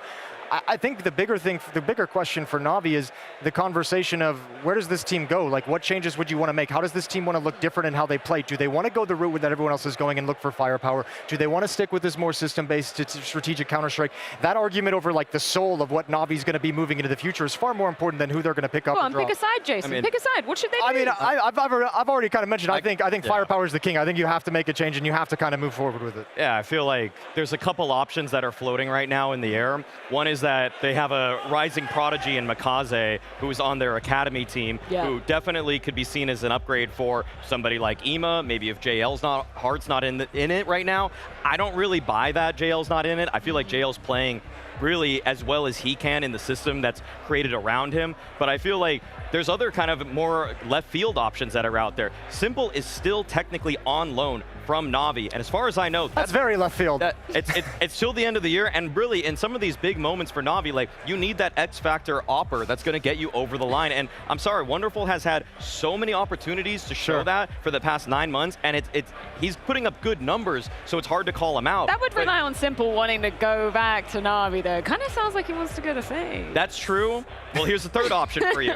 The nice thing about contracts, Freya, you don't always have a choice. Yeah, it's true. If we really want to talk about firepower upgrades, one obvious one is that Alexi B is playing very poorly as an individual. Like, I know I called him out for being the second lowest on Nuke. That just kind of moved him up to 4th worst on that map for the year. Like, okay, if you want somebody else, Ema is an incredibly vocal player right now. And again, these are like really left field options, but if you're really trying to explore what's out there, like these are possibilities that are on the table, and they aren't actually even that hard to really justify. I like your creativity. I wish we had like another hour, 2 hours to be diving into this one. There's nothing big going on, is there? We can do it. Show on. I'm so sorry. We do have quite a big game coming up shortly. Let's check in with the playoffs bracket just to see exactly where that does leave us, though. Final thoughts, Jason, on the prospect, or the actuality rather, of that Vitality MongolZ semi-final. Can MongolZ do it? Can they take down the Kings? Really, look, they're in the same boat as Navi was coming into that quarterfinal series, where it's like, we know you have it in you, we just haven't seen it yet, and you have a great job clawing back, and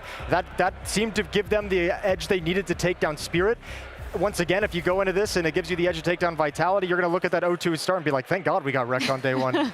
They might have actually just powered up. Well, that one is going to be going down tomorrow, but don't you dare go anywhere, because we have a big game and a big welcome, I reckon, on the other side of this break. That is because FaZe and the Mongols are going to be gracing the Moody Center.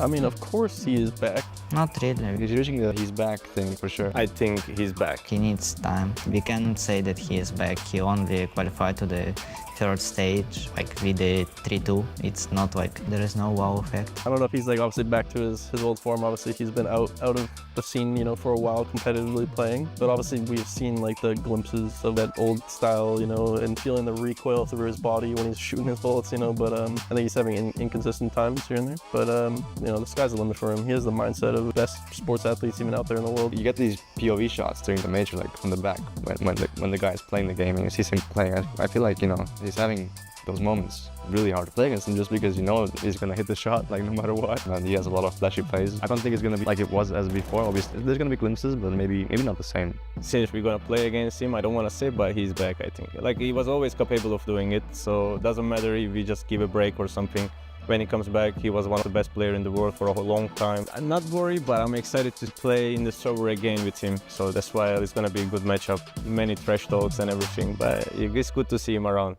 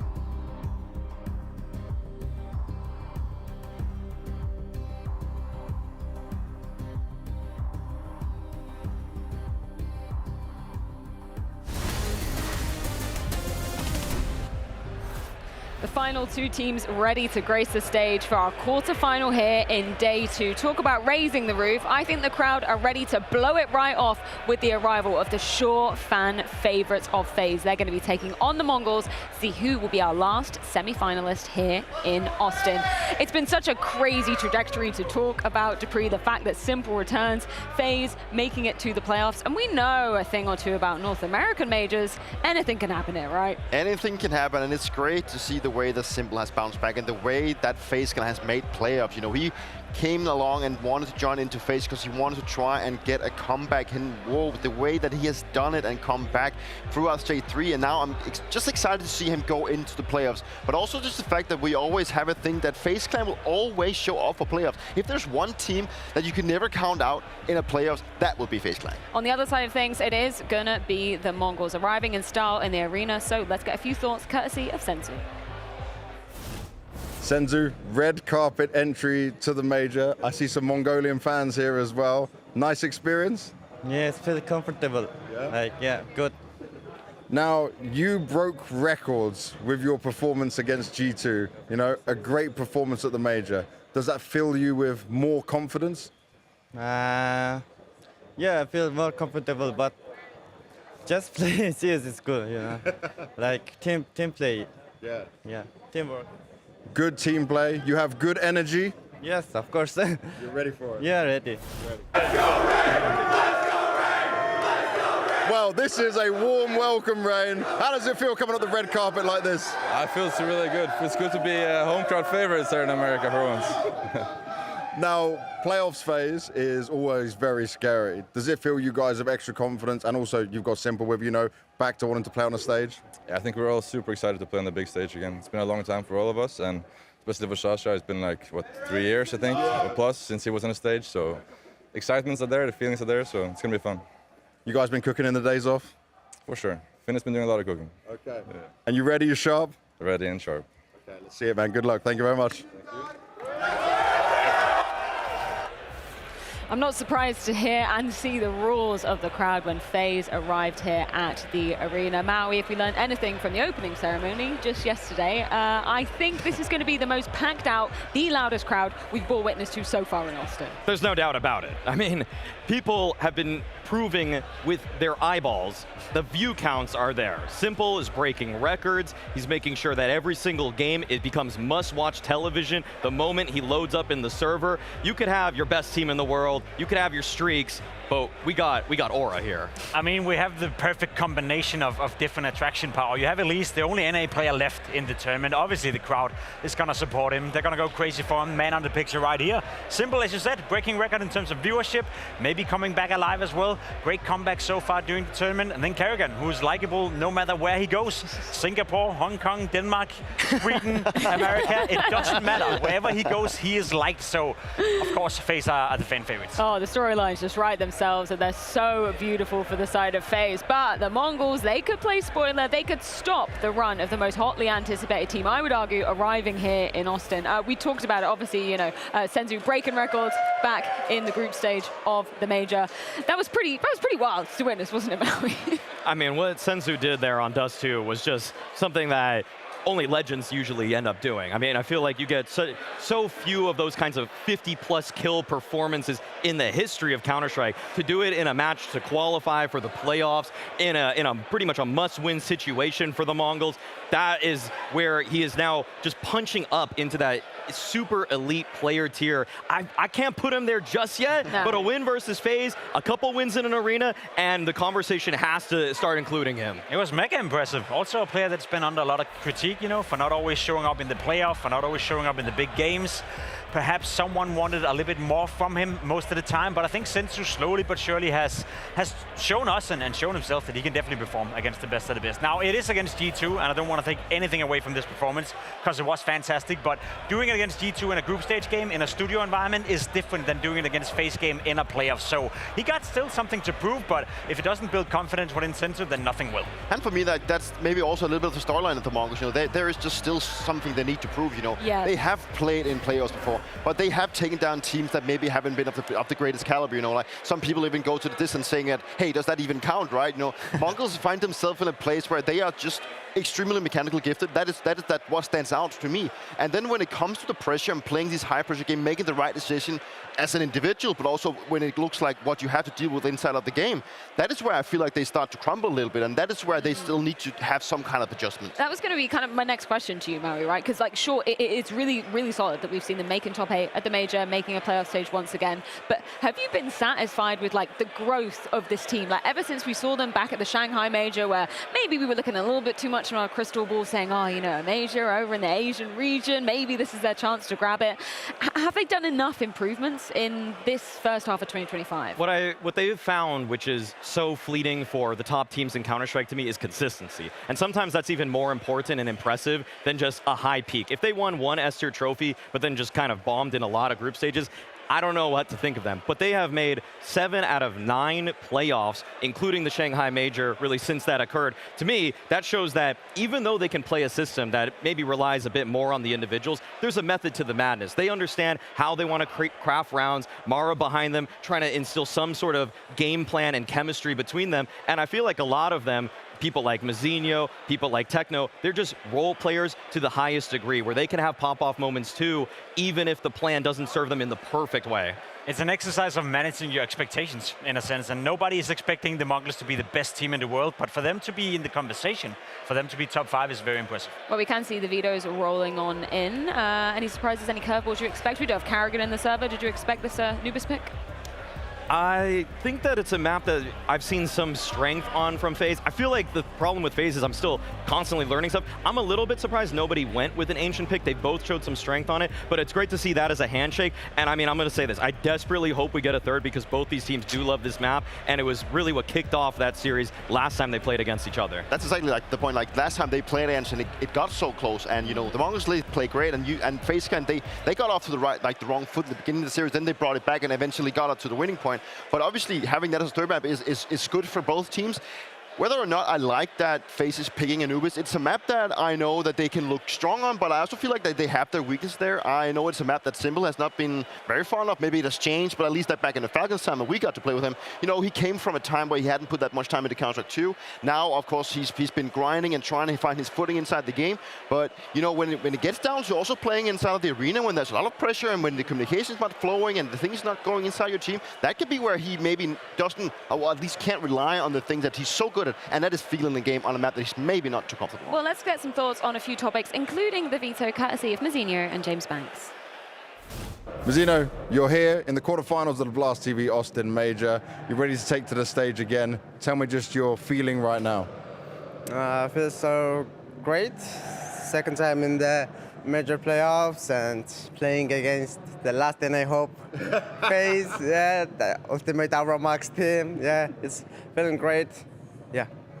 I like that you said this, last North American hope. So you understand, and it's also in a North American arena. But yesterday, when you stepped on stage for the walkouts, there was a lot of cheers for the Mongols. You think you're going to get some love in the crowd? We're going to get love, I think, and not getting booed, I think, yeah. At least not getting booed, but I think we're going to get love, I think, yeah. Now tell me, what have you guys done as a team the last few days to prepare? What did the schedule look like for the Mongols? We were just practicing for our, like their pick maps like Anubis, and we're just practicing and fixing a lot of mistakes, like playing in individually, yeah. Do you understand when last time you played FaZe, why you got so destroyed on Anubis? What was it, and how you can improve on that because they picked it again here? It went wrong since map started, and everything goes their FaZe side, and our game wasn't just looking good. Like we didn't play usually as we play, yeah. But you feel confident that you understand what you need to do now against FaZe, and also you picked Mirage, so you are confident that you can be better than them on Mirage? Yeah, I think so. We talk a lot about picking Mirage or Ancient, and it's both fine for us, and looking at their stats, maybe we can pick Mirage first, and this other map is Ancient, it's fine, but we're gonna manage to 2-0, yeah. Oh, I love that confidence coming out for you. There's a lot of Mongolian fans in the arena. Anything you want to say to them? Thank you for coming and cheer for us. It's in USA, it's far from Mongolia, and coming to cheer for us is really meaning a lot, and thank you for coming up, yeah. And if I get this right, it's ooh hey Mongols. Ooh hey Mongols. You know what, Mazzinho? I think you're right. If you were facing any other team other than FaZe, the crowd would absolutely love you. This is a really rough draw for them to have. I like the the notes on Anubis. Obviously, that was the last time around back in stage 3 of the qualification for the major. It was dire from the Mongols, right? They've begun on that T side, only getting 2 rounds to their name. They need to be showing up with a better game plan today. I think they will. They've had some time to digest that game, obviously look into the game and figure out what were they missing. I think Simple had a great game in that one as well, if I recall correctly. Won a couple of clutches. FaZe Clan won a couple of rounds where they probably shouldn't have won. So I don't think the Mongols are too scared in that sense, which is also why Mazzinho is saying that, listen, a 2-0 is definitely possible for us. I think at the end of the day, it comes down to the fact that the Mongols are probably a better team than FaZe are right now, have a deeper strat book, a deeper playbook, a deeper map pool, but are the individuals going to show up in the playoff environment, in that pressured environment where we know FaZe players have experience, and that's kind of how you can sum it down. Well, let's get into some of the minutiae of Anubis and how it went down last time around, as we do have a little clip from the Mahone Zone. Yes, that's right. So FaZe beat Mongols last time on Anubis, and it was really off the back of some calculated aggression. Let me show you what I mean. So it's going to be round 7 here, or rather round 8. First starts off with the lead. He's pushing up here towards this canal position. He's got the smoke up from his teammates, but more importantly, he also has Simple here towards the backside. Now, a Simple trade happens here. Simple gets the first kill. Leech finds this next one, or rather he gets taken down.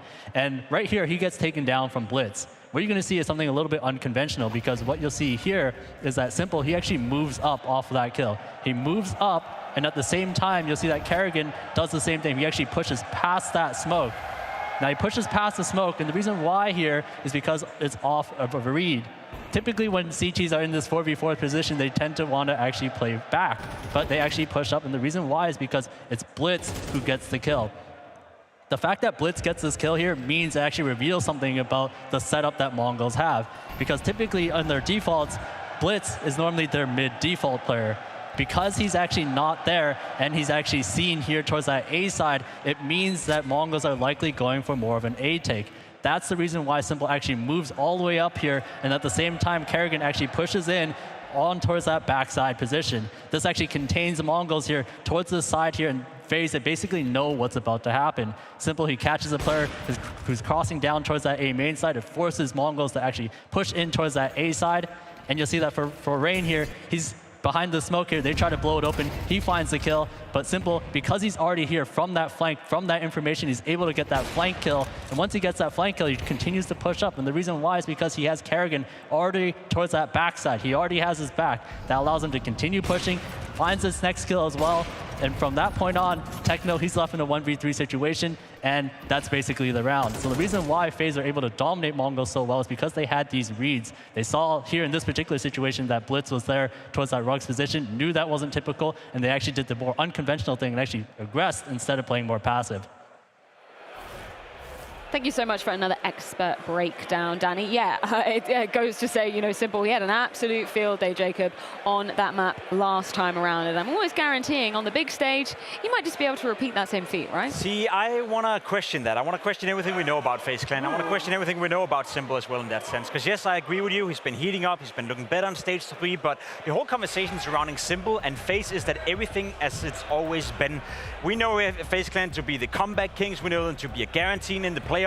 We speak about the playoff buff that FaZe is always getting. It's not the same team anymore. It's not the same aura. FaZe Clan have throughout the entire year shown that they can close games. They look, you know, disastrous when it gets to 11-11. So this whole notion that FaZe is the same team they were half a year ago, I don't buy it. Nor do I buy necessarily that Simple is going to perform well at the playoff, because he was saying that he's never felt more pressure. When we spoke to him, when they moved from stage 3 into the playoff, he said he was feeling the pressure more than ever. So who's to say that Simple can withstand the pressure now that he's trying again? Obviously, we've seen he's done it before, but I want to see it one more time before I buy it. There's no case, like, obviously Simple has been playing on the biggest stage and has been part of some of the greatest team that's ever been playing in Counter-Strike, but I love that he's just being honest that he's nervous about it. You know, he's such a big character, and he's such a big idol for so many people. And he just straight up goes out and said that there's a lot of pressure on me. But if there's one guy that I could actually point out that I think could live up to the pressure, that could be Simple if they get a good start. I'm actually more worried about the FaZe Clan as a team because he needs the players around him to also feel it, because he's been one of the guys that's inside this team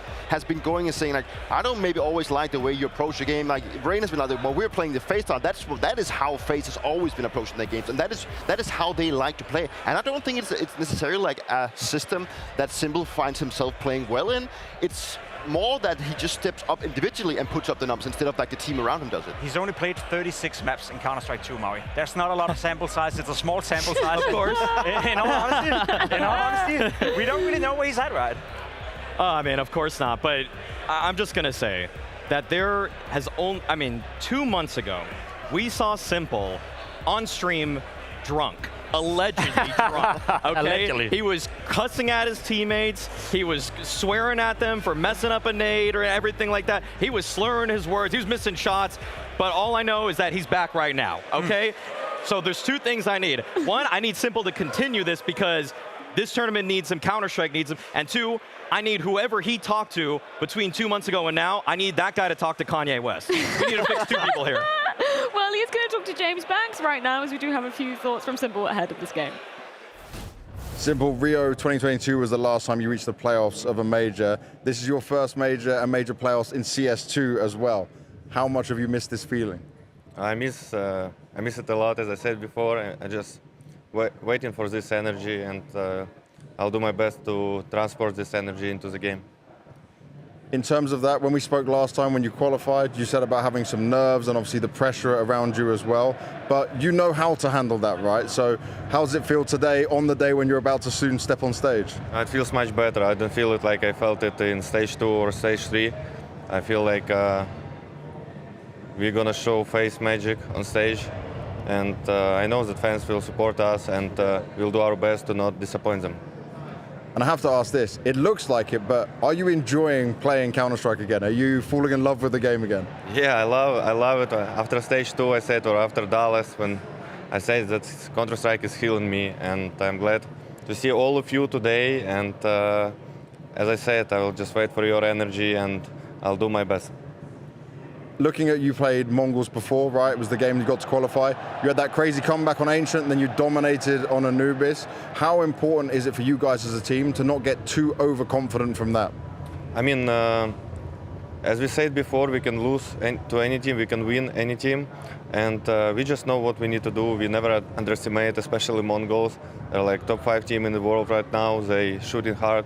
And map's going to be different today, a little bit, and just looking forward, as I said, because I feel like they'll have more pressure than us. And I heard on the Karrigan video logs that you were being very vocal, right, in the games where we hear the voice comms and stuff like that. How important is it that you're having a voice and a say in what's happening in these rounds, especially with the role you play? I'm just trying to help my team when I read some rotations or when I see the gaps. And now it's much better from my perspective, because now I finally say info much faster, because now I have, now I remember actually call outs, you know, like on map. So yeah, I mean, that's really nice when my teammates listening to me and trusting me. Well, you're wrong, Jacob. Did you hear him? He ain't feeling the pressure. We're going to get a Simple masterclass on this stage. I hope so. Counter-Strike needs it, you know. I would love to see Simple unfold himself and play at his absolute best. But saying there's no pressure in this game for Simple or FaZe Clan, that's just wrong.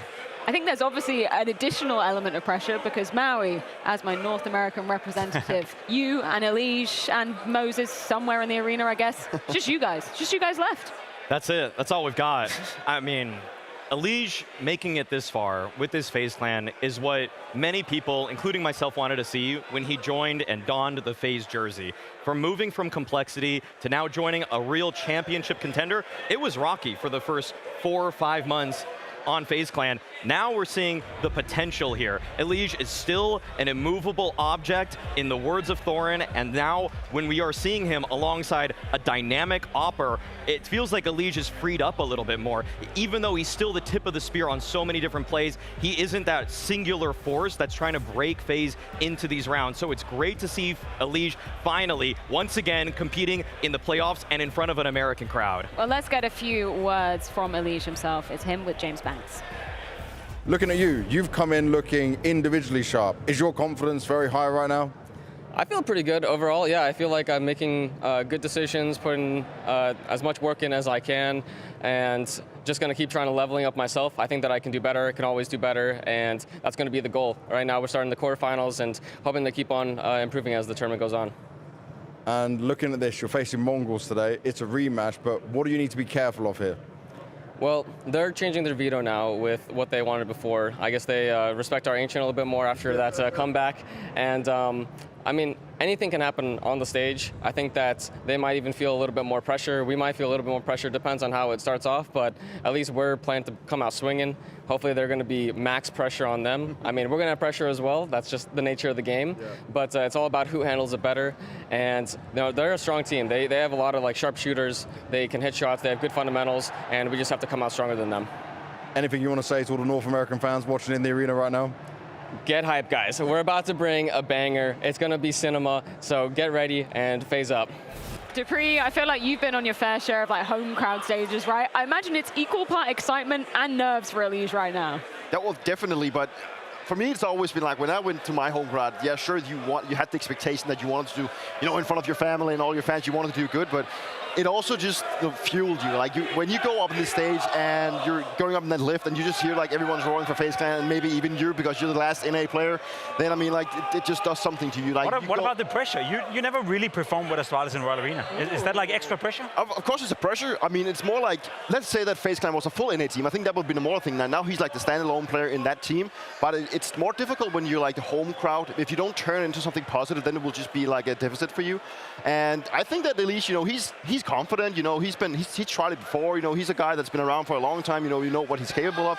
So I think he's just going to go in there, he's going to go in and enjoy it, and he's going to bring that fire hopefully onto the stage and to the rest of his teammates. Have there been any notable changes in terms of how Elige has been approaching the game since Simple has actually entered the server? Simple said himself that it feels like he's playing with a different guy now. A guy that's matured, a guy that's more calm in the server. It doesn't get as flustered. I'll say, from the eye test of looking at player cams, he's biting his nails less, okay? Right. I feel like he's a lot more centered in his approach day to day, which has translated to me in terms of the way that he's just kind of playing, and also being able to pivot on a dime from being a guy that's taking space to realizing, now I'm the Joker player. That's how a lot of pros like to call it, and he has to wait then for everybody else to activate. He's not just sending it stage, like he's slowing down a little bit. Like on complexity, he didn't know when to stop.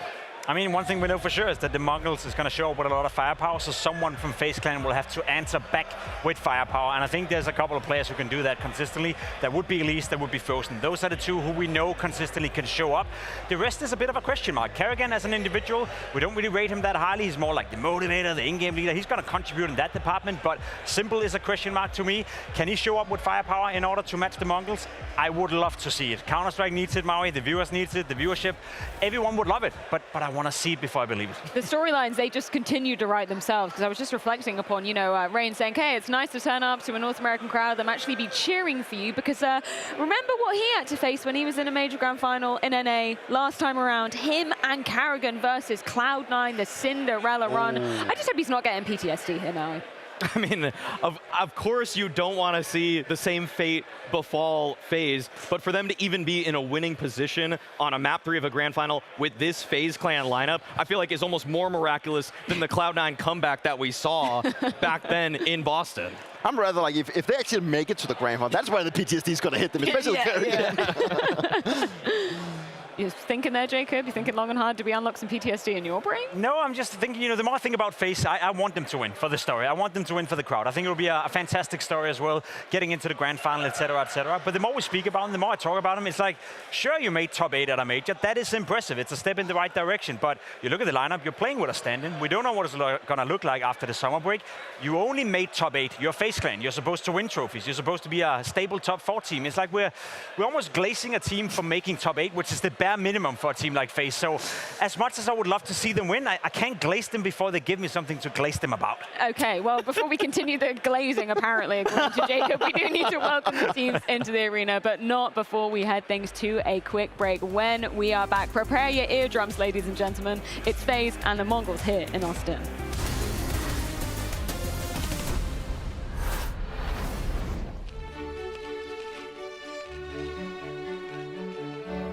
Hey folks, welcome to the Culture Clubhouse. We got some clip I think we have to watch. Let's get to it. Ooh, Shanghai Major. I predicted that already, Finn. Mm-hmm. David, you want the flash? Yeah, flash sure, me in. Oh, what? He's blind, he's blind. Same flash. Why you don't commit? David. Yeah, man. That's fine, we got this. Yeah. I think. Oh, peek long now? Oh. That's the pressure, bro. Unlucky. I mean, it's pretty important round, some might say, no? But I wasn't nervous here. I think there was like 75% chance to win this round still. Oh, but honestly, this round is insane. Yeah, and this jump shot. It was completely quiet on TeamSpeak. No, he didn't even say he killed side, no? You could just hear the crowd going wild. Yeah. I remember there wasn't that much of a count between the two. But here, Magus thinks Rob's 1 HP, bro. Oh my god. 1 HP. Not even close. But meanwhile, Broky's biting his fingers off. Making a jump shot in a tight moment where if he doesn't hit the shot, he probably dies. We lose the round. We lose the round if he dies, so get spammed through the smoke. So people remember this round just because it's 12-10. If we lose the round, we out. But that round is, in my eyes, one of the highlights from the last few majors, and I think therefore it should be a high culture rating.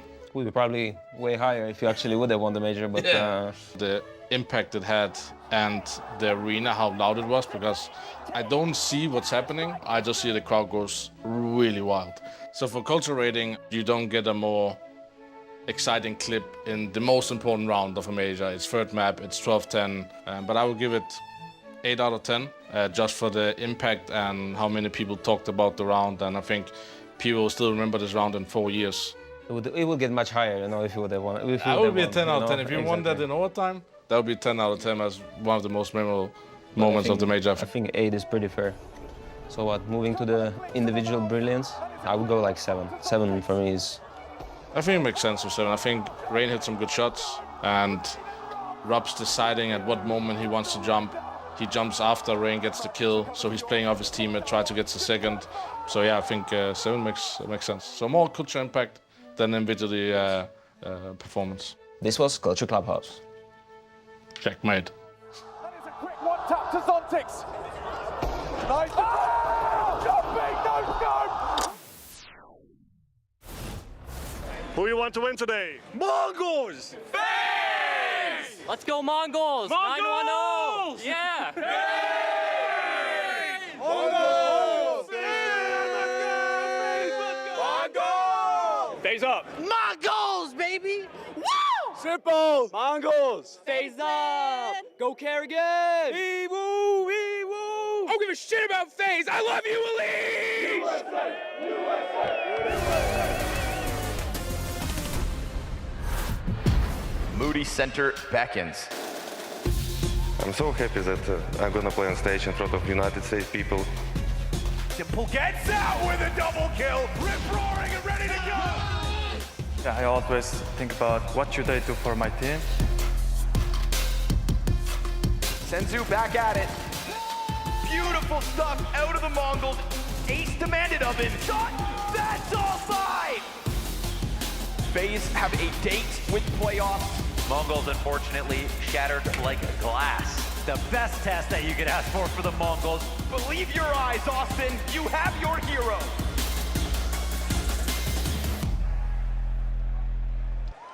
Hello, Austin! Come on. Tell me, are you about ready to see FaZe?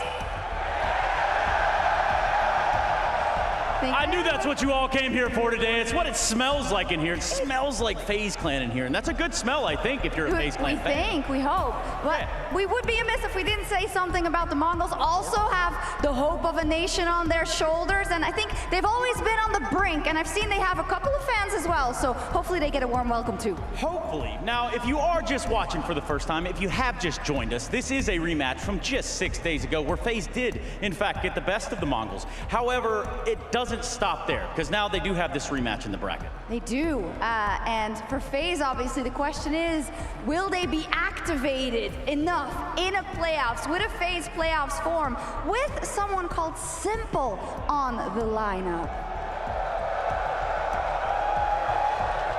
Wow. Yep, Simple, almost at home, I guess we would say. Hey, North America, do I got your attention? All right, we're gonna go for something here. Can we do something from the top ropes?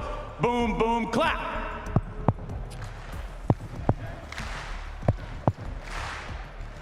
Keep going, why'd you stop? Oh, it was me. All right, well, with that said, let's keep this quarterfinal going underway.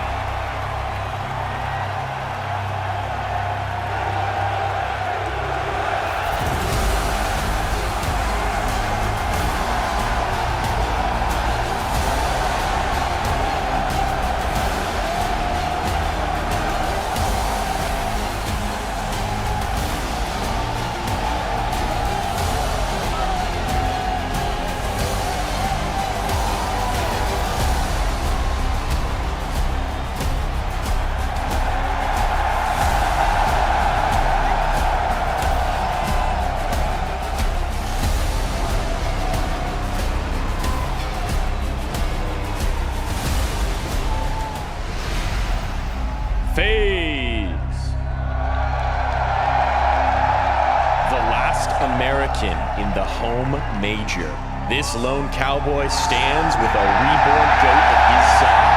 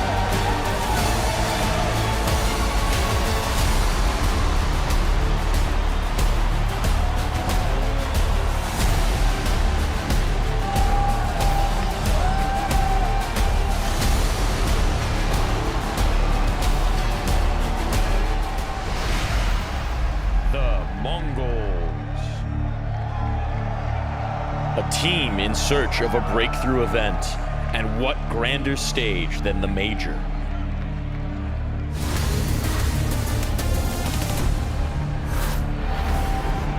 With the weight of a nation on their shoulders, FaZe kind of truly arrived here in the arena. The crowd ready to blow the absolute roof off.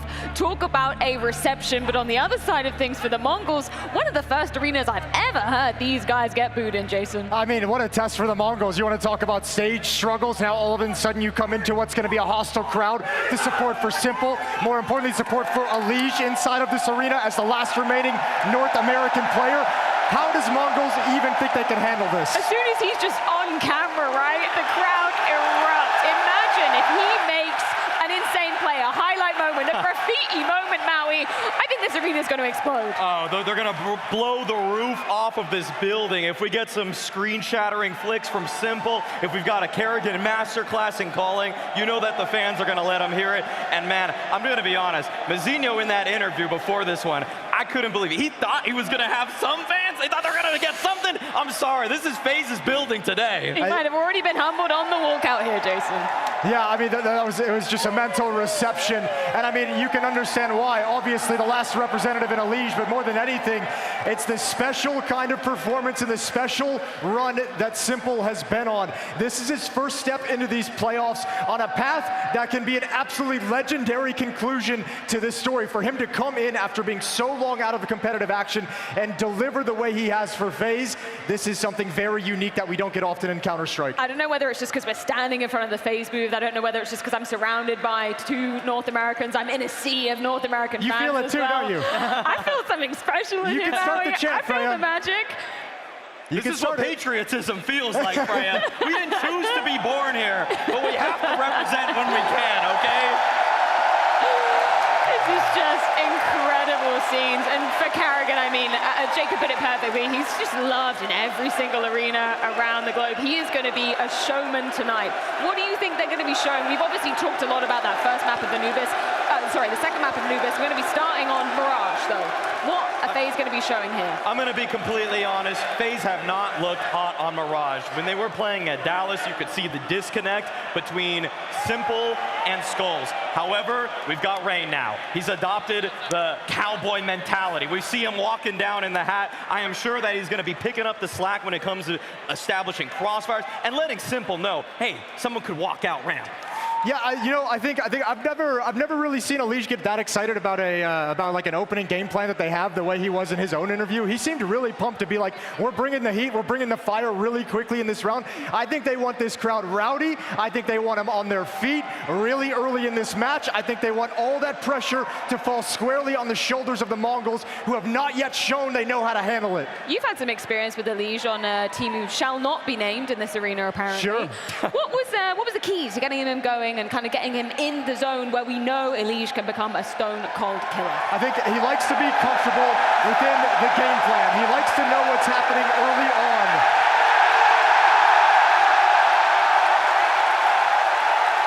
Oh, and he likes this crowd too, And he loves Jason. this crowd. He loves this crowd. You get him comfortable, you get him feeling like he knows what's coming, what kind of game plan you're coming in with, and then he can kind of settle into things, be patient with his own plays.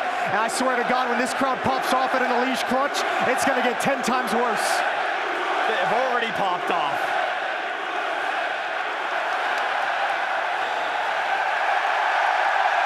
That's what I'm talking about!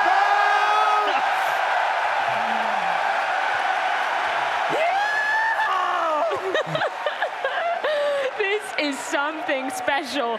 The question that it begs, though, how on earth are the Mongols going to handle this? When you're talking about a team of 5 excellent individuals on the other side of things and an arena of 10,000 chanting against you, how do you make sure you don't crumble under the pressure? That's where the vets, that's where the older guard has to step up. People like Techno, people like Blitz, where they can calm the nerves of the younger people that are on the team. Senzu, he's been difficult to activate in these kind of arena moments. He hasn't always had the best showings, but if someone can just lay the groundwork for him, if Blitz, if Techno, if they can inspire some hope, then Senzu will follow, Mazzinho will follow, and you'll obviously need 9-10. The sniper that's going to go toe-to-toe with Simple, he needs to have some sort of impact here, because they need to quiet these guys down. They need to quiet this moody center down. I'm wondering where the arena aura leaves the odds lying as Kerrigan's already facing up before we get in this game.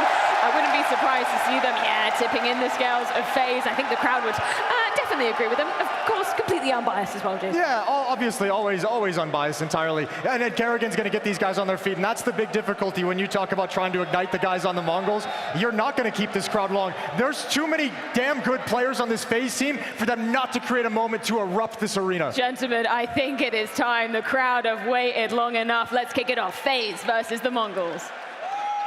Oh my goodness, you guys are amazing. Austin, Texas, baby. This is Counter-Strike commentary Christmas. FaZe, Simple, big stage, American in the playoffs of the major on home soil. It all comes together here for an exciting concoction.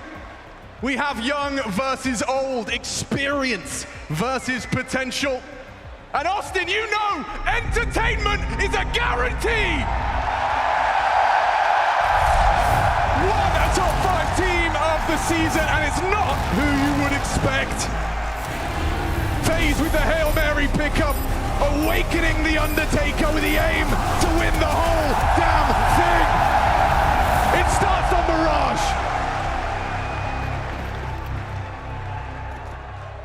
Direct into A. Simple. Rain on the site. Heavy lean to window. Carrigan ready to rotate. Flashes for Carrigan at the ready. They're expecting this. Good read of the situation. Simple. Maybe a distraction or two. But Joel and it's a whole lovely 1-on-3. Nothing for 9-10. The multi-kill. Perfect defense. Perfect read. They're in the right places. And so is the bullet from Carrigan.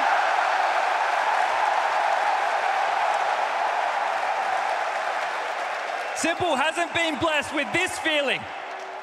A playoff in a major in 952 days. The last time he was the villain, this time he wants to be the hero. And what a way to kick things off. Lovely follow-up as well. Frozen arriving just in time. Simple, though. The whole point of his position there is to get that initial first. Never mind that. He gets 2. Bomb doesn't go down. We know what that means. Slow start for the Mongols, not what they'd be hoping for. Aggression from FaZe, let's push back early. But would you listen to that? This is the home team. The FaZe show's in town. And this is the toughest task for the Mongols all season. 9 Tier 1 events, 7 playoffs. That's usually where the story ends. Yeah, only 4 wins in those playoff games. They're exploding onto Carrigan. He's on his own. He is on his own, and now he needs more than that. Does find Mazinho. The bomb unlikely to go down. Techno down as well to Carrigan. FAMAS, and it's a clean sweep. Casual, flawless, shrugging off the eco.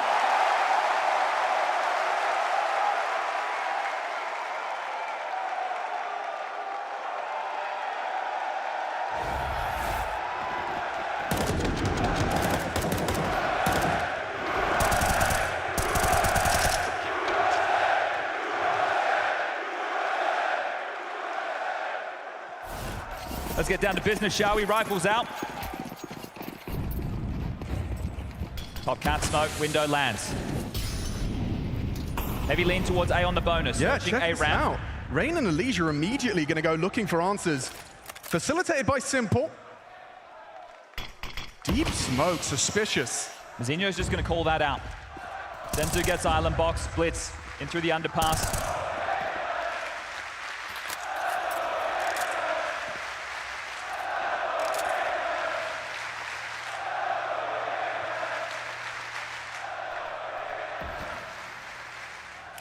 Second wave of U-tilt.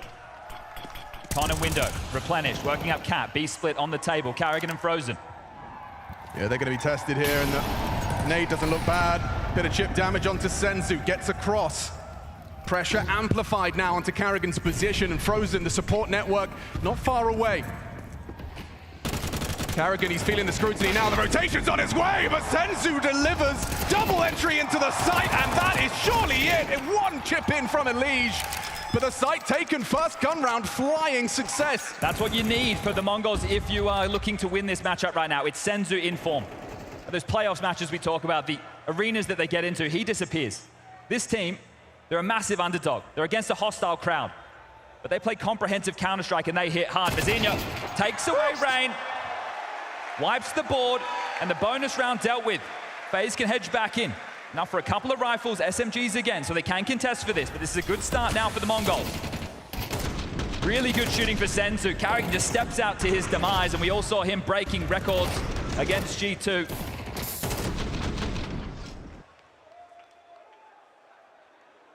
Extremely rifle-heavy purchase. Take a look at this. One piece of utility right now for FaZe. Does that mean they have to fight? Frozen. you're either going to give up the space, play very late, or get stuck into duels early. You might want to try and deal with the lurking piece. You know Mazinho's on his own, and they're pushing him now. They want him. They're taking the fight, and the lead gets the job done. Info on 2. Do Mongols react immediately?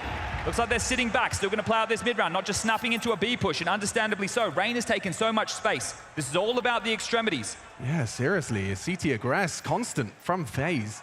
They box them in right now. Going to have to reroute, going to have to allow that clock to tick on down. Still, the util advantage lies with them, but how are they able to edge back in? Bomb heading back towards A. 2 up through connector. Over a minute left on the clock, but when the environment is like this, the rounds play awfully quick. If Mongols can rectify a 4v5 disadvantage so early into this, that would be a building block to confidence up against FaZe. Blitz, spotted out, boosted into that window, and has Frozen down to 38. They've got time to work with. Simple to be tested, especially now Frozen's finished off. They start to accelerate. Simple with a decision to make. Fight or flight, stays tucked. It's Elige, removes Techno, keeps that man advantage, but for how long? 910 puts him down. They still need this finish, and they can't seem to get past Carrigan. 2 trying to enter the A site, they can't get past the M4, and 910 tail between his legs. Thinking of the save, still hanging around for this. Rain's going to come up through ramp. Simple's going to start perching out and just going to get shot in the side of the head here. 910 any second. There he is. Simple closes it down and secures the 3rd. That's a round where they come in rifle heavy, backing their individuals, and you can understand why. This is the most entertaining team in Counter-Strike history. And the last-ditch attempt to have a competitive major after an unsuccessful season. Simple already finding impact. This was the Carrigan kills we missed. Pushes through the jungle smoke. Oh, Blitz. Not going to be happy with his spray there. Well, these nerves are going to be higher for the Mongols. You're going up against the hometown. Couple of MAC-10s. We'll make it 1 at Tech-9. And rifles, again, the util's there. Worried about mid-aggression. Senzu. Supported by 2. Extremities again. This time, Mazinho going through ramp. Techno through the underpass. Smokes start to fade. They get their space. Again, another heavy A lean. Frozen the unknown piece. Traditionally the short player. Sandwich over towards A if it is a split. What's the finish going to be? 1:15 left on the clock.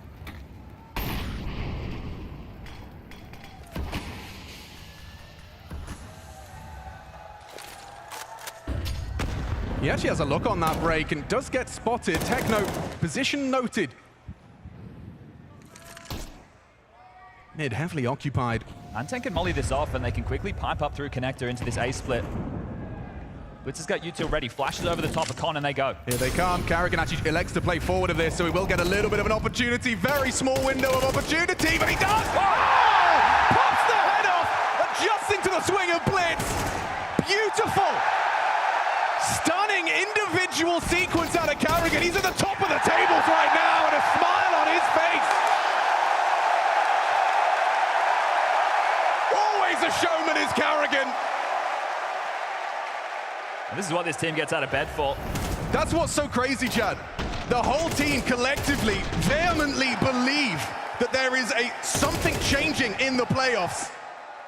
And they regularly prove it too. Well, the question right now is why not? You win this, Pain up next. Very obtainable FaZe looking for back-to-back-to-back major finals. Back-to-back-to-back, yeah. Once they get to the playoffs, there's a reason they're feared. Can Mongols find their stage legs under those Friday night lights?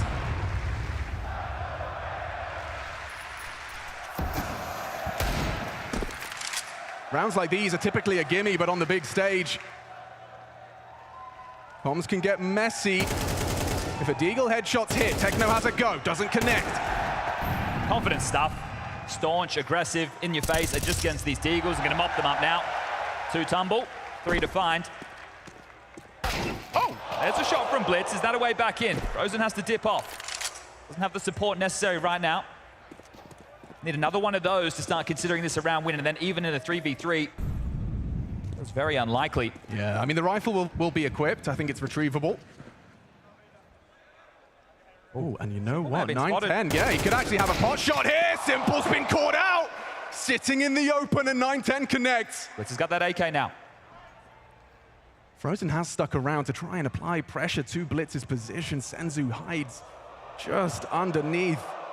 Side by side, a jump scare for Bows, but Frozen's not looking, and the AK, it's another one equipped. 30 seconds, you have to find the finish. You need to do this as a team. You know Karrigan's alive. You know kills are still available. Karrigan typically lingers on B.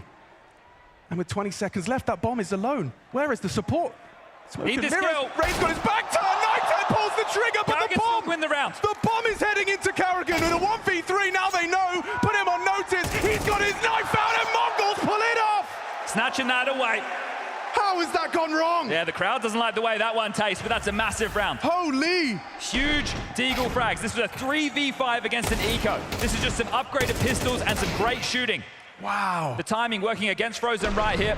He's here in the crowd. He's swinging on a dime, but just getting deleted, and that is a positive sign for the Mongols. That's you need bananas. to see these individuals hitting shots exactly like that, and you've humbled the finances of FaZe. They were so split up. Well, right now for Mongols, this is an opportunity to take a breath. You don't really know what the buy is going to look like, but once you identify there's no utility being lobbed back and you find out it's pistols, you can make this a one-round game.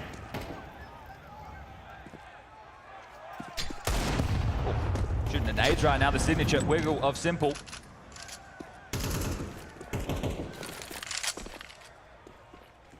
Yeah, it's just a byproduct. Those swish, simple flicks.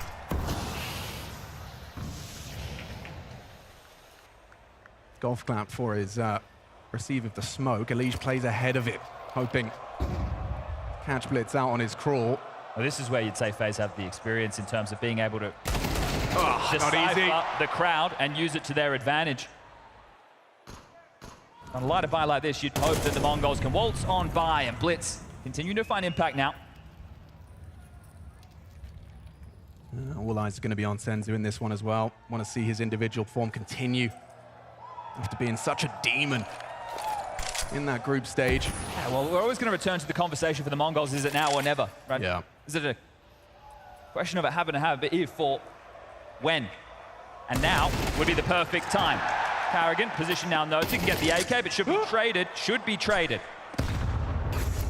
Oh, Simple, the collateral damage. Okay, Karrigan, he makes good on it at least. Finds himself another one, a couple of casualties, but Mongols do weather the Deagle storm. 4 kills from Blitz, the captain that picked up that nice Deagle headshot that started the House of Cards tumbling down. See, FaZe could have hedged into the previous round with an investment, but they decided to keep it quite light on. Now they're able to get out all their goods. M4s are plenty. Quick reminder, one of our sponsors, get up to $1,000 in bonus credits when your first deposit on Underdog when using the code BLAST. Simple's got out his AWP and so does 9-10. So we're straight into the play. Could this be a difference maker? One-round game. Heavy towards A. Look at the radar. Everybody ready to pop in. And all the FaZe are searching middle. Out of position. Completely. This is the call. This is the perfect call. Blitz is accelerated into the A site with that X-Sec, and there's nobody home. Unless you catch a crazy spam through the smoke, Brain has. You might not even go for it. No nades for breaks. 4v4, there's a hit on Karrigan. Nade to the face. Simple might try a pot shot through the smoke, but it's going to connect, and Elige forced away. Great double incendiary or Molotov towards the jungle position. A flash and a Hail Mary from Frozen. Techno's tucked. Elige is gone. Casualties racked up, and Simple and Karrigan forced to save. Mongols have tied up this game. Okay. They need to hold on to these guns. Lost bonus starting to build now for the CT side. 2,400 going into the next. But this has been a comprehensive set of rounds for the Mongols now that we've gotten into the head-to-head on these rifles. Beautiful work there, great call. Change of pace, very poppy, in your face. They've been defaulting, right? We're going into A splits, B splits, very heavy mid, top cap, window smoke. This time, straight in towards A.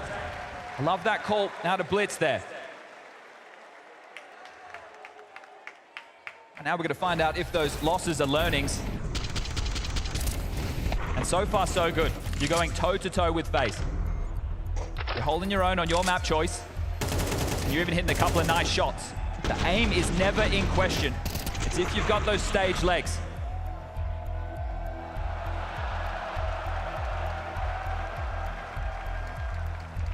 I've already resurrected the Undertaker. What else do you need? Tactical timeout called. This one by FaZe. Neo, legend of the game, on the mic. what words of wisdom can he offer up? They don't go for any investments right now with the save down 4 and the AWP. They can buy again into the next. But this is the moment where Simple needs to insert himself into the round. Or Carrigan. Also been having an impact in the early stages. 9 kills so far. Oldest player in the major remaining right now, 35 years of age. Oh yeah, and then you got the youngest. Still kicking in Mongols. Back to that default spread. Wait, Carrigan is going for a bit of an all-in here. Just goes for answers and finds a little bit of a balaclava sticking out. It was Senzu on that headshot. Well, if there's one, you'd expect more, but Carrigan's done it on his own. So this could force Mazinho and Techno to start looking into A, expecting it to be relatively clear, but the fact that they've hit the brakes, rerouting now, not getting ahead of themselves. They are going to execute back into A, and this is where the stack resides. Simple's AWP, Rain, and Frozen. Carrigan can chip in from stairs and connect it quite quickly. Frozen's 5-7 is terrifying. Up close, he can win rounds alone with a 5-7 from under that dark position. Here comes the execute. He pushes forward. Rain's 5-7 does confirm Palace is occupied. Now ramp to be tested, and Simple can't hit it. Whistles one pass, peeks into his rival AWPer. 9-10, the best of the bunch. AWP gone, maybe Carrigan's rifle will arrive. They're spamming away, and there it is. Carrigan does put his name in the feed onto 9-10. Techno trying to advance. Punishable reload. Rain goes looking. That sound cue betrays. Frozen again. This 5-7 now reveals itself. A flash is good. Blitz isn't blind. And now it's going to be comfortable for Senzu. Up and about 5 for the Mongols. That's the type of Counter-Strike I was expecting coming into today's matchup. Very trade-heavy, in-your-face CS. So a threatening save on those guns with some light investments around it. But again, lost bonus comes into play. They will be able to get it to buy once more. Simple hits that first shot, could be a completely different story. But 9-10, he punishes. Oh. Taking the lead now. How many more rounds on this T side are the Mongols able to accrue?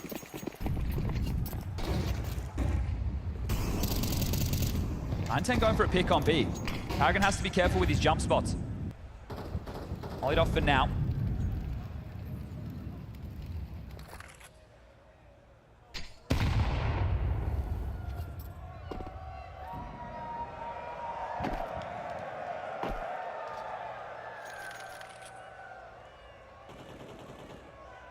This looks punishable. It's not an easy shot if 9-10 does go forward.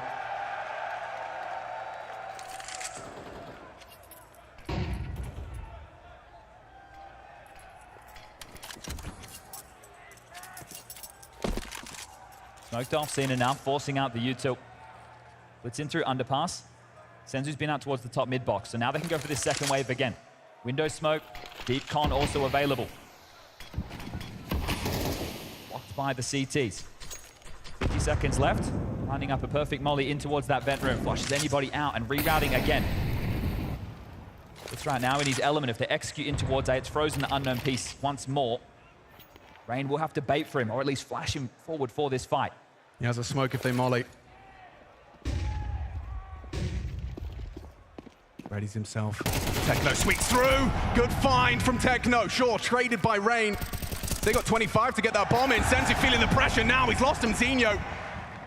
Blitz Linkers mid, catching this rotation, a double flank onto Carrigan Rain, but maybe he doesn't not ready for Simple. Spots his barrel, ready for it, hits the shot, a quick one. Not bad from Simple. They're closing the gap. 9-10's missed his shot, gets put down. Carrigan retakes. Up for debate. In the 3-on-3 phase, tie us up 5-5.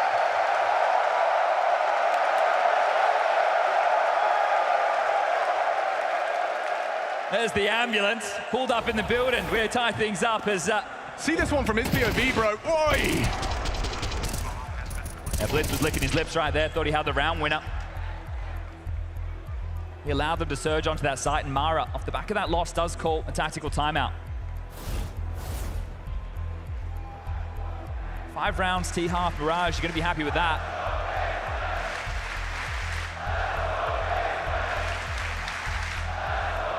Crowd support rallying now. Yeah, but up against Mongols, who, as we said on the way in, one of these two teams has been a consistent top 5 this season, and it ain't FaZe Clan. Yeah, you can't argue with the numbers. 7 out of 9 playoffs versus 4 out of 9.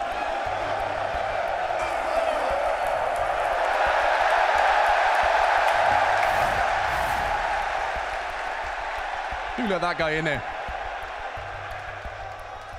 Quick tech issue. Senzu has to sort out his PC, so we'll keep all the information regarding what's going on in game to an absolute minimum until we get back underway. Now definitely keeping Austin weird.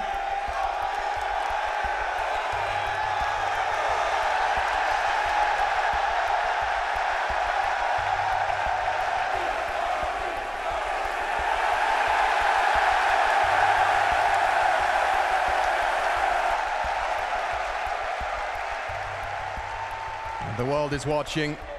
Some people way past their bedtime, but wanted to see this clash of Titans and the Olympians face the old gods.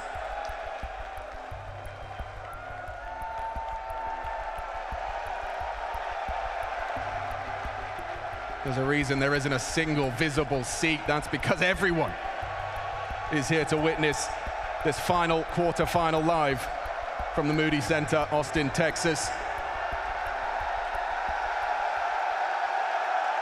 If you're not here, what are you doing?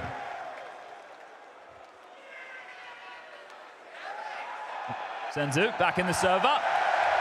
And we're ready to get things underway. Lige, the only American. Crowd on his side, but here we go.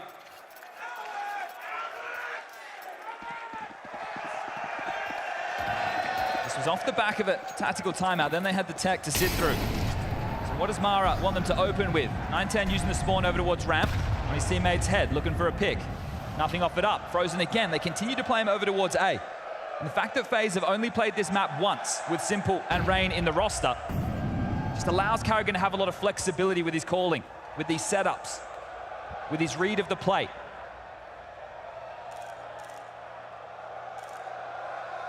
Bomb still down towards the back of the B apartment, so no finish for some time. Slowly working through this map control, and FaZe are more than happy to give it over. Allowing Mongols to walk in through top mid, underpass. And again, the second wave, they've been able to get away with this time and time again. FaZe are happy to block, happy to allow their individuals to go for multi-kills as they push through. You can see the game plan there from Elige. He smokes in front, throws out the HE. Karrigan gonna catch Senzu progressing. Now, in the meantime, there has been a boost. Maybe Elige is responsible for that. He's playing it from the most passive of angles, just ensuring he can't slip into his teammates. Gathering to test this line, held by Simple. Elige, oh, he wasn't ready. Blitz gives him a jump scare. No immediate movements. Actually, yeah, Simple's turned, draws his attention away from the Apps walk. This is the gap, and they're already passing it. Oh no, he's missed it! An opportunity, and he squandered it twice, can't hit the third. Mazinho just spins around to open up the round and close down the site. Have to save this one. It's gonna be 6 now for Mongols. Wow, that frag from Blitz really disrupted the setup. Yeah, you can see Simple just absolutely off kilter there. The first one short, gets the surprise as he lives back in. The second one you think he has to get if there's any chance within that round win. So Simple dropping the ball in that one. Looking mortal. Yeah, well, who would have thought it? 2 years off. Yeah, how many days? 900? Since his last major playoff, yeah. I was back in Rio, the villain against Furia. We all know how that one ended.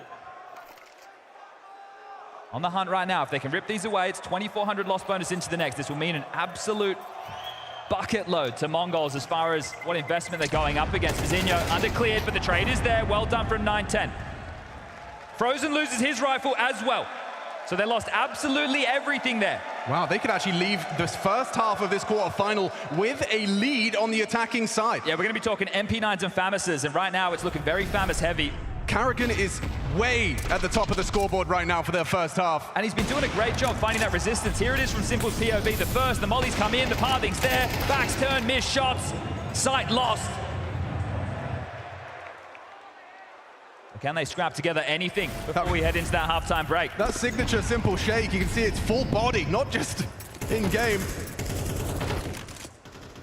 Okay, that's a lot of early territory gained by Elige. Now, they did this to Mazinho earlier in the piece, and he's actually sat back, allowing them to take the space. Does Elige hang around, or does he need to hedge over and help his teammates elsewhere? Yeah, 9-10, it does look like he's on the warpath here. Well, knows they can't have an AWP on the other side. Shot connects, and actually, yeah, Mazinho does go down. That was a FAMAS versus an AK. Elige, that's a massive scalp. Rosen, evasive maneuvers. Position noted by the spread of the flame. Wouldn't be the first 4v5 Mongols convert. You're How do they right. get back into this one?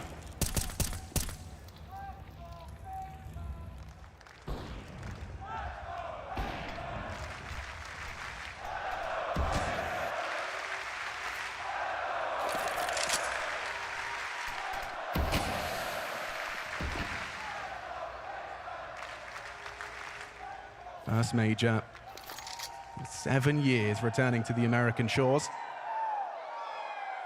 Boston feels like a lifetime ago. It's a tough angle for Simple here. Might catch them off guard on their progressions. Yeah, Senzu just walk in, good find, Simple down. Is Carrigan under so much scrutiny, but Frozen hits the shot. 9-10 last. A USP can finish it all. FaZe to tie up this half, dead even. 6-6 on the half. This quarterfinal has only just begun.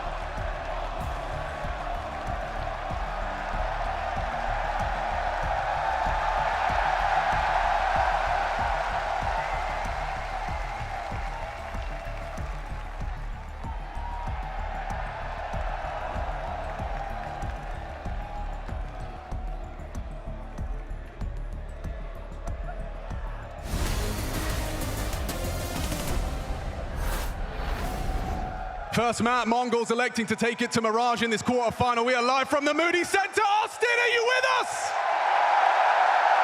Just the first map, Mongols, no pistols, 6 rounds on their T side though. They're looking stable. They're looking like they are going to make FaZe sweat, make FaZe work if they want to see the semifinals tomorrow.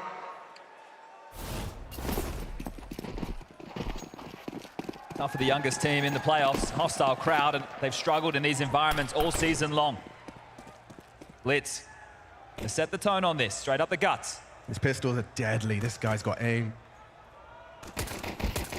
And he hasn't been able to put it on display. Nice tap and ouch! Instant goosh there, long range Glocks. Look at them, both of them with their bell rung. Senzu and 910 limping back into the site. Bomb rerouting right now. Karrigan calling the troops back.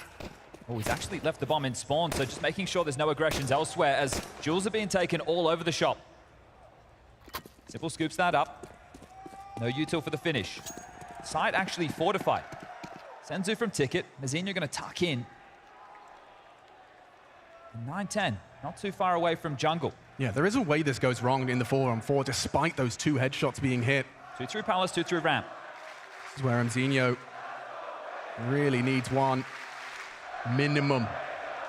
Look at that HP on that CT player. And no, they're not looking at him. He finds Karrigan, an immediate response from Simple. Gets that trade. Important find from Senzu, catches the aggressors. Oh, Messi! Rain couldn't finish it.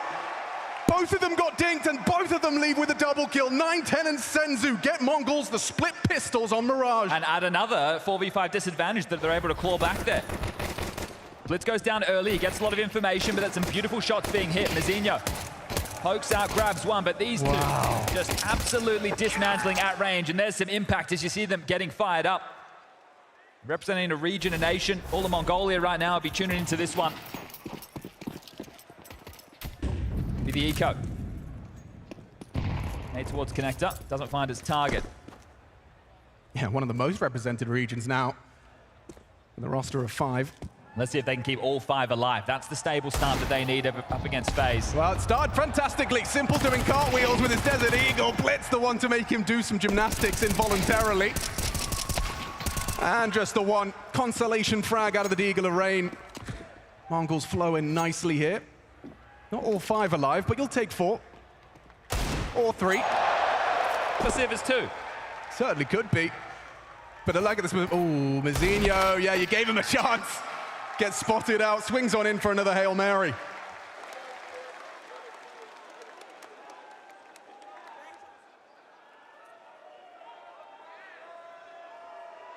Not counting my chickens too early, but Mongols, this is doing some convincing. Ah, this is it, right? The fact that they're able to stabilize on this stage and be competitive.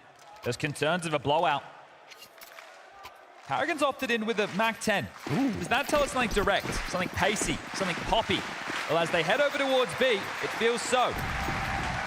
Techno, the supported piece of this team, might be tested early. Under scrutiny. Senzu on social. Came to his side, but right now might need to do so in the server from Cat. Techno, they're coming your way. Yeah, he needs help. Eyes on the floor, tracking Karrigan, draws blood. Elige will trade, but here comes Senzu into the side, ready for the swing, and Elige not ready. Headshot provided, double kill out of Senzu. Perfect defense. They come and knock in and get sent back to spawn with nothing. Techno does his job there, delays them, gets a kill, slows them for that rotation to get in, and then the teammate, they just absolutely maul. Mongols with a 3-round lead. FaZe not getting the bomb down. Lost bonus, sure it's in play, but it feels like you have to take a partial. Right now, Mongols, they are looking like the team that we see within the group stages. They are. There's no difference right now. They're hitting shots, they're playing aggressive, they're not backing down. They used to completely, I mean, it was a magic trick in itself. They would morph and change into a team we couldn't recognize. And what a contrast. You go back just a couple of weeks in Dallas, they're in the arena, they're the fan favorites. People are chanting their name. You come into this one, you're up against Elige in the FaZe jersey with Simple. And it's a whole different kettle of fish. Careful, you got to be careful when you say his name, otherwise we can't hear ourselves for a moment. Who? Elige?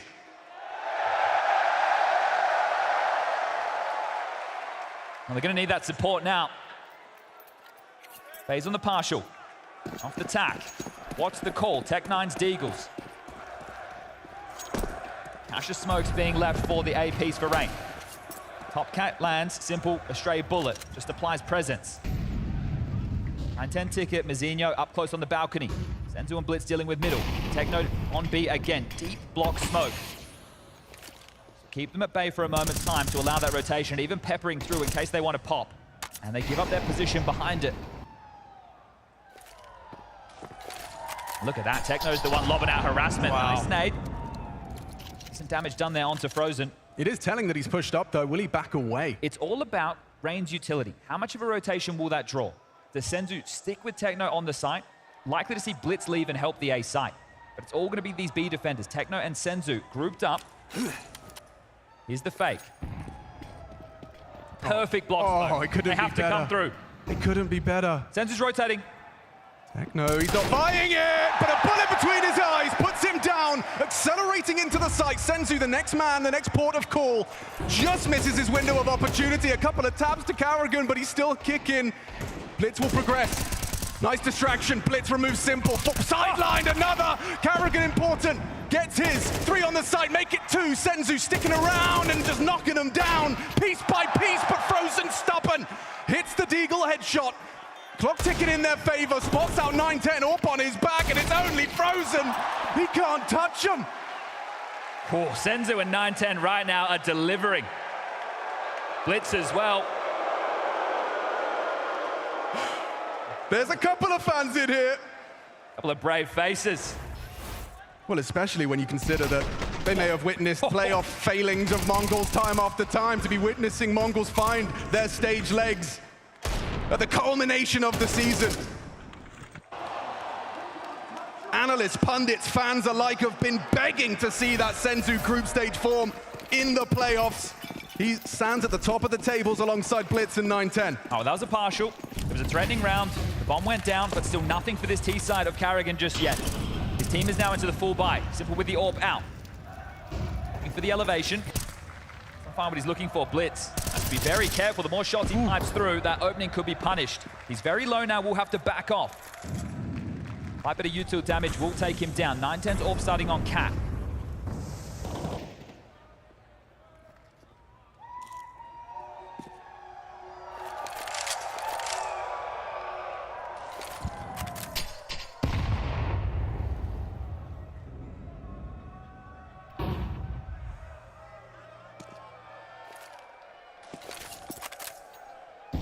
Configured now for an A split. Karrigan with the bomb towards ramp, Frozen alongside. Window now blocked. Cat will have to follow. They've done deep con. That's to facilitate Elige now to work through, get the key real estate. Senzu is the unknown piece on A. Blitz is low, and because of that, he's also gambled with this site stack. They have 3 players to deal with this. I feel like Simple's going to be responsible for just to hold 9-10. Might get AWP's clash here as they start their progression. Simple, 2 mines, realizes he has to stay locked on. 9-10 removes him. And that Senzu reveals his position. FaZe, empty hands. It's just Karrigan, dead man walking. Mazinho makes it so. And Rain, too little time. And held by the AWP. 9-10, impact from the short side. This is a flawless CT side so far. 5 consecutive rounds, 2 of them being rifles. So taking care of business are the young guns, the Mongols, and I think Blitz getting put low on HP from window actually helped them late in the piece. He goes over towards A, he hides, and he's not even needed. But Pip did the post. Simple again goes down to 9-10. And they're storming away with this one. On their phones, stunned. The contrast. Starting to get quiet out there as the reality of this setting in. Couple of rifles, have max loss bonus. They really need a plan, and they're trying to punish Techno again. He didn't pass it last time round. Look at Karrigan go, just Tech 9 in hand. Senzu, though, is ready. The flashes are good layering. Tucks in to get right. There's Techno, though. There's the defense once more. Rain, back of the head for 1, but Techno this time passes the test. A+. Goes down to Frozen at the same time. Blitz was caught by the Simple Deeg, so maybe there's more to this round after all. 9-10's position is noted. Simple will punch in the code. Frozen not looking. Mazinho gets him. Pure, perfect play. And Frozen completely overlooked him. Getting flatline right now. As touched upon, FaZe have only played this map once with Simple and Rain. Obviously, Dallas, that skull standing in, that doesn't count. The officials you're seeing with this roster are at the major and only at the major. And this Hail Mary, this last-ditch attempt to be competitive at the major has gotten you this far. But going up against any team on this side of the bracket, you have the pedigree. You have the class. Right now, you don't have the rounds. This is such an incredible haul from Mongols already. The question is whether they get into their heads right now at the finish line of the first map. Anubis up next. That's going to be a really tough map for them. They were blown out in the match that FaZe won 2-0 to book them this spot. They changed it up in the veto. They didn't go into Ancient, they went into Mirage. That'll be our third and decider if we need it. But if you're Mongols, you must have been expecting that Anubis pick to come through. How prepped and ready are you? And take a look at the change for the final round of play, potentially on this CT side. Double AWP, Senzu, 9-10, bring them out. Oof. So they're going to be the winning recipe or the way to let FaZe back in. Hefty financial decision being made right now. Sure, it's leftover cash to work with for a follow-up round, but this could be a slippery slope. This could be a perfect second half. One round is all they need. Elige, knife out through a smoke. Blitz is perfectly positioned to disrupt this walk if he dares. And now he's been spotted. Good find. Simple saves Elige's hide. Pushing forward, and another one on his scope. Senzu brought down. Simple. His impact reverberates. FaZe with a two-man advantage. Can they really let this one slip? Elige doesn't think so. Removes Mzinho, and wide open now. Techno goes down to the flame from the grave. Karrigan takes one with him. And 9-10 peeks in, and Simple finishes it off with a quick flick. 21 MVP medals, 3-time world #1, major MVP, major winner. He doesn't want to be off the stage quick. Sure, this is late in the piece. It's your first T-side round, but a comeback has to start somewhere. They break their silence in the last possible moment. Is that just a consolation round? Is that just a cosmetic round? Is that just something that you can throw in the highlight reels? Well, timeout call for Mongols. One left in the chamber for Mara to call down the stretch. And that stretch can get real shaky if you lose this next one. You're already down to Techno on an MP9. 9-10 gets back out the AWP. Rifles for the rest, util there, kit in play. But you lose this, 1900 loss. You will have to take the eco. At that point, FaZe can start whirring back into action. It's not over till it's over.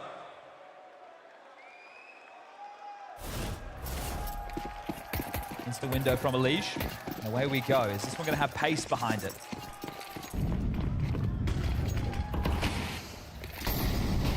Oof, Rain certainly thinks so. He's already getting a lot of ground. 9-10's in con right now.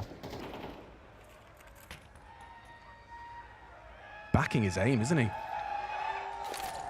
So many possibilities of that first fight. He stays active. He's in trouble. They're ready for these engagements. Supported by that 9-10. Up close and personal sniper. Uncomfortable now, covered by Blitz. Oh, he's hit the shot somehow. Oh, Kikush didn't try to trim his fingernails, tried to trim his toes. How did that not get the kill? Nice catch. What? 3 kills in simultaneous fashion. Mongols disappear. Frozen fumbles, Mzinho.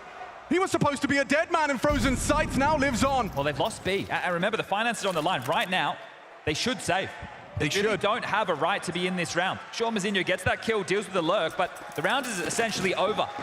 Those 3 kills come in, there's too many weaknesses. It looks like it's going miserable after that missed shot to the toes. Those steel caps, extra strong for 9-10. Have to hold on to these guns right now.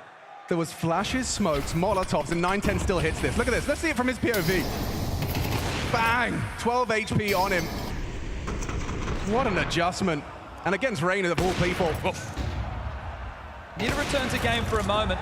Karrigan is on the hunt for this. Remember, 1900 loss. If he takes away this AWP, collision course with 9-10 You're now. right. Might be able to remove this. Bomb about to go off. Karrigan clearing. Okay. 9-10 was holding. Held on to the AWP. That's a big save. That was necessary. You've already highlighted the finances and the ramifications, but 8 for FaZe. 2 consecutive. So this next round won't be a walk in the park. They will have to work for this. Gonna have to identify where these saves reside. And AK, you know it's traditionally on the A defender, and the AWP, well, that's 9-10.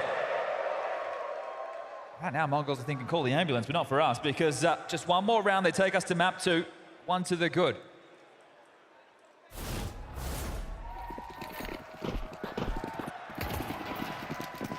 Start 9-10's AWP over towards B. Yeah, very clear game planning going on here from Mongols.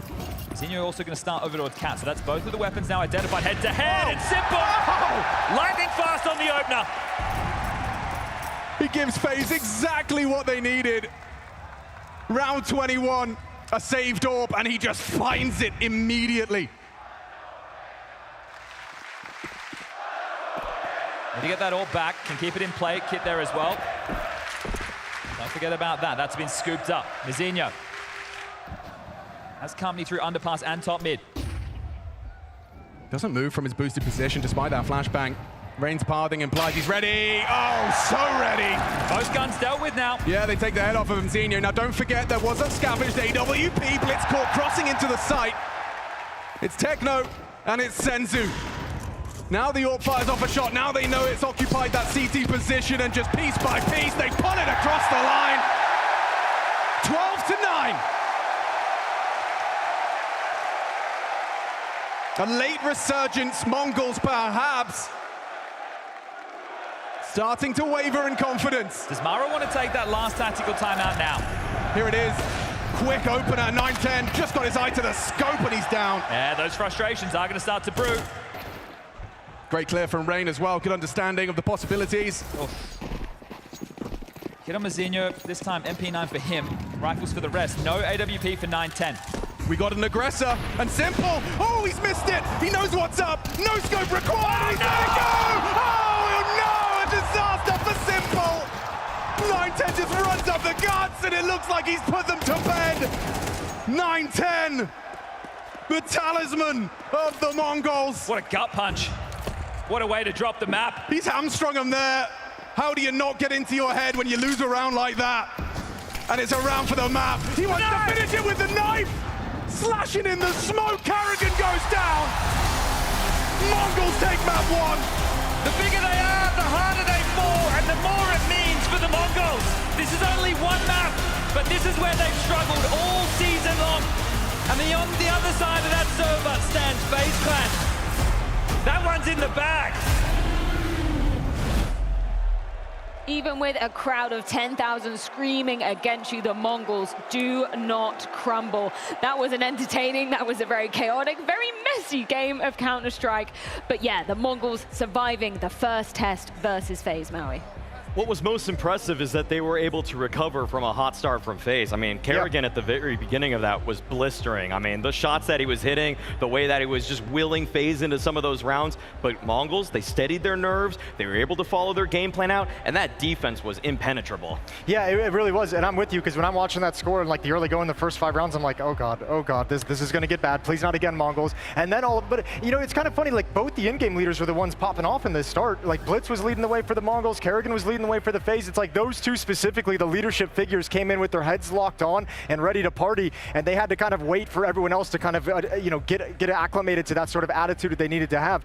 I'll say this too, he didn't end with a great scoreline, Senzu, but towards the end, he had some very impactful rounds, which is exactly what we wanted to see out of Senzu and Mongol. 100%. Just looking at the 2 in-game leaders side of the equation, though, it's an apt point to bring up, because it's not necessarily the 2 individuals that we expect when we're looking on both sides of the server, right? Without a doubt. The fact that Kerrigan was imposing himself from short, that's not something that's going to last a whole half, okay? I don't know what possessed him other than really the crowd just emboldening him. And I thought, oh no, here we go. FaZe Clan, the occult magic that is reawakening Simple is somehow rearing its head again. But yeah, things cooled off a bit. I mean, I feel like there was a regression to the mean. I actually do expect Kerrigan to come out like that in most of these games. I feel like it's something he does frequently. I just don't expect him to be as successful with it as he was today. Right. A lot of times it's like this one kill here, and the next time he still has that same level of aggression and assertiveness, but it's more to create space for the guy coming behind him. Here he's just killing everyone. Blitz doing the same thing on the other side. Those 2 guys, the leaders, had a great start to this map.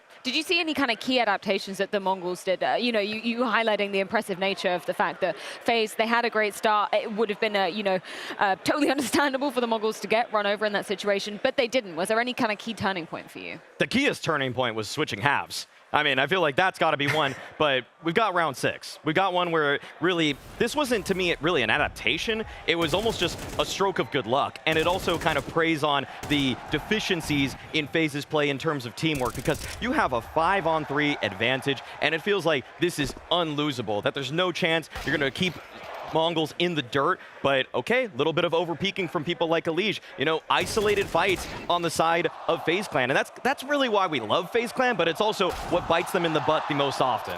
Yeah, and I mean, this is just a great round. I know you mentioned it, you know, at one point right before this game went live, is having some of the other guys on the team kind of bring up someone like Senzu, who struggled the most on these big stages, having guys like 910, having guys like Techno. That had to have been a sick round for MongolZ. Like, when you hit those deagle shots, that changes the energy in that team immediately, and they just kind of picked up and ran with it. That's the thing, when we switch into the second half as well, that's where MongolZ really go on that just crazy streak on the CT side. You got round number 15. What was key from this one? Just textbook play. The fact that the MongolZ are able to immediately read that there is a B hit afoot, that Techno drops the key piece of utility. I don't know if he meant for this Molotov to land underneath window in the way that it did. Like, the trajectory that this bounces at seems incredibly fortunate. Like, it lands at the feet of Kerrigan there. That's actually his Molotov. That's actually not intended whatsoever. I don't think so, but either way, the rotation comes in. Blitz is able to quell the fight towards middle, and everybody's just rotated into position perfectly for the MongolZ. Great protocols, great anchoring from Techno there on the defense too.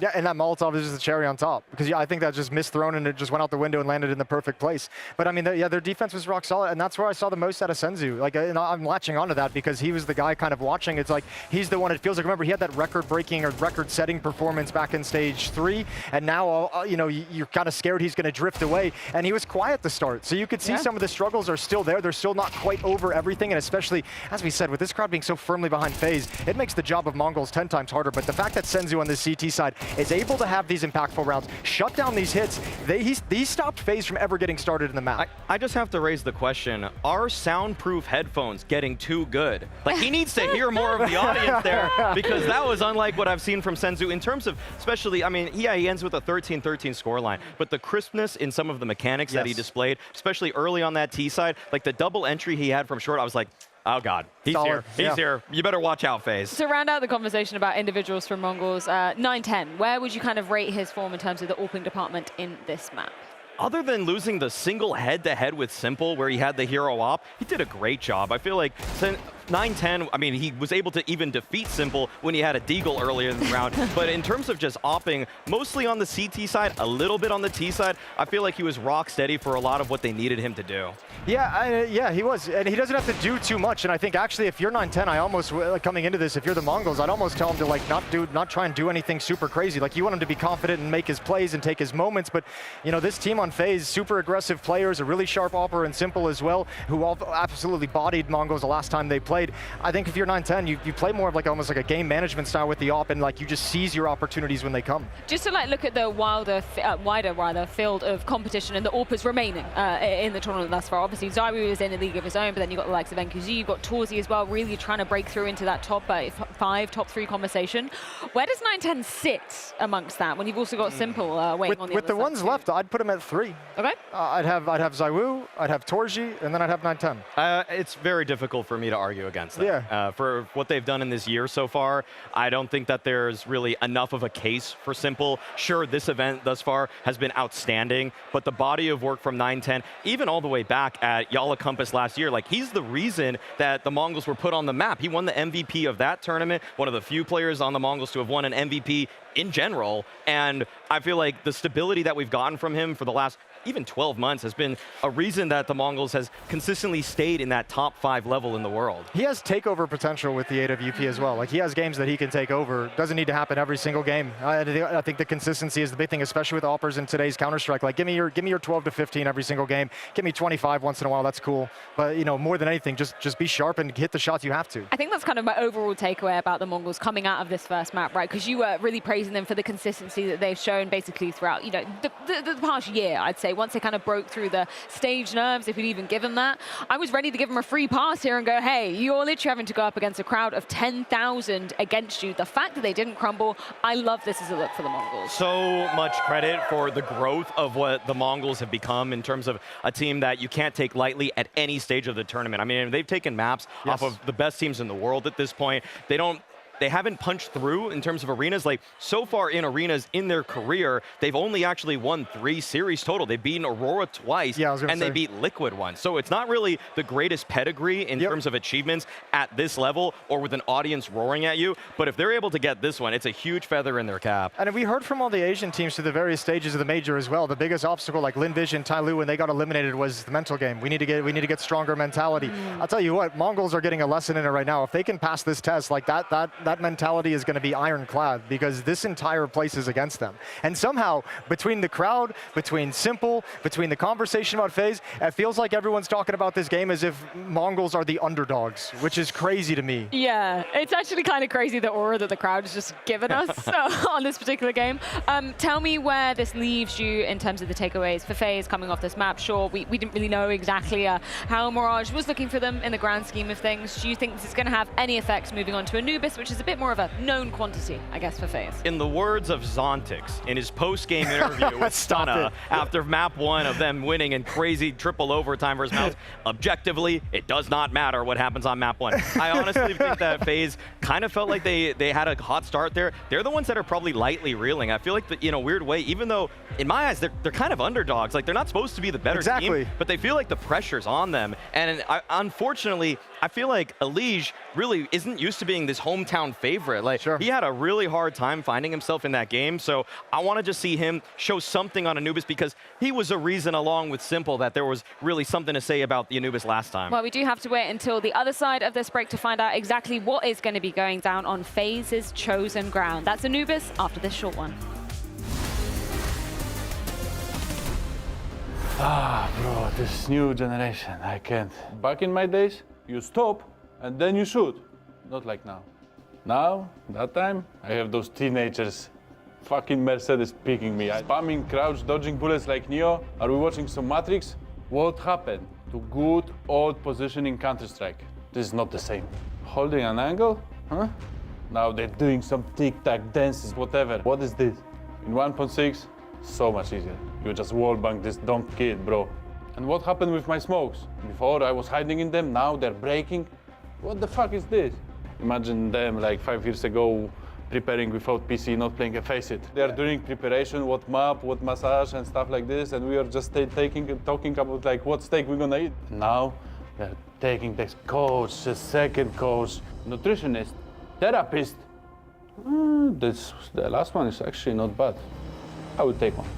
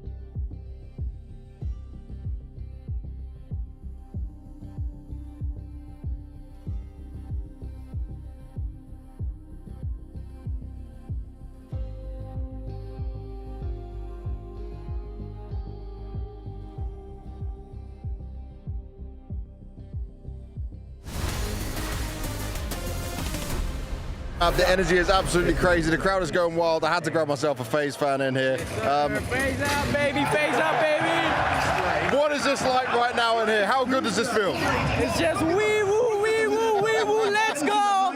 Absolutely love it. Simple. Everybody. Elish, the hero. It's just amazing. Austin, you have been an absolute treat tonight. Would you like to hear some very exciting news? Okay, because Blast have a treat in store for you guys. You've been such an amazing crowd that they're going to be returning to Texas next year. Oh yes, Dickies Arena in Fort Worth for the Rivals Finals, announced here first, May 1st rather to May 3rd. So you guys best get your tickets fast. You have been absolutely amazing in here. But we do have another game to be getting underway, or another map rather, to be getting underway. FaZe, MongolZ, Anubis, a bit more of a known quantity for FaZe. Is there hope for this crowd that we might get a third map? I want to say yes, but I haven't seen much from FaZe Clan so far. A lot of weakness have been shown so far. Elise didn't have a great game on Mirage. Simple stepped up later in the stages, but also missed a couple of misses, you know, where he should have hit it, where he should have done better. So I'm a little worried, Peter. I know FaZe Clan, they played well against the MongolZ on Anubis in the group stage, but so far during the playoff right here, and from what I've seen tonight, I'm not really feeling it. We need a lot more out of FaZe Clan. The one showing up the most has been Karrigan, and this game has so far been the battle of the leaders, and Karrigan has been tremendous in the way the FaZe has been playing, but obviously it wasn't enough. You know, he needs a lot more for his individuals to get the game going. He has done everything that he can, but he's been needing Elise to step up. He needs Simple to go in and hit more shots. There's a lot of things they need to do better to come into this game. I agree, and I hope this man on your screen will free up all the individuals he has within his team. We haven't even spoken about Frozen, the most consistent player within FaZe Clan. I would like to see a bit more from him as well, but at the end of the day, you speak Anubis, let's get particular. Elish in middle, that's his domain. That's where he's gonna fight. That's where he's gonna be aggressive. He's working a lot together with Simple in that mid portion of the map. If they can get it going, if they can hit the ground running, so to speak, I still believe that FaZe Clan have what it takes in order to make this game competitive, but we also gotta give credit to the MongolZ. The way they played on Mirage, the level they've showcased so far, we need to see more from FaZe if they should match that. Was there anything you could take away from that Mirage performance from the MongolZ, right? Because yeah, hot start for FaZe, they were really rough out the gates, right? Anything impressive about how MongolZ answer back there? Like, the MongolZ just constantly showcase how good they are mechanically. I mean, that is what they showed up. You know, they stood out the battle of the crowd coming in and supporting the way FaZe Clan has been playing, you know, and we're now in a position where the MongolZ know that they've overcome this, and now they're not going to move into like a certain area where FaZe Clan actually feel very comfortable. So they need to keep this one going, but obviously the mechanical skill is what they've been doing well. We've seen how they were really good at playing the reactive game. We saw Blitz having a good game, and it's so important to have your in-game leader play well, and that is why I think it's going to be important for FaZe Clan as well to have Karrigan play the way he does, because the way that he can lead his troop into Anubis is going to be very instrumental. He's going to be making all these very, like, it identically calls the Karrigan knows he's good at making the small fake, and this is specifically a map where he can actually dictate the game. Sort of hot take, I want Karrigan to bottom frag, because if he's not bottom fragging, FaZe is not working out. You want to see Simple on the top of the scoreboard. You want to see Elise, you want to see Frozen. You do not want to see Karrigan top fragging. It's not supposed to be him sitting with 17 kills while Elise have 6. So at the end of the day, as much as I appreciate Karrigan playing well, I want to see him at the bottom of the scoreboard, because that most likely will mean that there's a good chance that Simple and Elise have been activated. Just sounds like you're praying on another Dane's downfall, Jacob. SMH. We've obviously seen this map go down between these two opponents already once. That was back in stage 3. Went very handedly in the side of FaZe. We're going to be seeing MongolZ starting on the T side yet again. They were only able to get 2 rounds last time around. You've got to have a quicker start if you're beginning on that more favored side, right?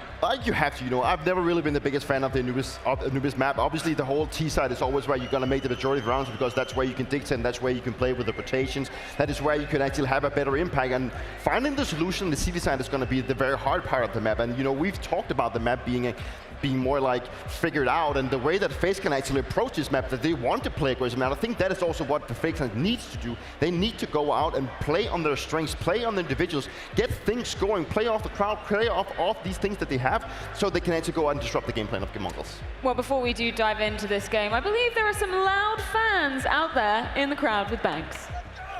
We got a battle here between the MongolZ fans and the FaZe fans, and I'm going to find out who's the loudest in here. But right now, you guys are a bit outnumbered in the arena. How is it in there?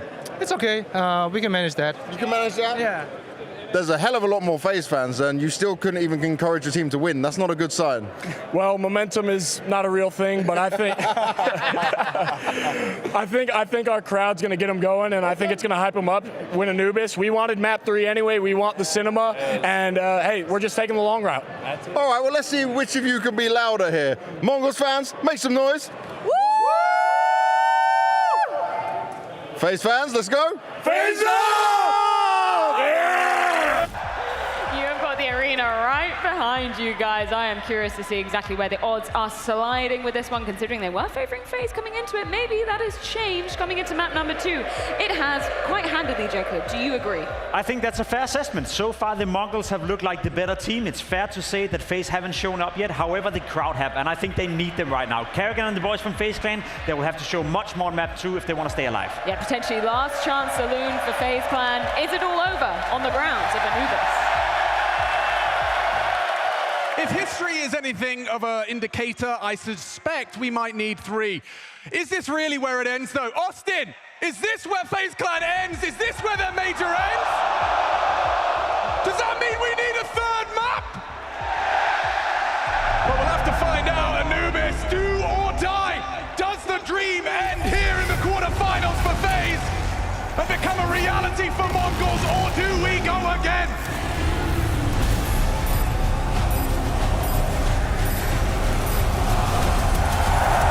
It's game on. It's a must-win map for FaZe Clan. Starting on the defense. MongolZ a map away from a semi-final at the major.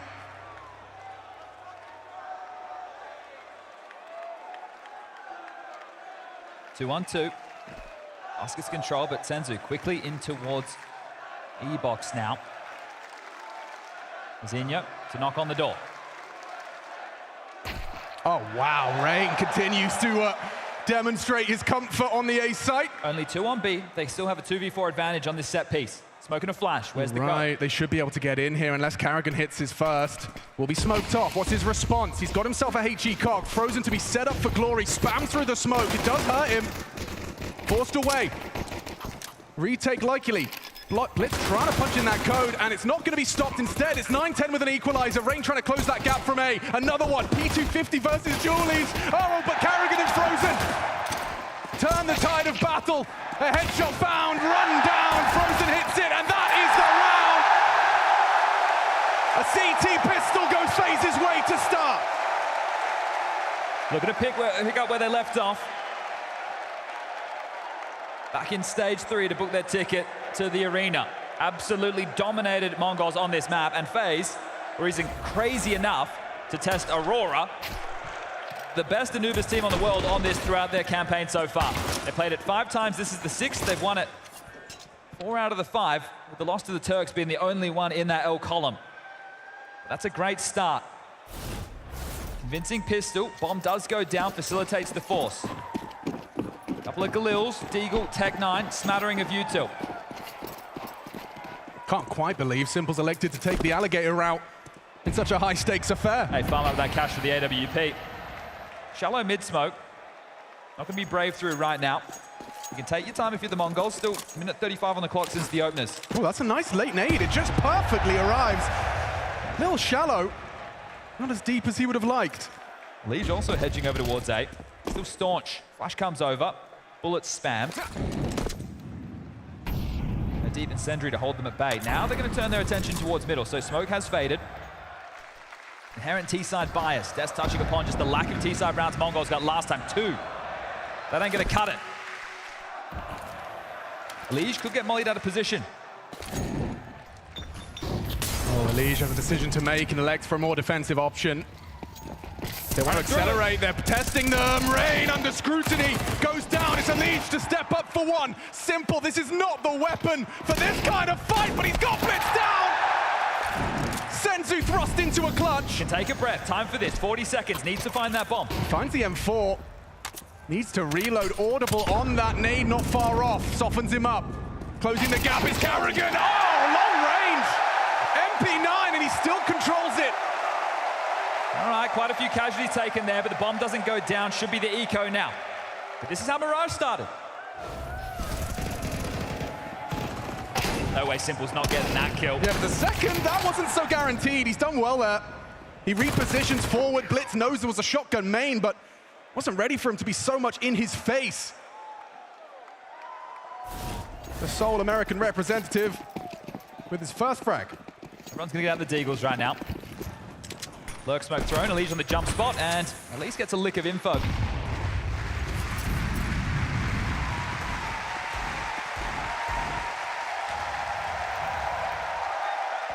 Rain's been holding this A main in a very aggressive way, and it's because he backs his aim. Techno slipping through the smoke and a jump scare. Elige wasn't ready, and Carrigan nearly went down as well. Saved by Frozen. Had he doubled up there, the site would have been really under scrutiny. Yeah, moment of chaos there for FaZe, but now it calms down.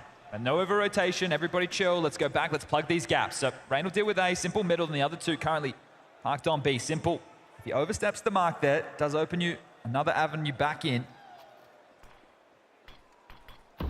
Gentle, quiet peaks. And there's no rush if you're the Mongols. Just need to go down to make sure you get that loss bonus. But if you can take another kill, do some damage, get the bomb down, that'll be a massive bonus. Simple continues to call mid clear. That information keeps the extremities ready and raring. Duke walks through. Carrigan receives him. They already knew that he was playing over towards Con, but Frozen's here as well. Should be able to sweep this one under the rug. Frozen and Carrigan now both ready and raring, and well, just the final frag. It'll be dealt with. Neat, tidy, and they tuck in that third round secure.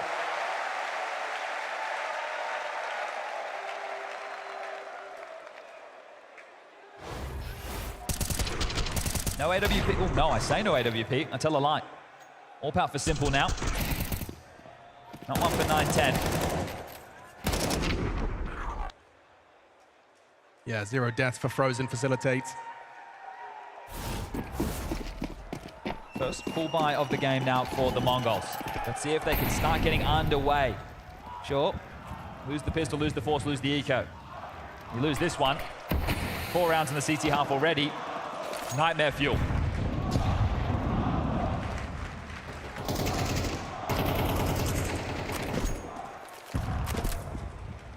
Bottom map control comes for free on Anubis. But waiting out that CT utility, making sure there's no aggressive maneuvers, keep them canned. Ooh, that's a fumble right there. Forces the rotate in towards B. Simple and Elige both rerouting.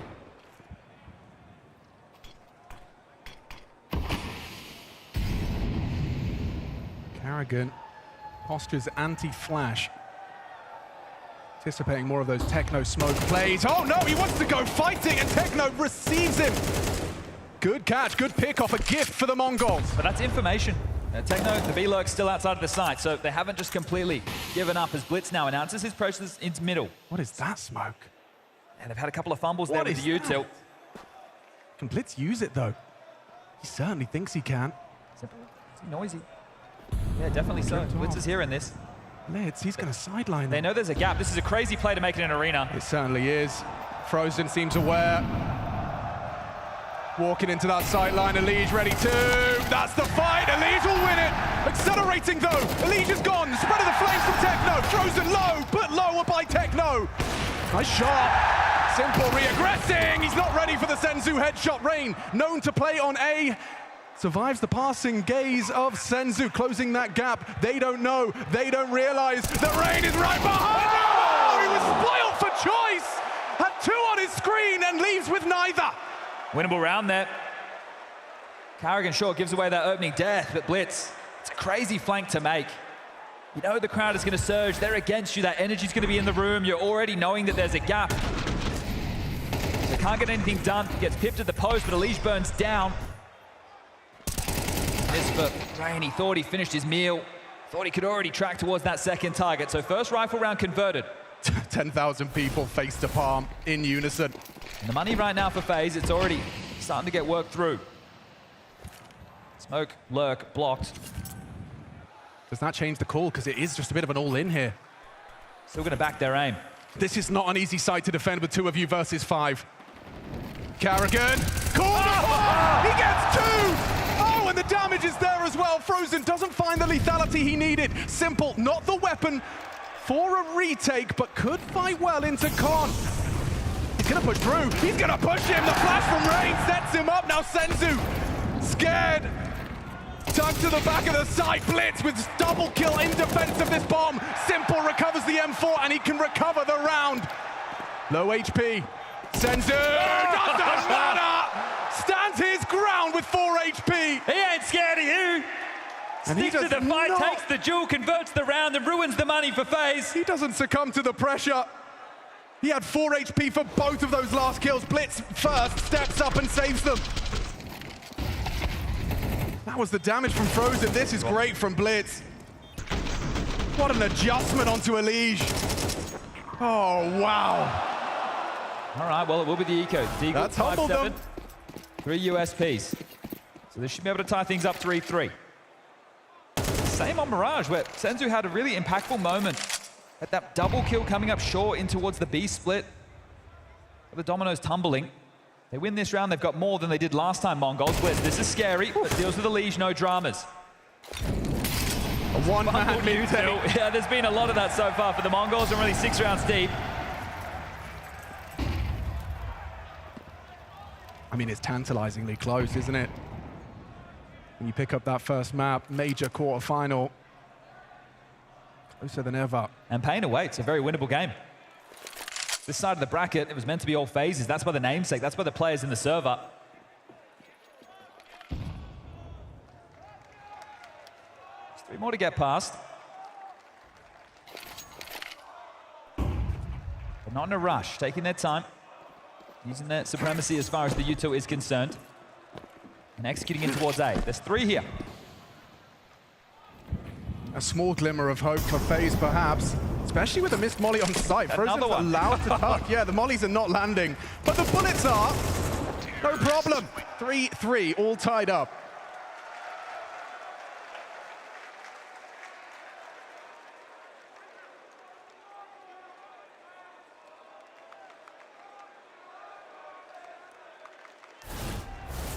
This tournament is in part brought to you by Nova Wallet. Buy and sell team tokens like a stock market and watch your predictions play out in real time. All right, guns back out, and Simple is sticking to this auto shotgun. He is staying bizarre with the alligator round and round again. He's making it work. He's getting some kills. It's good. I mean, it's a great weapon for Con. Make no mistake, up close, perfect weapon, but you're not taking any deep lines with that. Just not enough money for him to get an AWP, so opting for something a little bit different. Shotgun on the major stage. On the major stage. And not being memed upon. After over 900 days away from the playoffs in the majors, Simple now burnt out, forced into a fight. He can't win. Not at this range. Senzu cautious. He's actually waited it out. They're just scared of him. He gets away with his life after that. Senzu now closing the gap. Whoa, Simple. A dangerous game being played, open to main, but smokes and blocks. Okay, so there's the pressure, forcing it out. That's exactly what we want, the seesaw between Connector and A main. Gonna flash through middle, might catch Blitz. Been doing this alone. He's ahead of it, he's ahead of it. Yeah, they're just pushing out. Oh, it's a jump scare. Rain's already an important trade. But you assume A's open. Rain's the A defender. There was 3 in him towards middle. Mazinho can't make the move on his own. Especially with that block smoke still down, they just threw that to progress. Util will affirm their suspicions. Elige and Frozen. A bomb site to be defended, and Elige is running away. They're not buying it. Frozen is alone here. That's it for the U2. Mongols yet to plant. Gonna start fading soon. Oh, they're jumping up. Mazinho flirting with the idea of jumping into the heaven smoke as the bomb goes down. 4-on-4 favors that post plant, but now Senzu goes wide, traded by Elige, important, but Mazinho lives on, back of the site, can't tame the spray, and a shotgun retake is not gonna happen. Didn't rush that one. I'm surprised they took so long on their way in, because the util fades. Tough for them with a lot of those choke points, then they have to take those duels, but they're just showing, even in 3v5 situations on the T side, it can be quite easy to win those type of rounds, so Mongols putting their aim back on the pedestal. Very well done. What do you think Coach Neo's observed so far? Well, this right now is just going to be talking about, you know, the stretch forward on this CT side. You're going to say, all right, boys, it's fine. I know last time we got 10 CT rounds. That's all good. We know that the path of the course is 4 or 5, and we already have 3. We just need 1 or 2 more. So let's just take a partial now. The loss bonus is built. We're going to get 3,400 into the next. Let's get Sashiri's AWP. Yeah. We can be a difference maker once that AWP is out. In a round like this, you're just hoping for a couple of kills, maybe save an AK, keep the pressure on, because the momentum shift, 4 consecutive rounds now for the Mongols.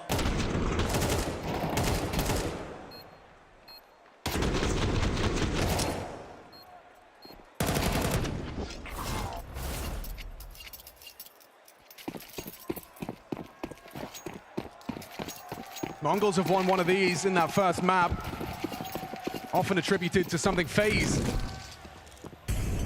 Pretty handy with the pistols. The key for me right now is the smokes. It's where you're going to try and corral them. Are these just used to block as they come knocking initially? Try and force a fumble. 9-10 accelerating, has support of Senzu. Yeah, good for like a jiggle smoke defense, and AWP can just PQ and ooh, the elbow. It was enough for Carrigan, he's seen it. But that territory is now yours. Senzu just going to harass to make sure they don't creep in. Nothing too crazy.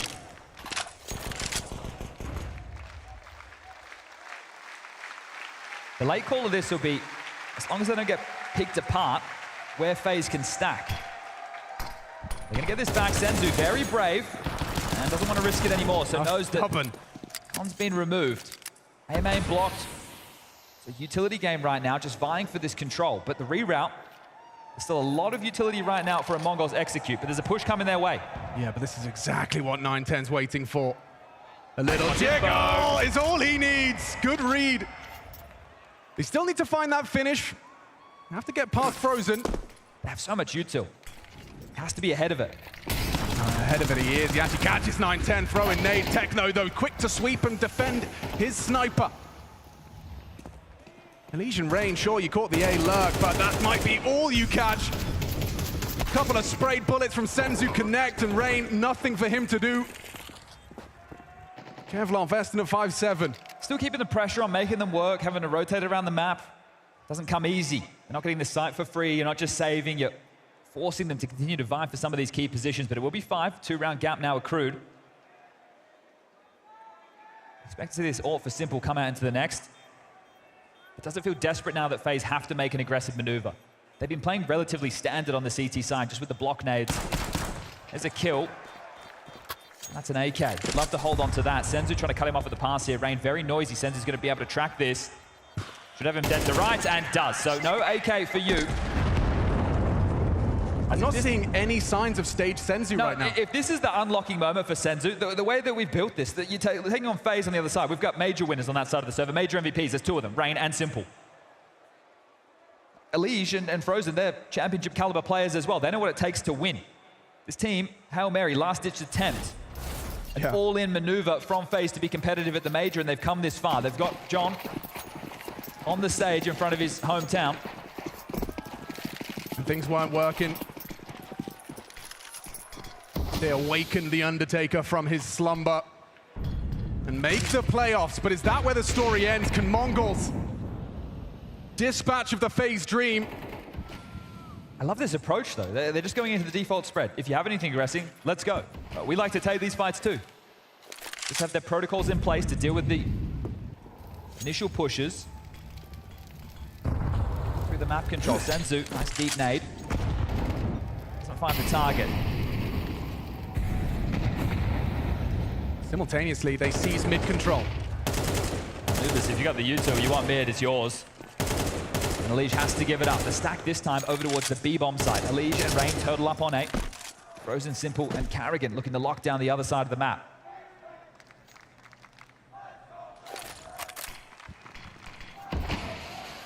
Concedes the space with his smoke, Carrigan just scuttles one into the mouth of Con. And the key there is there's only 1 left. Simple having the last smoke to block. That's just been lobbed out as well. Well timed because they're rerouting into a B split. They need to fight for this con control. Senzu losing this fight could spell disaster for the Mongols. Carrigan, no, he's not going to get anything done. Simple sure, connects with the AWP, but there's a whole team coming his way. A need to break, 2 advancing, just enough, spotted a blitz, finds another, dancing around the side for another. Hard fight for 9-10, retake looking good. They haven't even gotten the bomb down. Techno trying to buy time, trying to make space. Needs to punch in the code, another fake. There's no time, he'd have to kill them both. He's overthought it. Rain, pulling the strings. Techno's not got the time. The clock and ally for FaZe, up to 4. Those smokes, Chad, you highlighted it, it becomes a factor. Well, they break the 5-round streak. Tense moment there, one player survives. You get the win bonus, but the CT finance is still going to be strung quite thin. Second shot. The AWP comes out, it finds impact. But you lose it, and you don't have enough money to afford another. So right now, Simple goes back to the auto shotty. Doesn't have this AWP.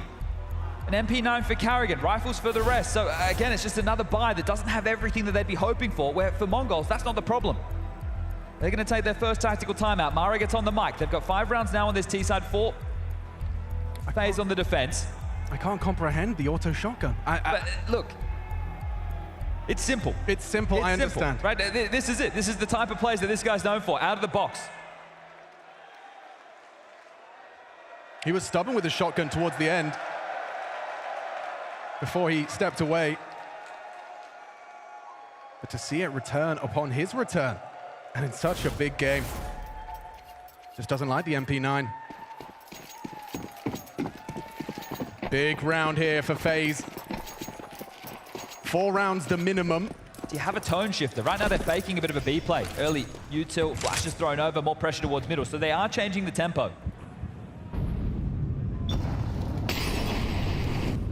Zinho is going to ask questions of this setup.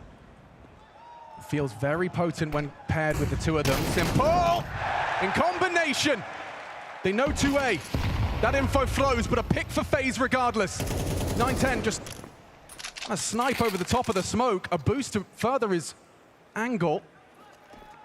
And it's Frozen that's ready. Woof! Quick haircut handed to him. Right, 3v5 now. Senzu trying to buy some space. A well-structured CT side would never let the Mongols back in here. Harrigan up close, looks like it could be a good catch. Whoa, he just drives at him. 100 mile an hour into Con. Senzu loses his life, loses his AK, and it seems Mongols will lose this round. The 10th of play, second map, final, quarter-final. Live from the Moody Center. 9-10 will peek through. Wow, Rain up against the sniper! And he's the one that's the most precise. 5-5. Triple kill from the Norwegian Rock.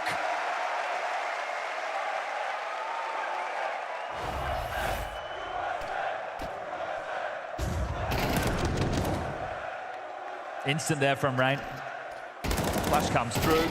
Simple starts shooting, but Rain gets the kill. Even gets Simple's AWP back in play. Money now a problem for the Mongols. It's 2 consecutive rifle rounds. This will be the 3rd. Working back into things the hard way, FaZe.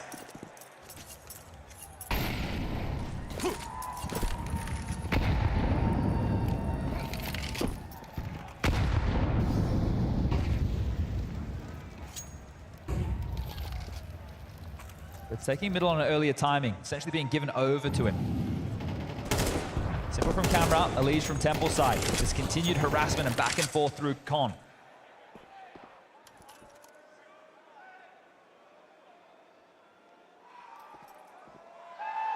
It's an exercise in focus when playing so passive. They're going for an A split. Mazinho has help this time to get this control. An info play not really available for the CTs right now. If they push through B-man, that's going to give them the longest rotation point to help out this side. So Simple, Rain, they have to burrow down. Elige's on his way. He'll come through heaven.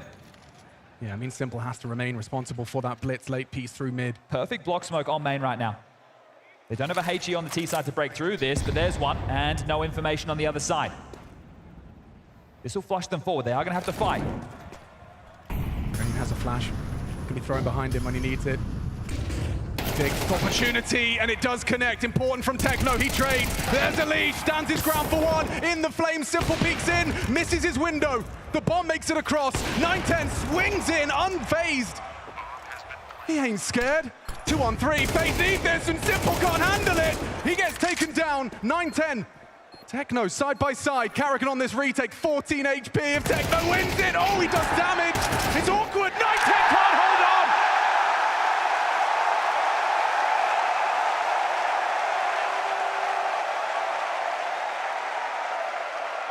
on. Jubilation in Austin as a 6th CT round on Anubis is theirs. Yeah, and they're just, again, doing it the hard way. You're up against this buy, the Util's in the mix. It's a nice little opener there, right? Smoke gets blown open, no info. Then there's the molly, then there's the flash. So good Util sets to at least have a wolf at the gate. But the retake on the way in, 9-10 and Techno, both under pressure, both with isolated duels, unable to convert. Final round, first half.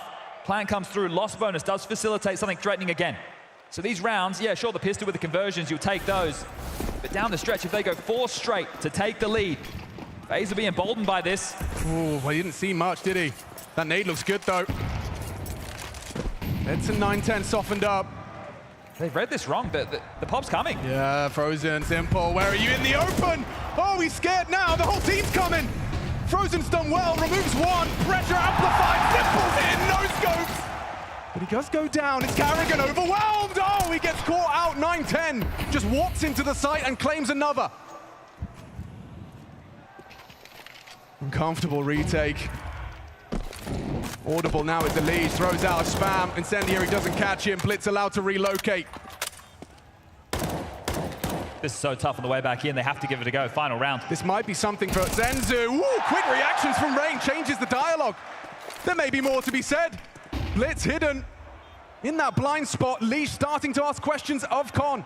Blitz, oh, he's ready. Catches the headshot necessary. It's a Liege, last round of the half. Everything to play for, everything to be gained. The flash, the swing, he's got it. The first is his. Oh, he's got it. The star stands up on home soil and gives FaZe the edge as we head to halftime.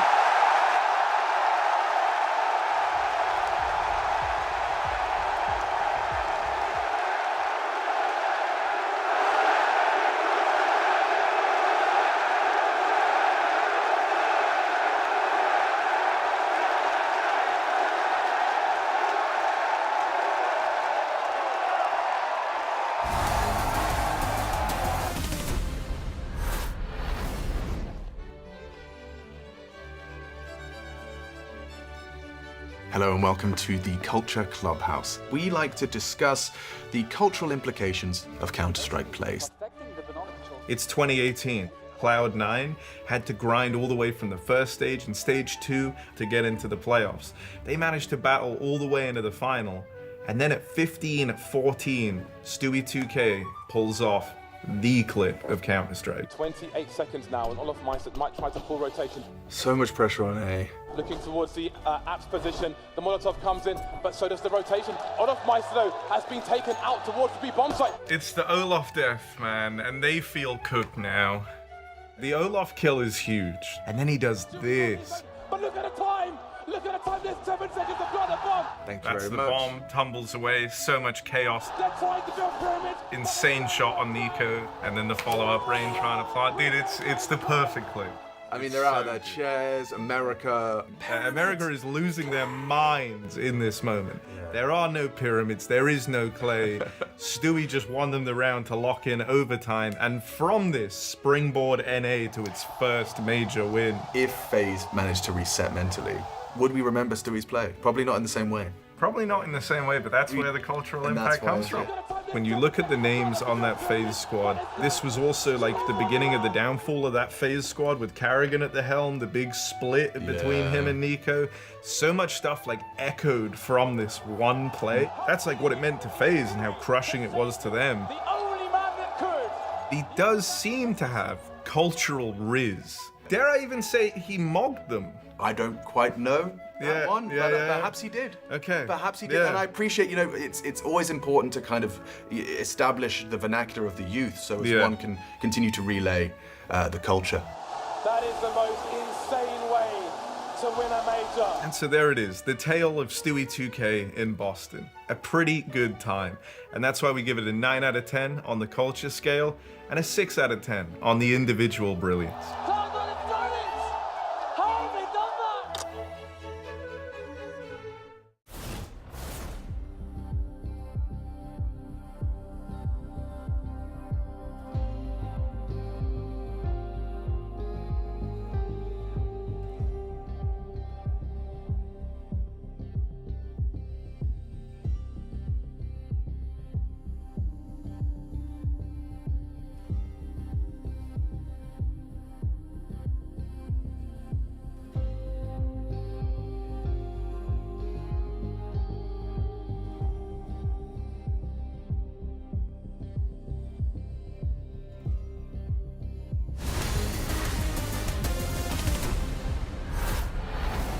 Ladies and gentlemen, you may have missed it, but Elige is in the building and he makes his presence known in that final round of our second map's first half. An impeccable 1v2. He read the play, the flashbang thrown out by Blitz.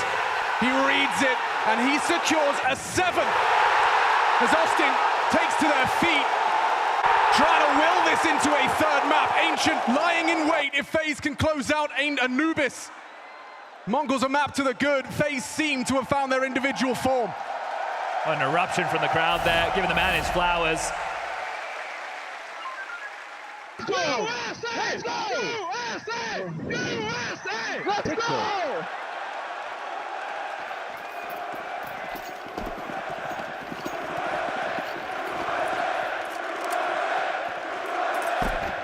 The man's doing crowd work in a quarterfinal.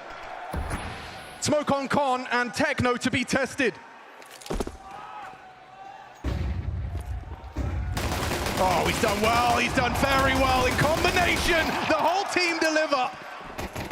3 down and only 1 remains. It's a Senzu cleanup. He is one to be feared now. That group stage form, it hasn't gone anywhere. Top of the tables, map 1, and again finds himself fighting tooth and nail to end this in 2. You see the play, right? The confidence is there from Senzu now. I think he's actually emboldened by the fact that they're not the favorites. They have this crowd against them, and this is in spite of you. The quieter you get, the happier he is. Absolutely. I mean, that's their objective. It can certainly psychologically either crush you or embolden you. They could become the crowd favorites with this victory. Sure, they're the villains right now, but Mongols had a soft spot for them before. How can you not, though? Okay, so this right now, FaZe with a couple of deagles. Let's see if they can make some magic happen. Blitz, 2 on the table. Rain's already forward. Frozen to oversee business. Karrigan outside of A. The other 2 were searching towards B. This is a must-win for the Mongols as with split pistols, the same as Mirage. If it's the same as Mirage, it means the Mongols are just going to go on an absolute spree. I don't like the way that one sounds, but... wow,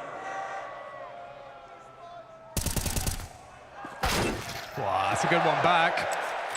A headshot catching. What is that? What did I just witness? His boots just left the ground. Bloody hell. That, I mean, 1 is great from Frozen. Elige's just hit a miracle second. This one's back on, 3v3. Especially, now Karrigan's gonna, wow, actually spots out Blitz with his Glock. Now Frozen does get caught on searching A. And Blitz gets double swung. Elige hits another headshot. Why is this becoming a conversation? It shouldn't. Mazinho is in a position to ensure it won't. He's going to have that fast info. Nothing behind the smoke. No relocation from 9-10. 25 on the clock. They have to be quick, but they remain silent. Mazinho hasn't asked any questions of middle just yet. Starts to back away, suspiciously quiet. It's only going to be 9-10 here, but you'd think he'd be comfortable here in 2 unarmored T's running into your domain, and Elige, despite 2 clean headshots, they'll be saved. Now, economical damage doesn't feel like a win, at least not yet. Boris the Butcher in the house, everybody. It's a very special guest. Let's see this one from Frozen, and then Elige just hitting that. Excuse me? He's doing tricks on it.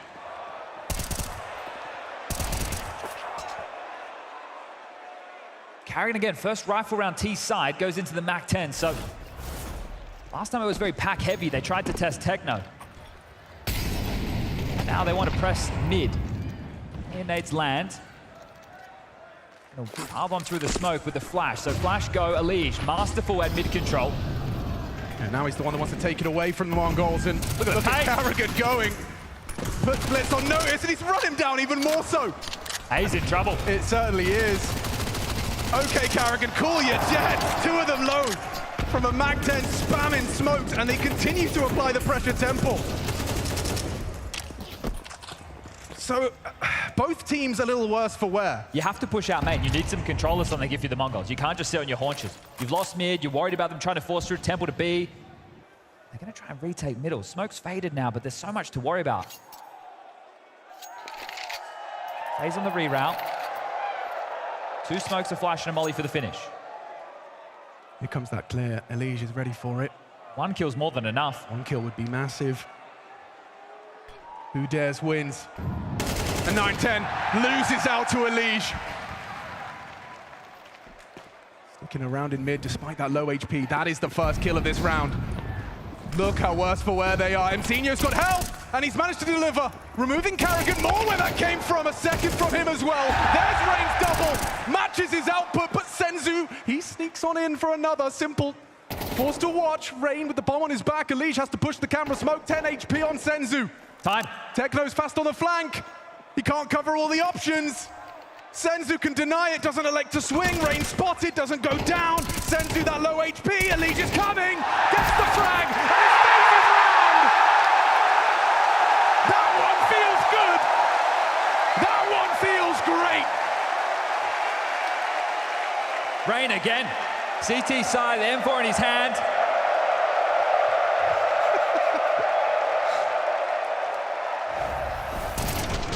This time, triple kill out of the Norwegian. Making good on what his teammates started. And a tough situation with the clock against them. I mean, you can't fault Senzu for second guessing like a 10 HP swing in a 2v2, but I feel like he could deny that plant. A quick headshot, his pre-aim was solid. And you can see Karrigan, I mean, that face tells you everything you need to know. Maro has called his second timeout. And this is where the ramifications of those 3 Deagle kills in round number 2 comes into play. Because now your finances are strung out. You only got 1,400 coming into this, get 1,900 into the next. Tradition says you're forced by in a scenario like this, but they are yet to invest. And the timeout, it's concluded. Putting up more of a fight than they did back in stage 3. That's for sure. Just 1 Deagle, 4 USPs. One of the easiest rounds FaZe will be going up against in this entire map.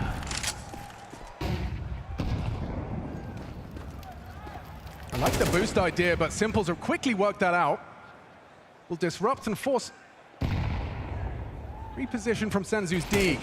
This is his second opportunity. Simple's position is noted, but no vulnerability. This should be quite easy. No utility. Should be absolutely fine. If anything, you'd like Karrigan to get a couple of Vicos with that Mac 10. Just going through their paces right now, get to put their aim on display. Rain goes down short. Let Senzu gets a couple of kills on the Deagle. We'll call this one done, and dusted Karrigan. Sweeps him away, 4 staying alive.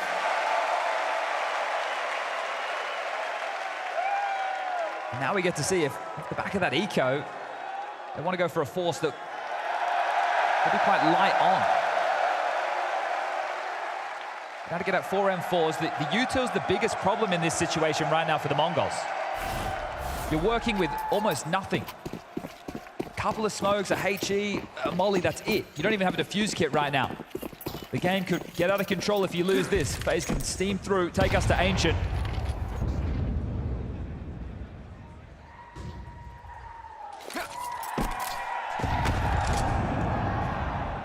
Solid connection from MZino. Opens up Rain on his progression.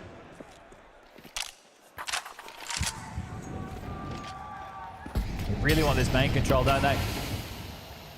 MZino has to let him have it. Not in his best interest to do anything else. Oof. Yeah, that's suboptimal for Rain. Gets put even lower.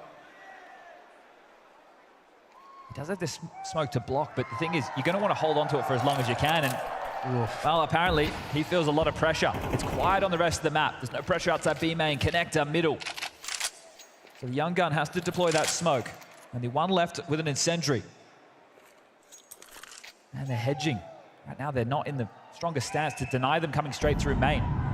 9-10's middle, he's gonna have to cheat over and help MZino now, because if they just execute in, blitz with all this information, here comes the piece. MZino will be smoked, will start to unload his mag, doesn't connect too much, spots out Rain crossing in, that low HP, converted upon, but that's Karrigan. The Mac 10 trades, the bomb being planted, they can't seem to disrupt it. Frozen just rounding the corner willy-nilly, double from Senzu. It's looking good, it's looking great, only Elige can save him. Oh, he's in so much trouble, Techno takes him.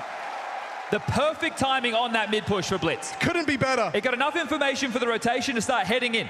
Having to play ahead of the smoke, they slow things down, pushing through. That's what Senzu didn't do in the 2v2. He takes the risk, and this time it pays off. So back to just a one-round game, and that was a tough buy. It was. They managed to survive it. What did they come into that with like a handful of grenades? I think it was 5 or 6 at max across the entire team.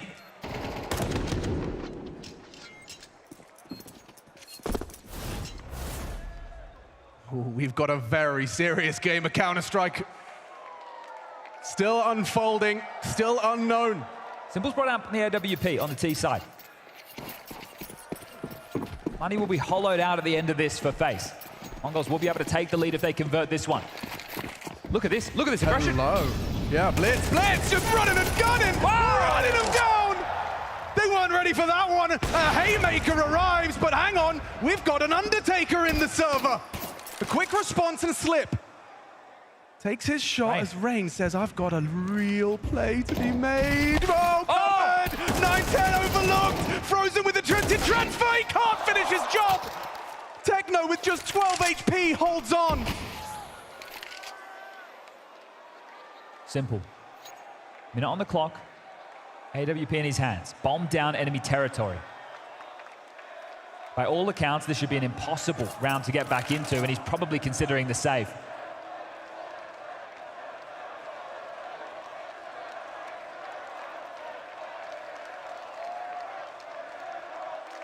Considers an alternative.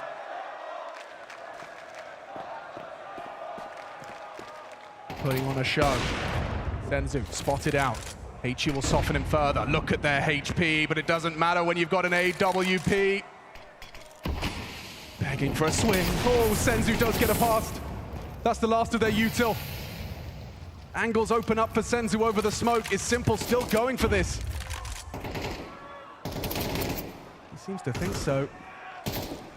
Looks his nose out of the smoke, slipping through. Info on the fade. Oh, and a missed shot. Techno's got him! Mongols 9. Head in hands for FaZe fans as they can feel it. Mongols to take the lead once more, just like Mirage. Look at this. I love this call. Right, you know that the money's going to be bottomed out after this. The audacity, though. Carrigan's either calling something direct or going into a default so they can play out a standard round. They just flood through that window. They make a statement, and then it becomes a mid-round situation. It's no longer the call from Carrigan. It's the players needing to play, and right now they're just going to be down to an eco. Mongols. Every kill a step closer to the realization of a dream. And they're getting more and more confident with these plays. They're continuing to just go aggressive. Right, this is a season. This is the 9th Tier 1 tournament they've played. They've been in the playoffs of 7 of them. Throughout those events, they've only won 4 matches within the playoffs. 2 of them were against Aurora. Right, those don't even count. This one right here can power them up like never before. 100%. And on this side of the bracket, there's no reason they can't be in the grand final. These are 2 teams who both, by all accounts, are considered to change. When they get to the playoffs, for Mongols, it was typically a loss of power. FaZe, the opposite. But here in Austin, the Mongols slay their demons, slay the old gods. It's tantalizingly close now. And securing a semi-final after being a threat all season long. Look, if this was a 2v5 with Rifles and Rain and Simple, we've seen it before. He's got great synergy in the addition with the likes of Rosen and Rain in the server, but this is just too tall of a task, keeping it clean. All 5 staying alive. Double digits found first by the Mongols.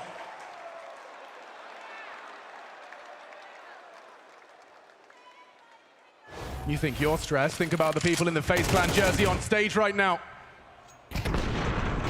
This roller coaster of emotions they've been on.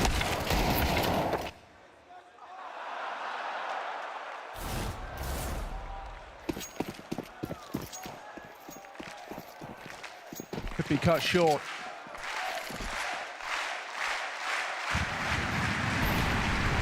It's showtime.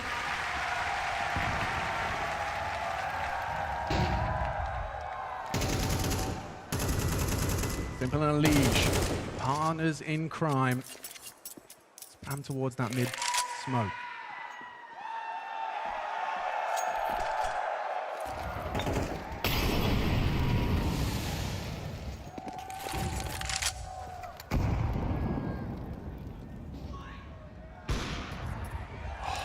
Karrigan caught. 9-10 Zorb draws that first blood.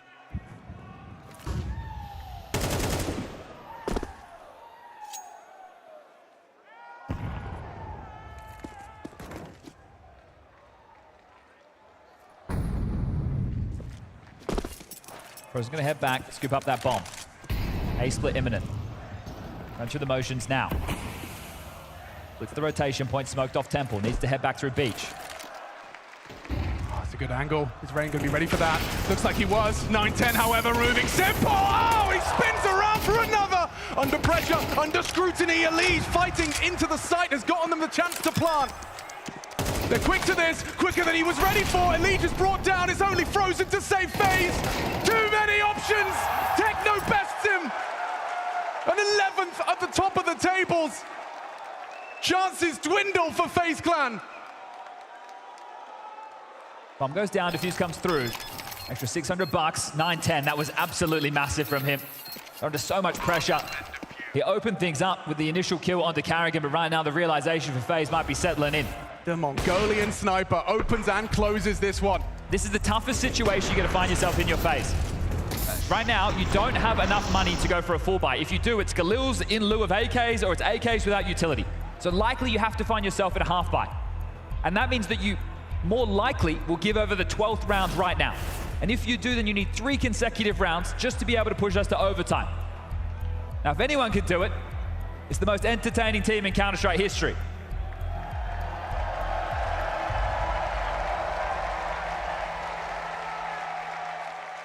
Let's see if they've got what it takes. Austin wants it. Austin, can you will it?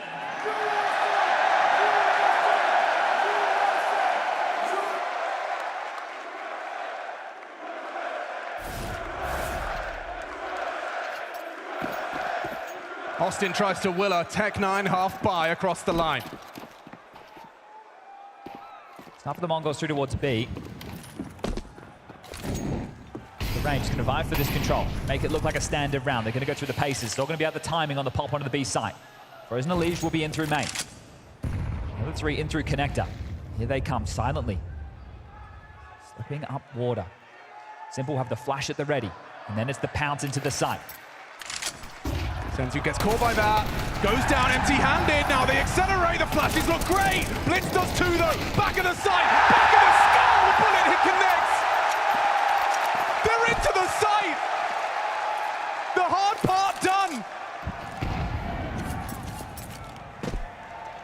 Just as hope was starting to be lost.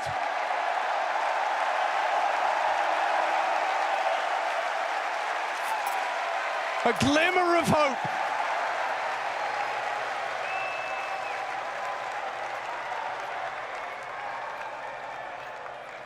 Down the stretch, the pressure will now be on the Mongols. The finances, their loss bonus bottomed out.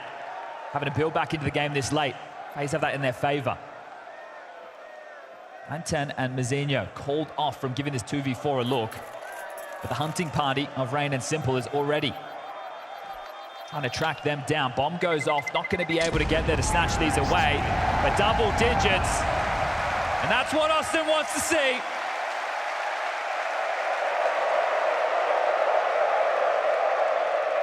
This is what you have to break through if you're the Mongols. A hostile crowd.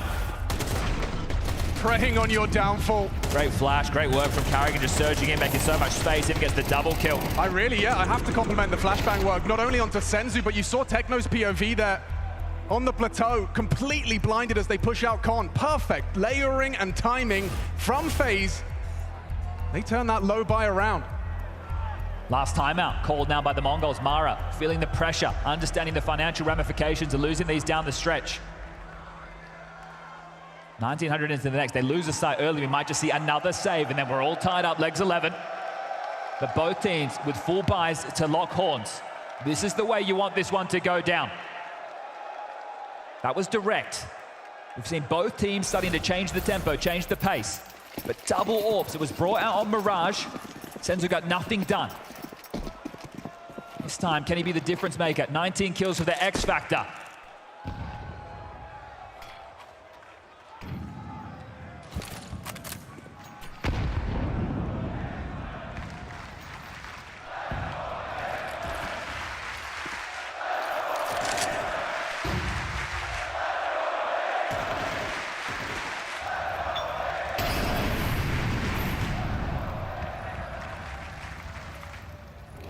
9-10 stubborn for this. At least he was. To retain control. Goes back to a more passive angle. Pushing 3 towards B. Still plenty of time for Karrigan to call his team into this. Right now in the fog of war, our FaZe. Mongols don't have any information, constricted by the confines of Anubis. And here's this secondary AWP. Oh, he's flashed off the line. Info. It flows. Pressure applied. Ooh, not amplified because Techno's got his defensive frags. Pluralized as he finds Simple. A good fight back. It's Elige. Claws them into the site. Enables a plant. 2v2. A 2-on-2. This has got some serious ramifications, Chad. Remember the finances. These two saved last time round. There's kit in play, no smoke. These young Mongolians trifling with Frozen and Elige to put 12 on the board first. He's looking the wrong way. Elige is in trouble. Goes looking. Oh! Completely pantsed by Elige, and it's only Mzinho. What have you got? What can you do? Elige is dancing around the bomb site, playing wicked games, and now Mzinho just has to defuse it, just has to sit it, just has to accept his fate.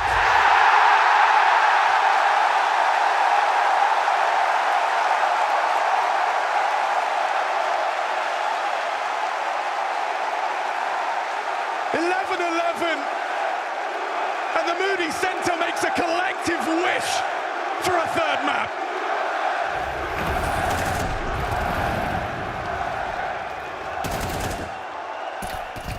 Can't believe he got away with that one. This is crazy, man. Already low on HP. Mzinho not able to find that kill. That's his undoing.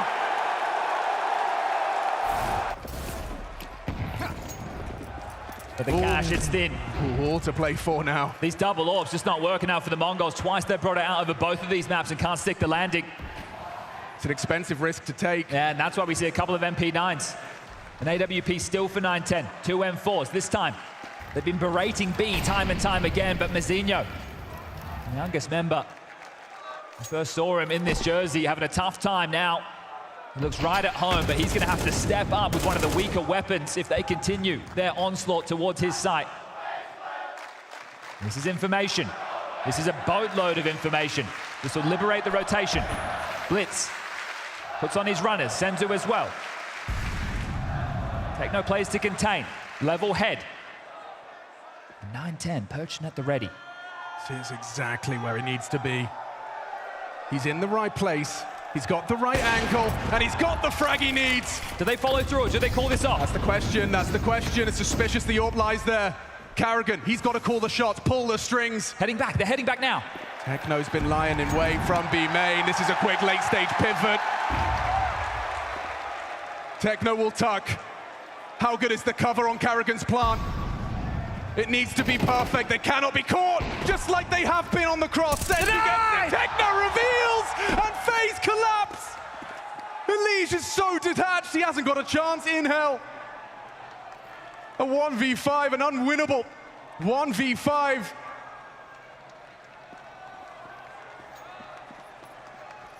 An AWP shot connects on A, they get channeled into Techno. And Mongol sees the lead. FaZe, one single round separates them from elimination of the Blast TV Austin Major. You want to talk about pressure? You want to talk about making it count? Then you better win this round.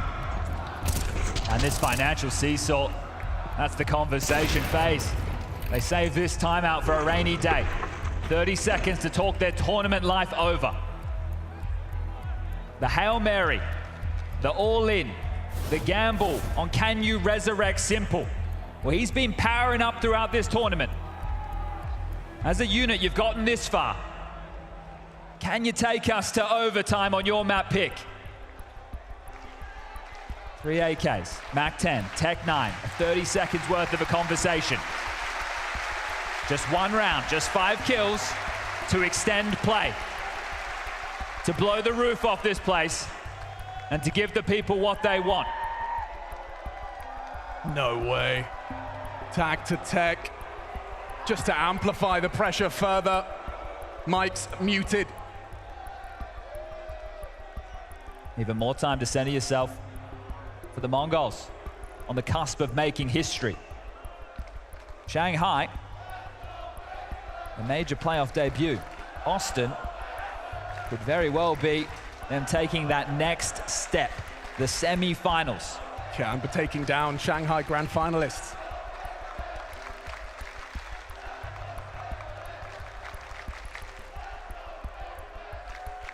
And Simple, I'm sure he's enjoyed being in that chair, in that jersey. The super sub. Could be his last round in Austin. Now, when the future's uncertain on that side of the server, who knows what FaZe Clan are going to look like after the tournament break? Who knows where Simple's going to find himself? How do you stay in the flow state here?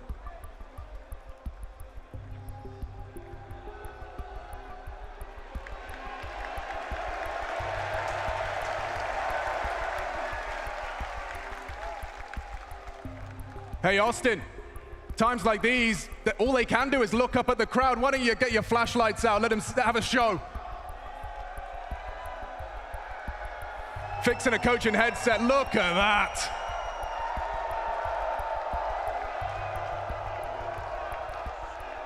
The stars shining brightly on the server and in the arena. Let's get this one going, Austin! Are you ready for this? What could be final round?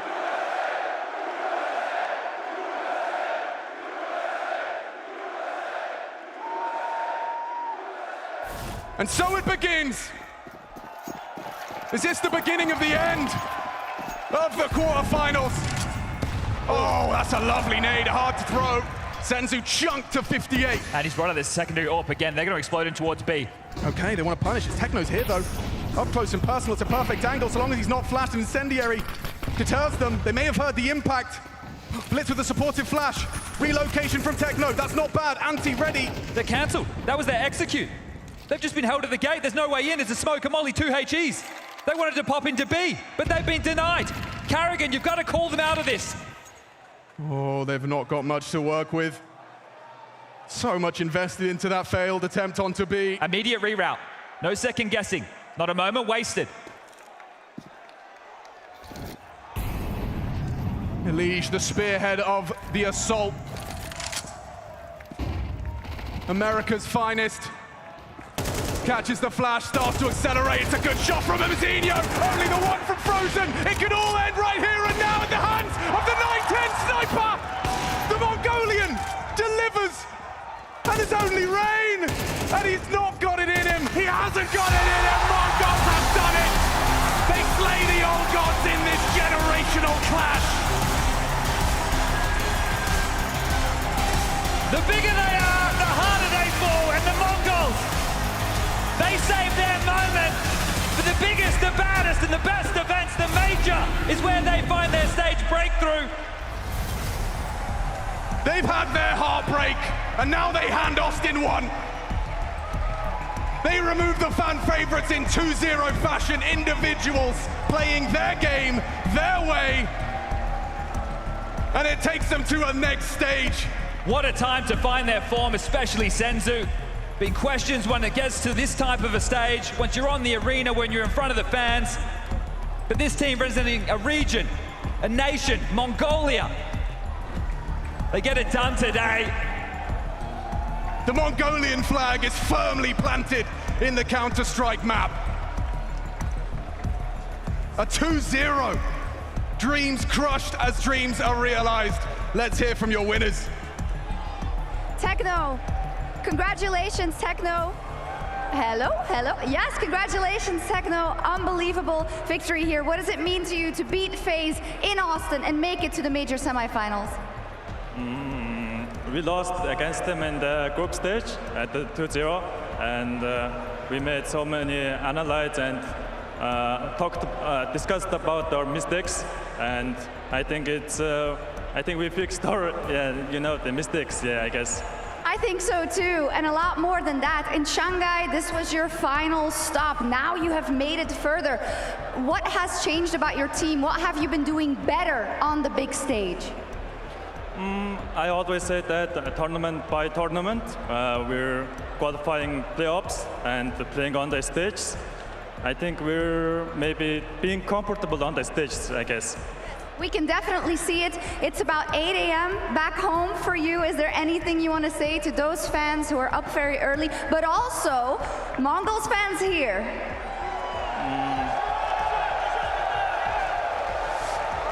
Keep still supporting us and cheer for us. Thank you. That's all. Awesome. Thank you very much. Congratulations.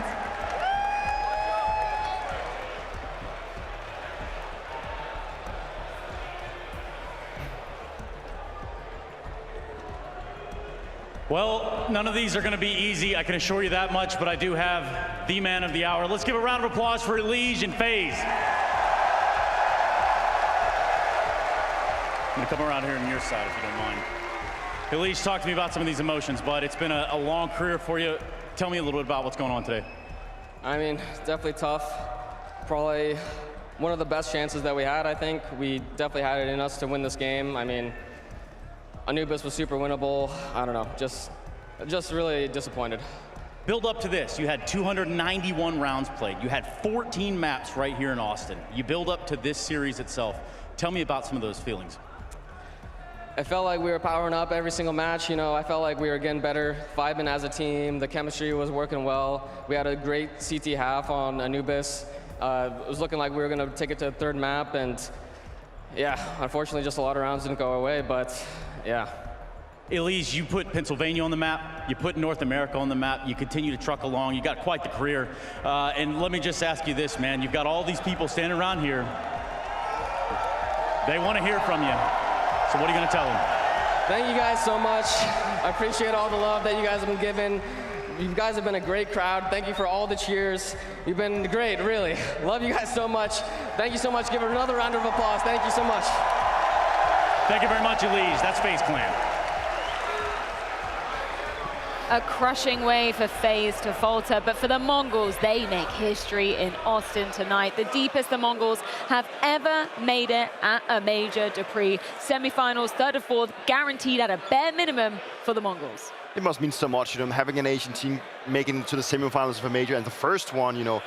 I mean, the guys in the Mongol side, you know, it's a team that has been gone through such development throughout the history of Counter-Strike. You know, maybe like a couple of years back, people didn't expect much of them, but they've constantly grown and grown and grown, and actually, they just deserve to be here. And I like the way they approach, you know. It's not a team that has so much tactical depth, but they're just like mechanical, it's so good. But it's like they're starting to get to the point where they actually also understand the game at a deeper level. And that also showcases today. And I think we talked a lot coming into the game that this is FaZe Clan. You know, maybe we even came to a point where, Jacob, you didn't want to glaze FaZe Clan because they have some big names in that team. But names is just not enough in Counter-Strike anymore. We are seeing a new generation of players showing that they deserve to be where they are. I'm not necessarily happy that I was right about that, but let's be completely honest. The best team won tonight. There's no doubt. The Mongols played superior, better Counter-Strike than FaZe Clan. A couple of moments kept them alive. Elige had a fantastic showing on Anubis as well, where he tried to keep them alive. He tried to be that player who stepped up to the occasion, brought a little bit of life to FaZe Clan, brought a bit of life to the crowd as well. But if you isolate that and you look at the two teams that went head-to-head tonight, there's no doubt that the Mongols deserved the victory. They were the better team. A year and 9 months that they've been together and managing to break through to this level in Counter-Strike after that commitment as a roster. It's just insane. You can hear the cheers because we are joined by Mazinho. I'm sure you probably can't hear us. There's a lot of love for you in here. Tell me the emotions. What are you feeling right now, knowing you're going through to the semifinals? Going through semifinals. We're just winning on a major stage, like in the stage, major playoff stage. Winning against FaZe, it's feeling really great, yeah. How was it to play in an arena where the crowd was so much against you guys? How did that feel? Did you feel the pressure in the team, or how did you cope with all these feelings? I think it wasn't against us. They were just cheering for FaZe, not booing us, and that was fine. We don't get nervous, and yeah. You said you didn't get nervous and you played like the best team tonight. Did you also believe coming into the game that you were the better team compared to FaZe? Yeah, at the stage 3, actually we fight really good, and then Ancient, we got just made a lot of mistakes on Ancient and just lost our wives at the second map, and the first of, at the beginning of this major, we were the best. I mean, the better team. Yeah.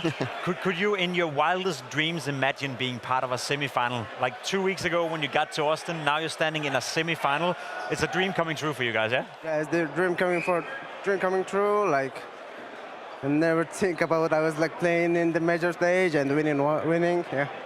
And tomorrow you will go up against Pain. How do you see yourself against them? Do you actually think you can go all the way to the grand final now? It's like 50-50, I think. Yeah, just try our best against Pain. And the Vincere, DGT, Natus, they were Snow and Kizzy. They're all pretty good at the moment. Yeah, just trying our best to win and to the grand final. Yeah.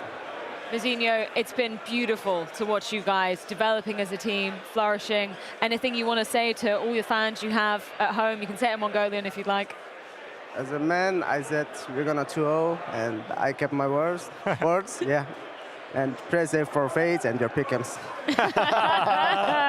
Thank you so much, Vincere. We'll let you get off and celebrate with your teams, and we'll see you tomorrow for that semi-final versus Pain. Despite taking down the crowd favorites in FaZe, there's still so much love for the Mongols in this arena. I have a sneaky suspicion they might be the crowd favorite moving forward, despite culling the event favorite. I was just about to say, from this very moment, there's no doubt that the crowd favorite are going to be the Mongols. You and I, Fred, we were in Dallas a couple of weeks ago as well, where, let's be honest, the crowd were cheering for the Mongols. It's such a likable team. It's such a likable story. A small country like Mongolia producing so many great Counter-Strike players that is being put together.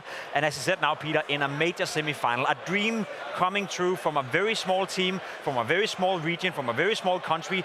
Well, I say Asia is a small region, but at least their part of the region is very small. It's impressive that they've been able to foster such a high level of Counter-Strike players. I absolutely love, they deserve it so much. They've been fighting for this, and they have been struggling in the playoffs, but now they overcome. Sure, maybe it's not the best looking FaZe, but the thing is, they go against like the crowd favorite. That's also a challenge in itself, and that's one they stood and they fought. And even with how Anubis played out, they still came to a conclusion that they were the better team. They kept their composure, and that's what Counter-Strike is all about. And I loved getting to hear from Vincere that he didn't feel the nerves up on stage, because I remember interviewing him, back at the Untitled Masters Katowice at the beginning of the year. Nerves were a factor alongside Melbourne, which was just a couple of months ago. If they can get up on a stage this big and not feel any jitters, that says wonders for the side of the Mongols. They've gained a lot of experience. And we may have been harsh on them, been saying that they couldn't really perform in the playoff to the degree that we would like to, but every single time they've been there, they gained some more experience. Up until this very moment, where they were able to overcome that a bit, take down a FaZe clan. I agree with you, not the best looking FaZe, but it's a massive win. And let's be honest, I know he didn't want to say it. He said 50-50. Against Pain tomorrow, they are the favorites. Right now, the Mongols are the favorites out of the two teams to make it to the major grand final. So if that doesn't make you nervous, nothing will. Was there a clear MVP for your money coming out of the Mongols camp in this one, or was it more of a team synergized effort?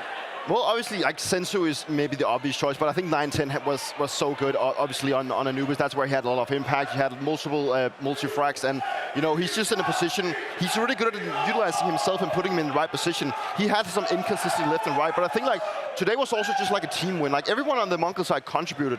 We saw Blitz playing really great on Mirage. We saw Vincere having some moments here, but I also think that Techno stepped up to the occasion as Anubis. A guy that has been criticized a little bit and maybe also been having some bad numbers, but he's also been praised by his teammates, saying that he's doing such a great job, that they like the way that he contributes to the team is maybe not always shown in the numbers, but he's there for them, and they need him to succeed.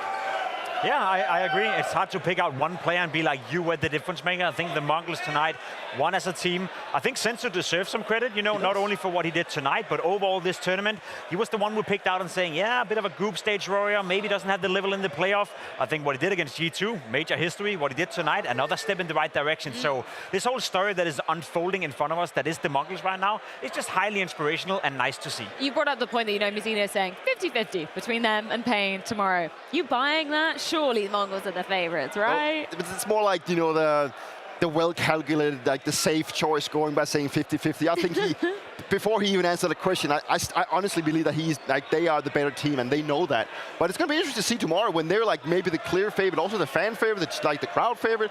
How do they live up to that? Are they going to be living up to that expectation? Now they've actually progressed and gotten further than they've ever done in a major playoff. How's that going to be looking for them? I'll translate, sorry for you guys. What he meant to say was, yeah, we're 70-30 favorites. No doubt. The Mongols are the better team. They're high on the world ranking. They're doing and have been doing a great job so far. So has Pain. But tomorrow, the Mongols are walking into that arena with the crowd on their side, but also as the main favorites. The crowd's expectations of FaZe obviously shattered after this quarterfinal exit. I think it's totally fair to lean into your point maybe a little bit, Jacob, that perhaps we were overhyping the side of FaZe Clan, but there was a reason, because you have names like Elige, you know, the sole North American representation. Yep. You have a GOAT like Simple on the roster, and then you have, you know, one of the greatest in-game leaders of all time in Karrigan. Sure, okay, maybe this is a little bit of a motley crew coming together for this very major, but I don't know, the individuals on the side of FaZe, I thought they would show up better in this arena, and they didn't. I think we were all hoping FaZe would show up stronger. We were all hoping Simple would have a little more impact, and I gotta say,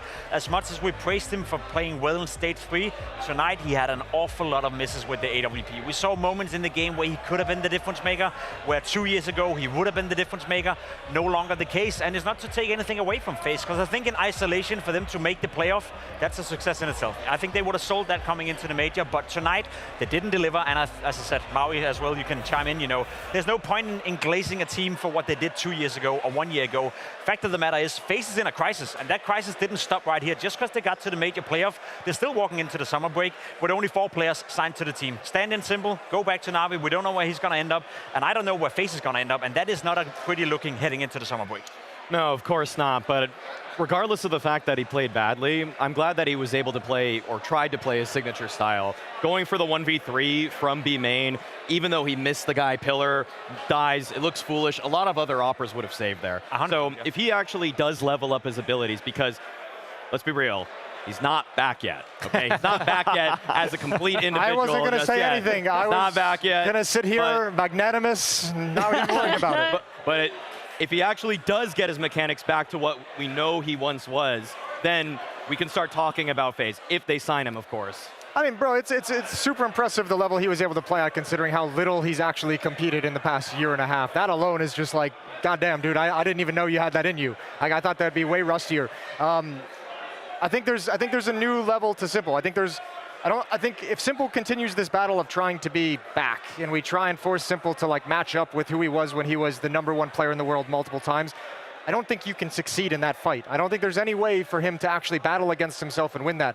So for me, with Simple, I think the future has to be, he needs to find out how he wants to reinvent himself as a player. I think there's a lot left in the tank for Simple. I think it was really cool seeing this team, this FaZe team, with all the experience and all the trophies and accolades they have as individuals and as a unit, say, we want to impress Simple. I want to be the guy that Simple, Karrigan's like, I want to be the guy that Simple says is the best in-game leader he's played with. Frozen's like, I have to show that I'm valuable to Simple. I think if we can tap into that energy with Simple, that's going to give us a new Simple moving forward, who can even be greater, maybe not as an individual, but as a piece of a team and make them greater. See, you're selling me that, Jason. I know. I'm selling you a dream. I want to believe Come on this dream with me. Yeah, but I don't, you know. And I don't want shit. Don't give me device Simple. Don't give me passive Simple. Exactly, and I want Peter to chime in here as well, because one of the most difficult things as a player is to accept you're not the player you once were. I agree with you. It would be great if Simple could transition into be a guy who could be, I guess, decent, you know, and be a guy who could share of his experience and be a reliable guy in the team. But if you once were one of the best, you know, and if not the best ever to play Counter-Strike, to accept that you're just going to move into a role where you're not anymore as a player, Peter, you wouldn't want to do that yourself, would you? No, like, I think maybe, I don't necessarily think that it's Simple that's trying to put that pressure on himself. I don't think Simple maybe... We are. Yeah, I know this. We are doing it. The community is doing it. Everyone is doing it. Everyone wants Simple to go back where he was when he decided to take a break. And I don't think that's going to be possible. I think that Simple, as of right now, if I were Simple, I would try and maybe find a team. I would need to settle down somewhere, because I don't think these stints in playing as a stand all the time does the job for him. I think he needs to find a place where he's actually can get comfortable, can get like more frequent play time, can jump in, you know, have a sing in how the team should work. Right now, he just jumped from team to team. Lately, he's been obviously in Falcons and now with FaZe, and God knows where he's going to end up next, right? And for me at least, every time we see Simple go in and he doesn't deliver, like he's just gonna take like an edge of who Simple is all the time. Like eventually he's gonna lose that extra spice that he's always been bringing in. When are we running out of opportunities? And when is he running out of opportunities? This is poetry to my ears, Dupree. I love you. I love you. I'm going to clip that whole thing. I'm going to memorize it. I mean, I've got maybe a little bit more numbers to add to your spice there, Jason. I feel like I'm going to hop on your train. Production just confirmed to me that Simple, lowest rated player in the playoffs. So the whole quarterfinals, he put up the least numbers, which, yeah, Jason, you sold me on that snake hole that I didn't want to be drinking it. I wanted Simple to be back. He's not quite yet. I don't want to do it either, and I honestly, I take like no pleasure in like this kind of a performance. I want Simple to show us. I love this Simple that says I don't just want to win the game. I want to put on a show for everyone. That's an angle that not many players actually even aspire to. He's a very special and very unique player, and I want to see him succeed. I just don't think he's found the situation yet for it to occur, and I think a lot of people hopped on that a little bit too early. At the end of the day, it has to come from Simple, because I agree with you, Peter. He has to find a team, he has to find a home, and no one can expect Simple to consistently deliver, having played Counter-Strike in a month and a half. You know, that's all the time, right? But you know what? The charm of Simple is that he did make us all believe. Yeah, he did make us all believe for a moment that it was possible, and that's what Simple is. I mean, we didn't just believe; we did see it. There were glimpses. Okay? I think there was claims that he was actually back. I mean, looking at what he did to Mongols in Stage 3, in that group stage, it's just weird nasty for us to recognize that in the arena, it's where he actually played his worst CS. You would have thought that the group stage, maybe he's like a slow starter, and then the arena he would power up, but in fact it was the opposite. So the pressure definitely got to him. What he put it on himself in terms of how much he needed to deliver, because he was overextending. But the thing is that when he beat Mongols the first time and was the highest rated player, he was overextending too. Yep. He was also overextending when he was the #1 ranked player in the world in CSGO. He was doing it all the time. And let's be honest, he played a lot outside the fundamentals, but goddamn it, did he deliver in those situations. And let's be honest, this loss is not on Simple at all. He may not have played well in the playoff. He may not have played well tonight. Again, as I said, a couple of moments where he could have made the difference with the op, but there was other players that we can point towards and say you didn't show up when you were needed. Elise is a great example. First map, nowhere to be found. Stepped it up massively for the second. Gotta say, Rain, you know, we need to have a conversation about Rain at some point. He got an extra shot when they brought in Elise. I personally was pretty vocal about the fact that I thought that should have been the moment where FaZe probably should have gotten rid of him. Maybe a bit crazy to say out loud, you know, get rid of Rain. He's a fantastic player, a staple of all these teams, or this one particular team for many, many years. But I think Rain is also over it. So if FaZe want to get back to a point where we talk about them being title contenders consistently, I think they have to make some big decisions ahead of them. Some tough decisions. Yeah, well, either way, this is how the cookie is going to crumble for FaZe here in Austin with a quarterfinals exit. So let's get a few closing thoughts courtesy of Carrigan and James Banks. FaZe Clan's Hail Mary here at the Blast TV Austin Major doesn't pan out the way they would have wanted it to, and that's what I want to start with here, Carrigan, right? You said since the beginning it was a Hail Mary, it was a risk you were taking with this.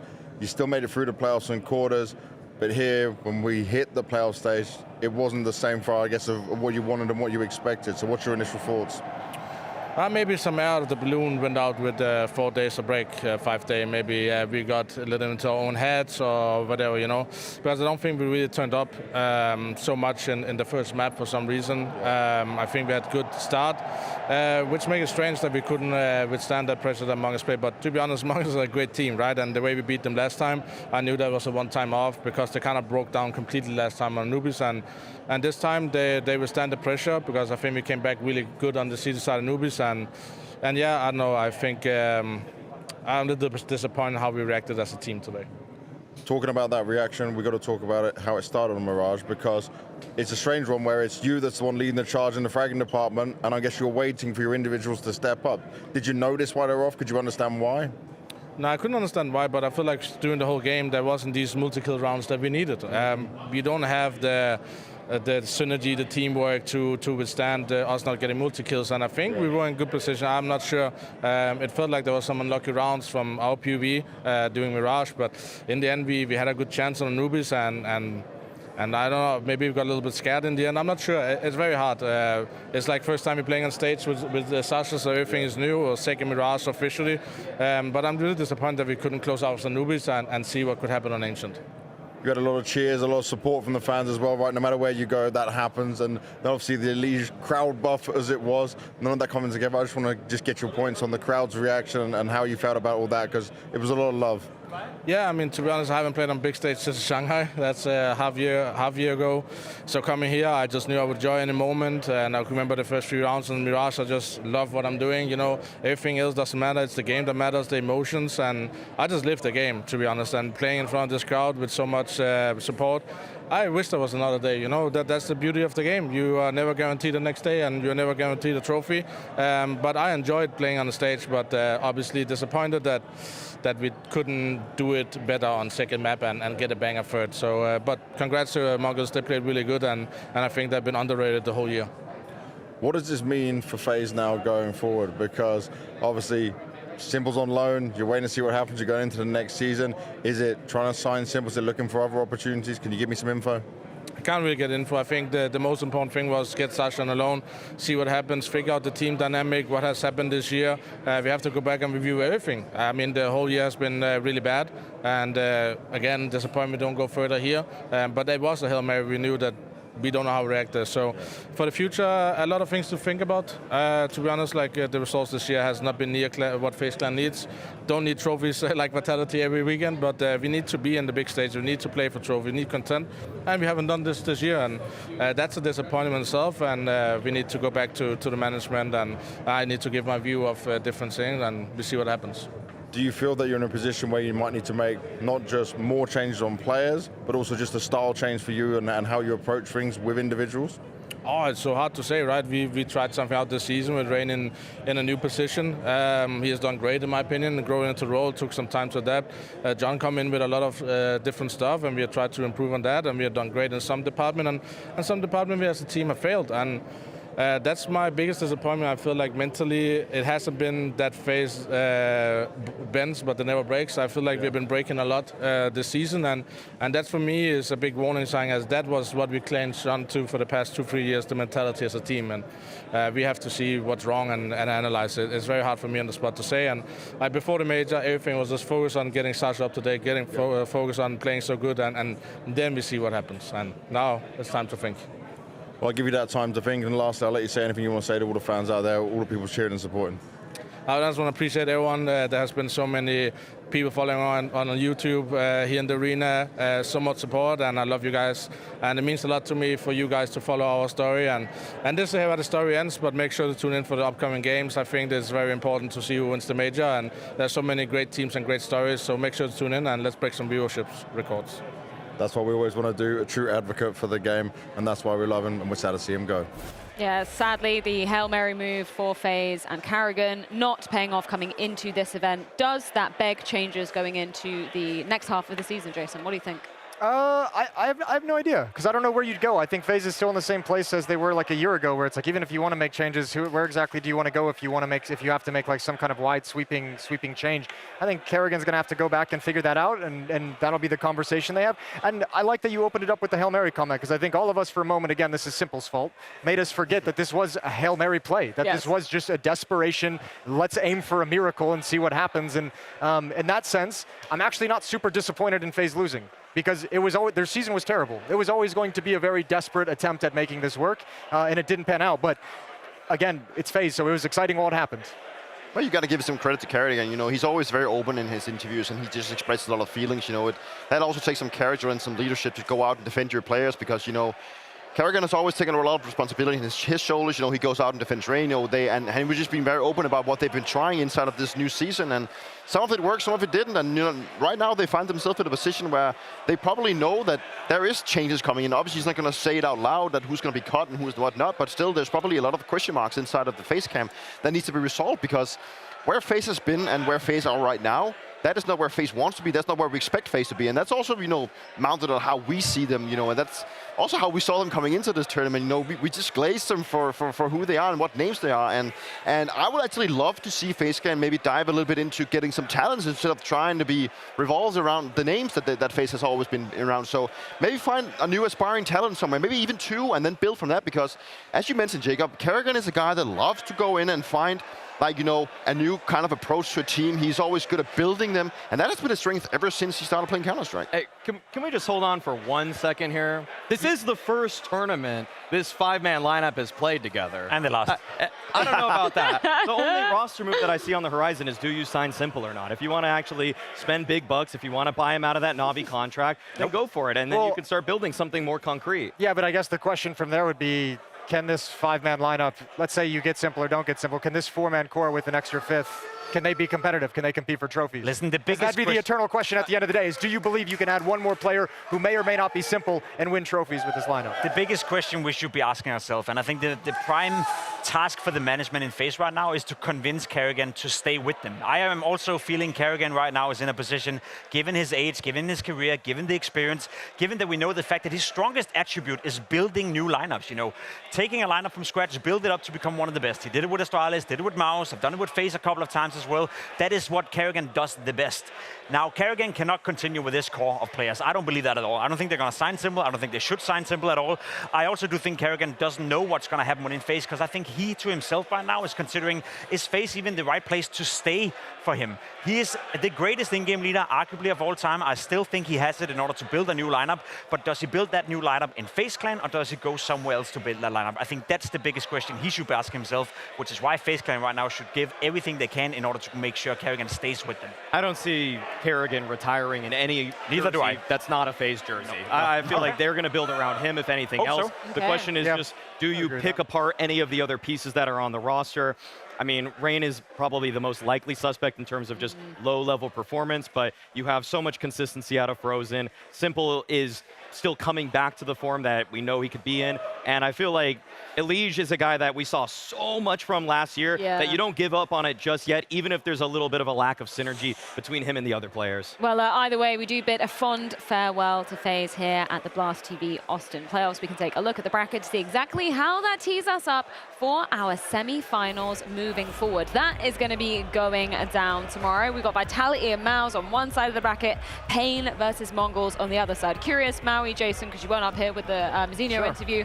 He said 50-50 in that game. He's lying, right? They're the heavy favorites. I mean, I have MongolZ as a pretty darn heavy favorite in that matchup, but I mean, I don't know. Like 70-30 MongolZ. 70-30 MongolZ. 70-30? Yeah, I'm going that's what I said. Yeah. Oh, yeah, okay. Kind of a genius over there. You kind of slept on. MongolZ versus Vitality, though. I feel like that we're going to be naming that as a grand final before the grand final, right? So many head-to-heads this year. This one's going to be super exciting. If there's one time that MongolZ wants to play their A game, A+ game even, or S-tier game, this is the game. This is where they're supposed, and this is where they are going to be bringing the heat to bring down Vitality. If they can do that, then I believe that MongolZ will just be looking at all the recent like losses against Vitality, thinking this one was the worst. They'd be the new Astralis. Yeah, probably. Yeah, struggling to get over, and then you finally break free. I think the fun thing about that is we had ZywOo on the desk after they won their game today, and the first thing he said was like, it doesn't matter what your match history is with an opponent. Vitality's beat MongolZ pretty much every single time they've played this year. He's like, it's the major. Match history doesn't matter. It's all brand new. That's ZywOo's own words right there. So MongolZ, they're going to be a dangerous team in that semifinal. Majors do indeed hit different. Gentlemen, thank you so much for joining me up here on the desk. Thank you everybody here in Austin who's stuck around this evening. Hey, it has been an absolutely fantastic day of quarterfinals. Tomorrow it is semi-final Saturday. We've got 2 bangers going down. We'll see you same time, same place tomorrow.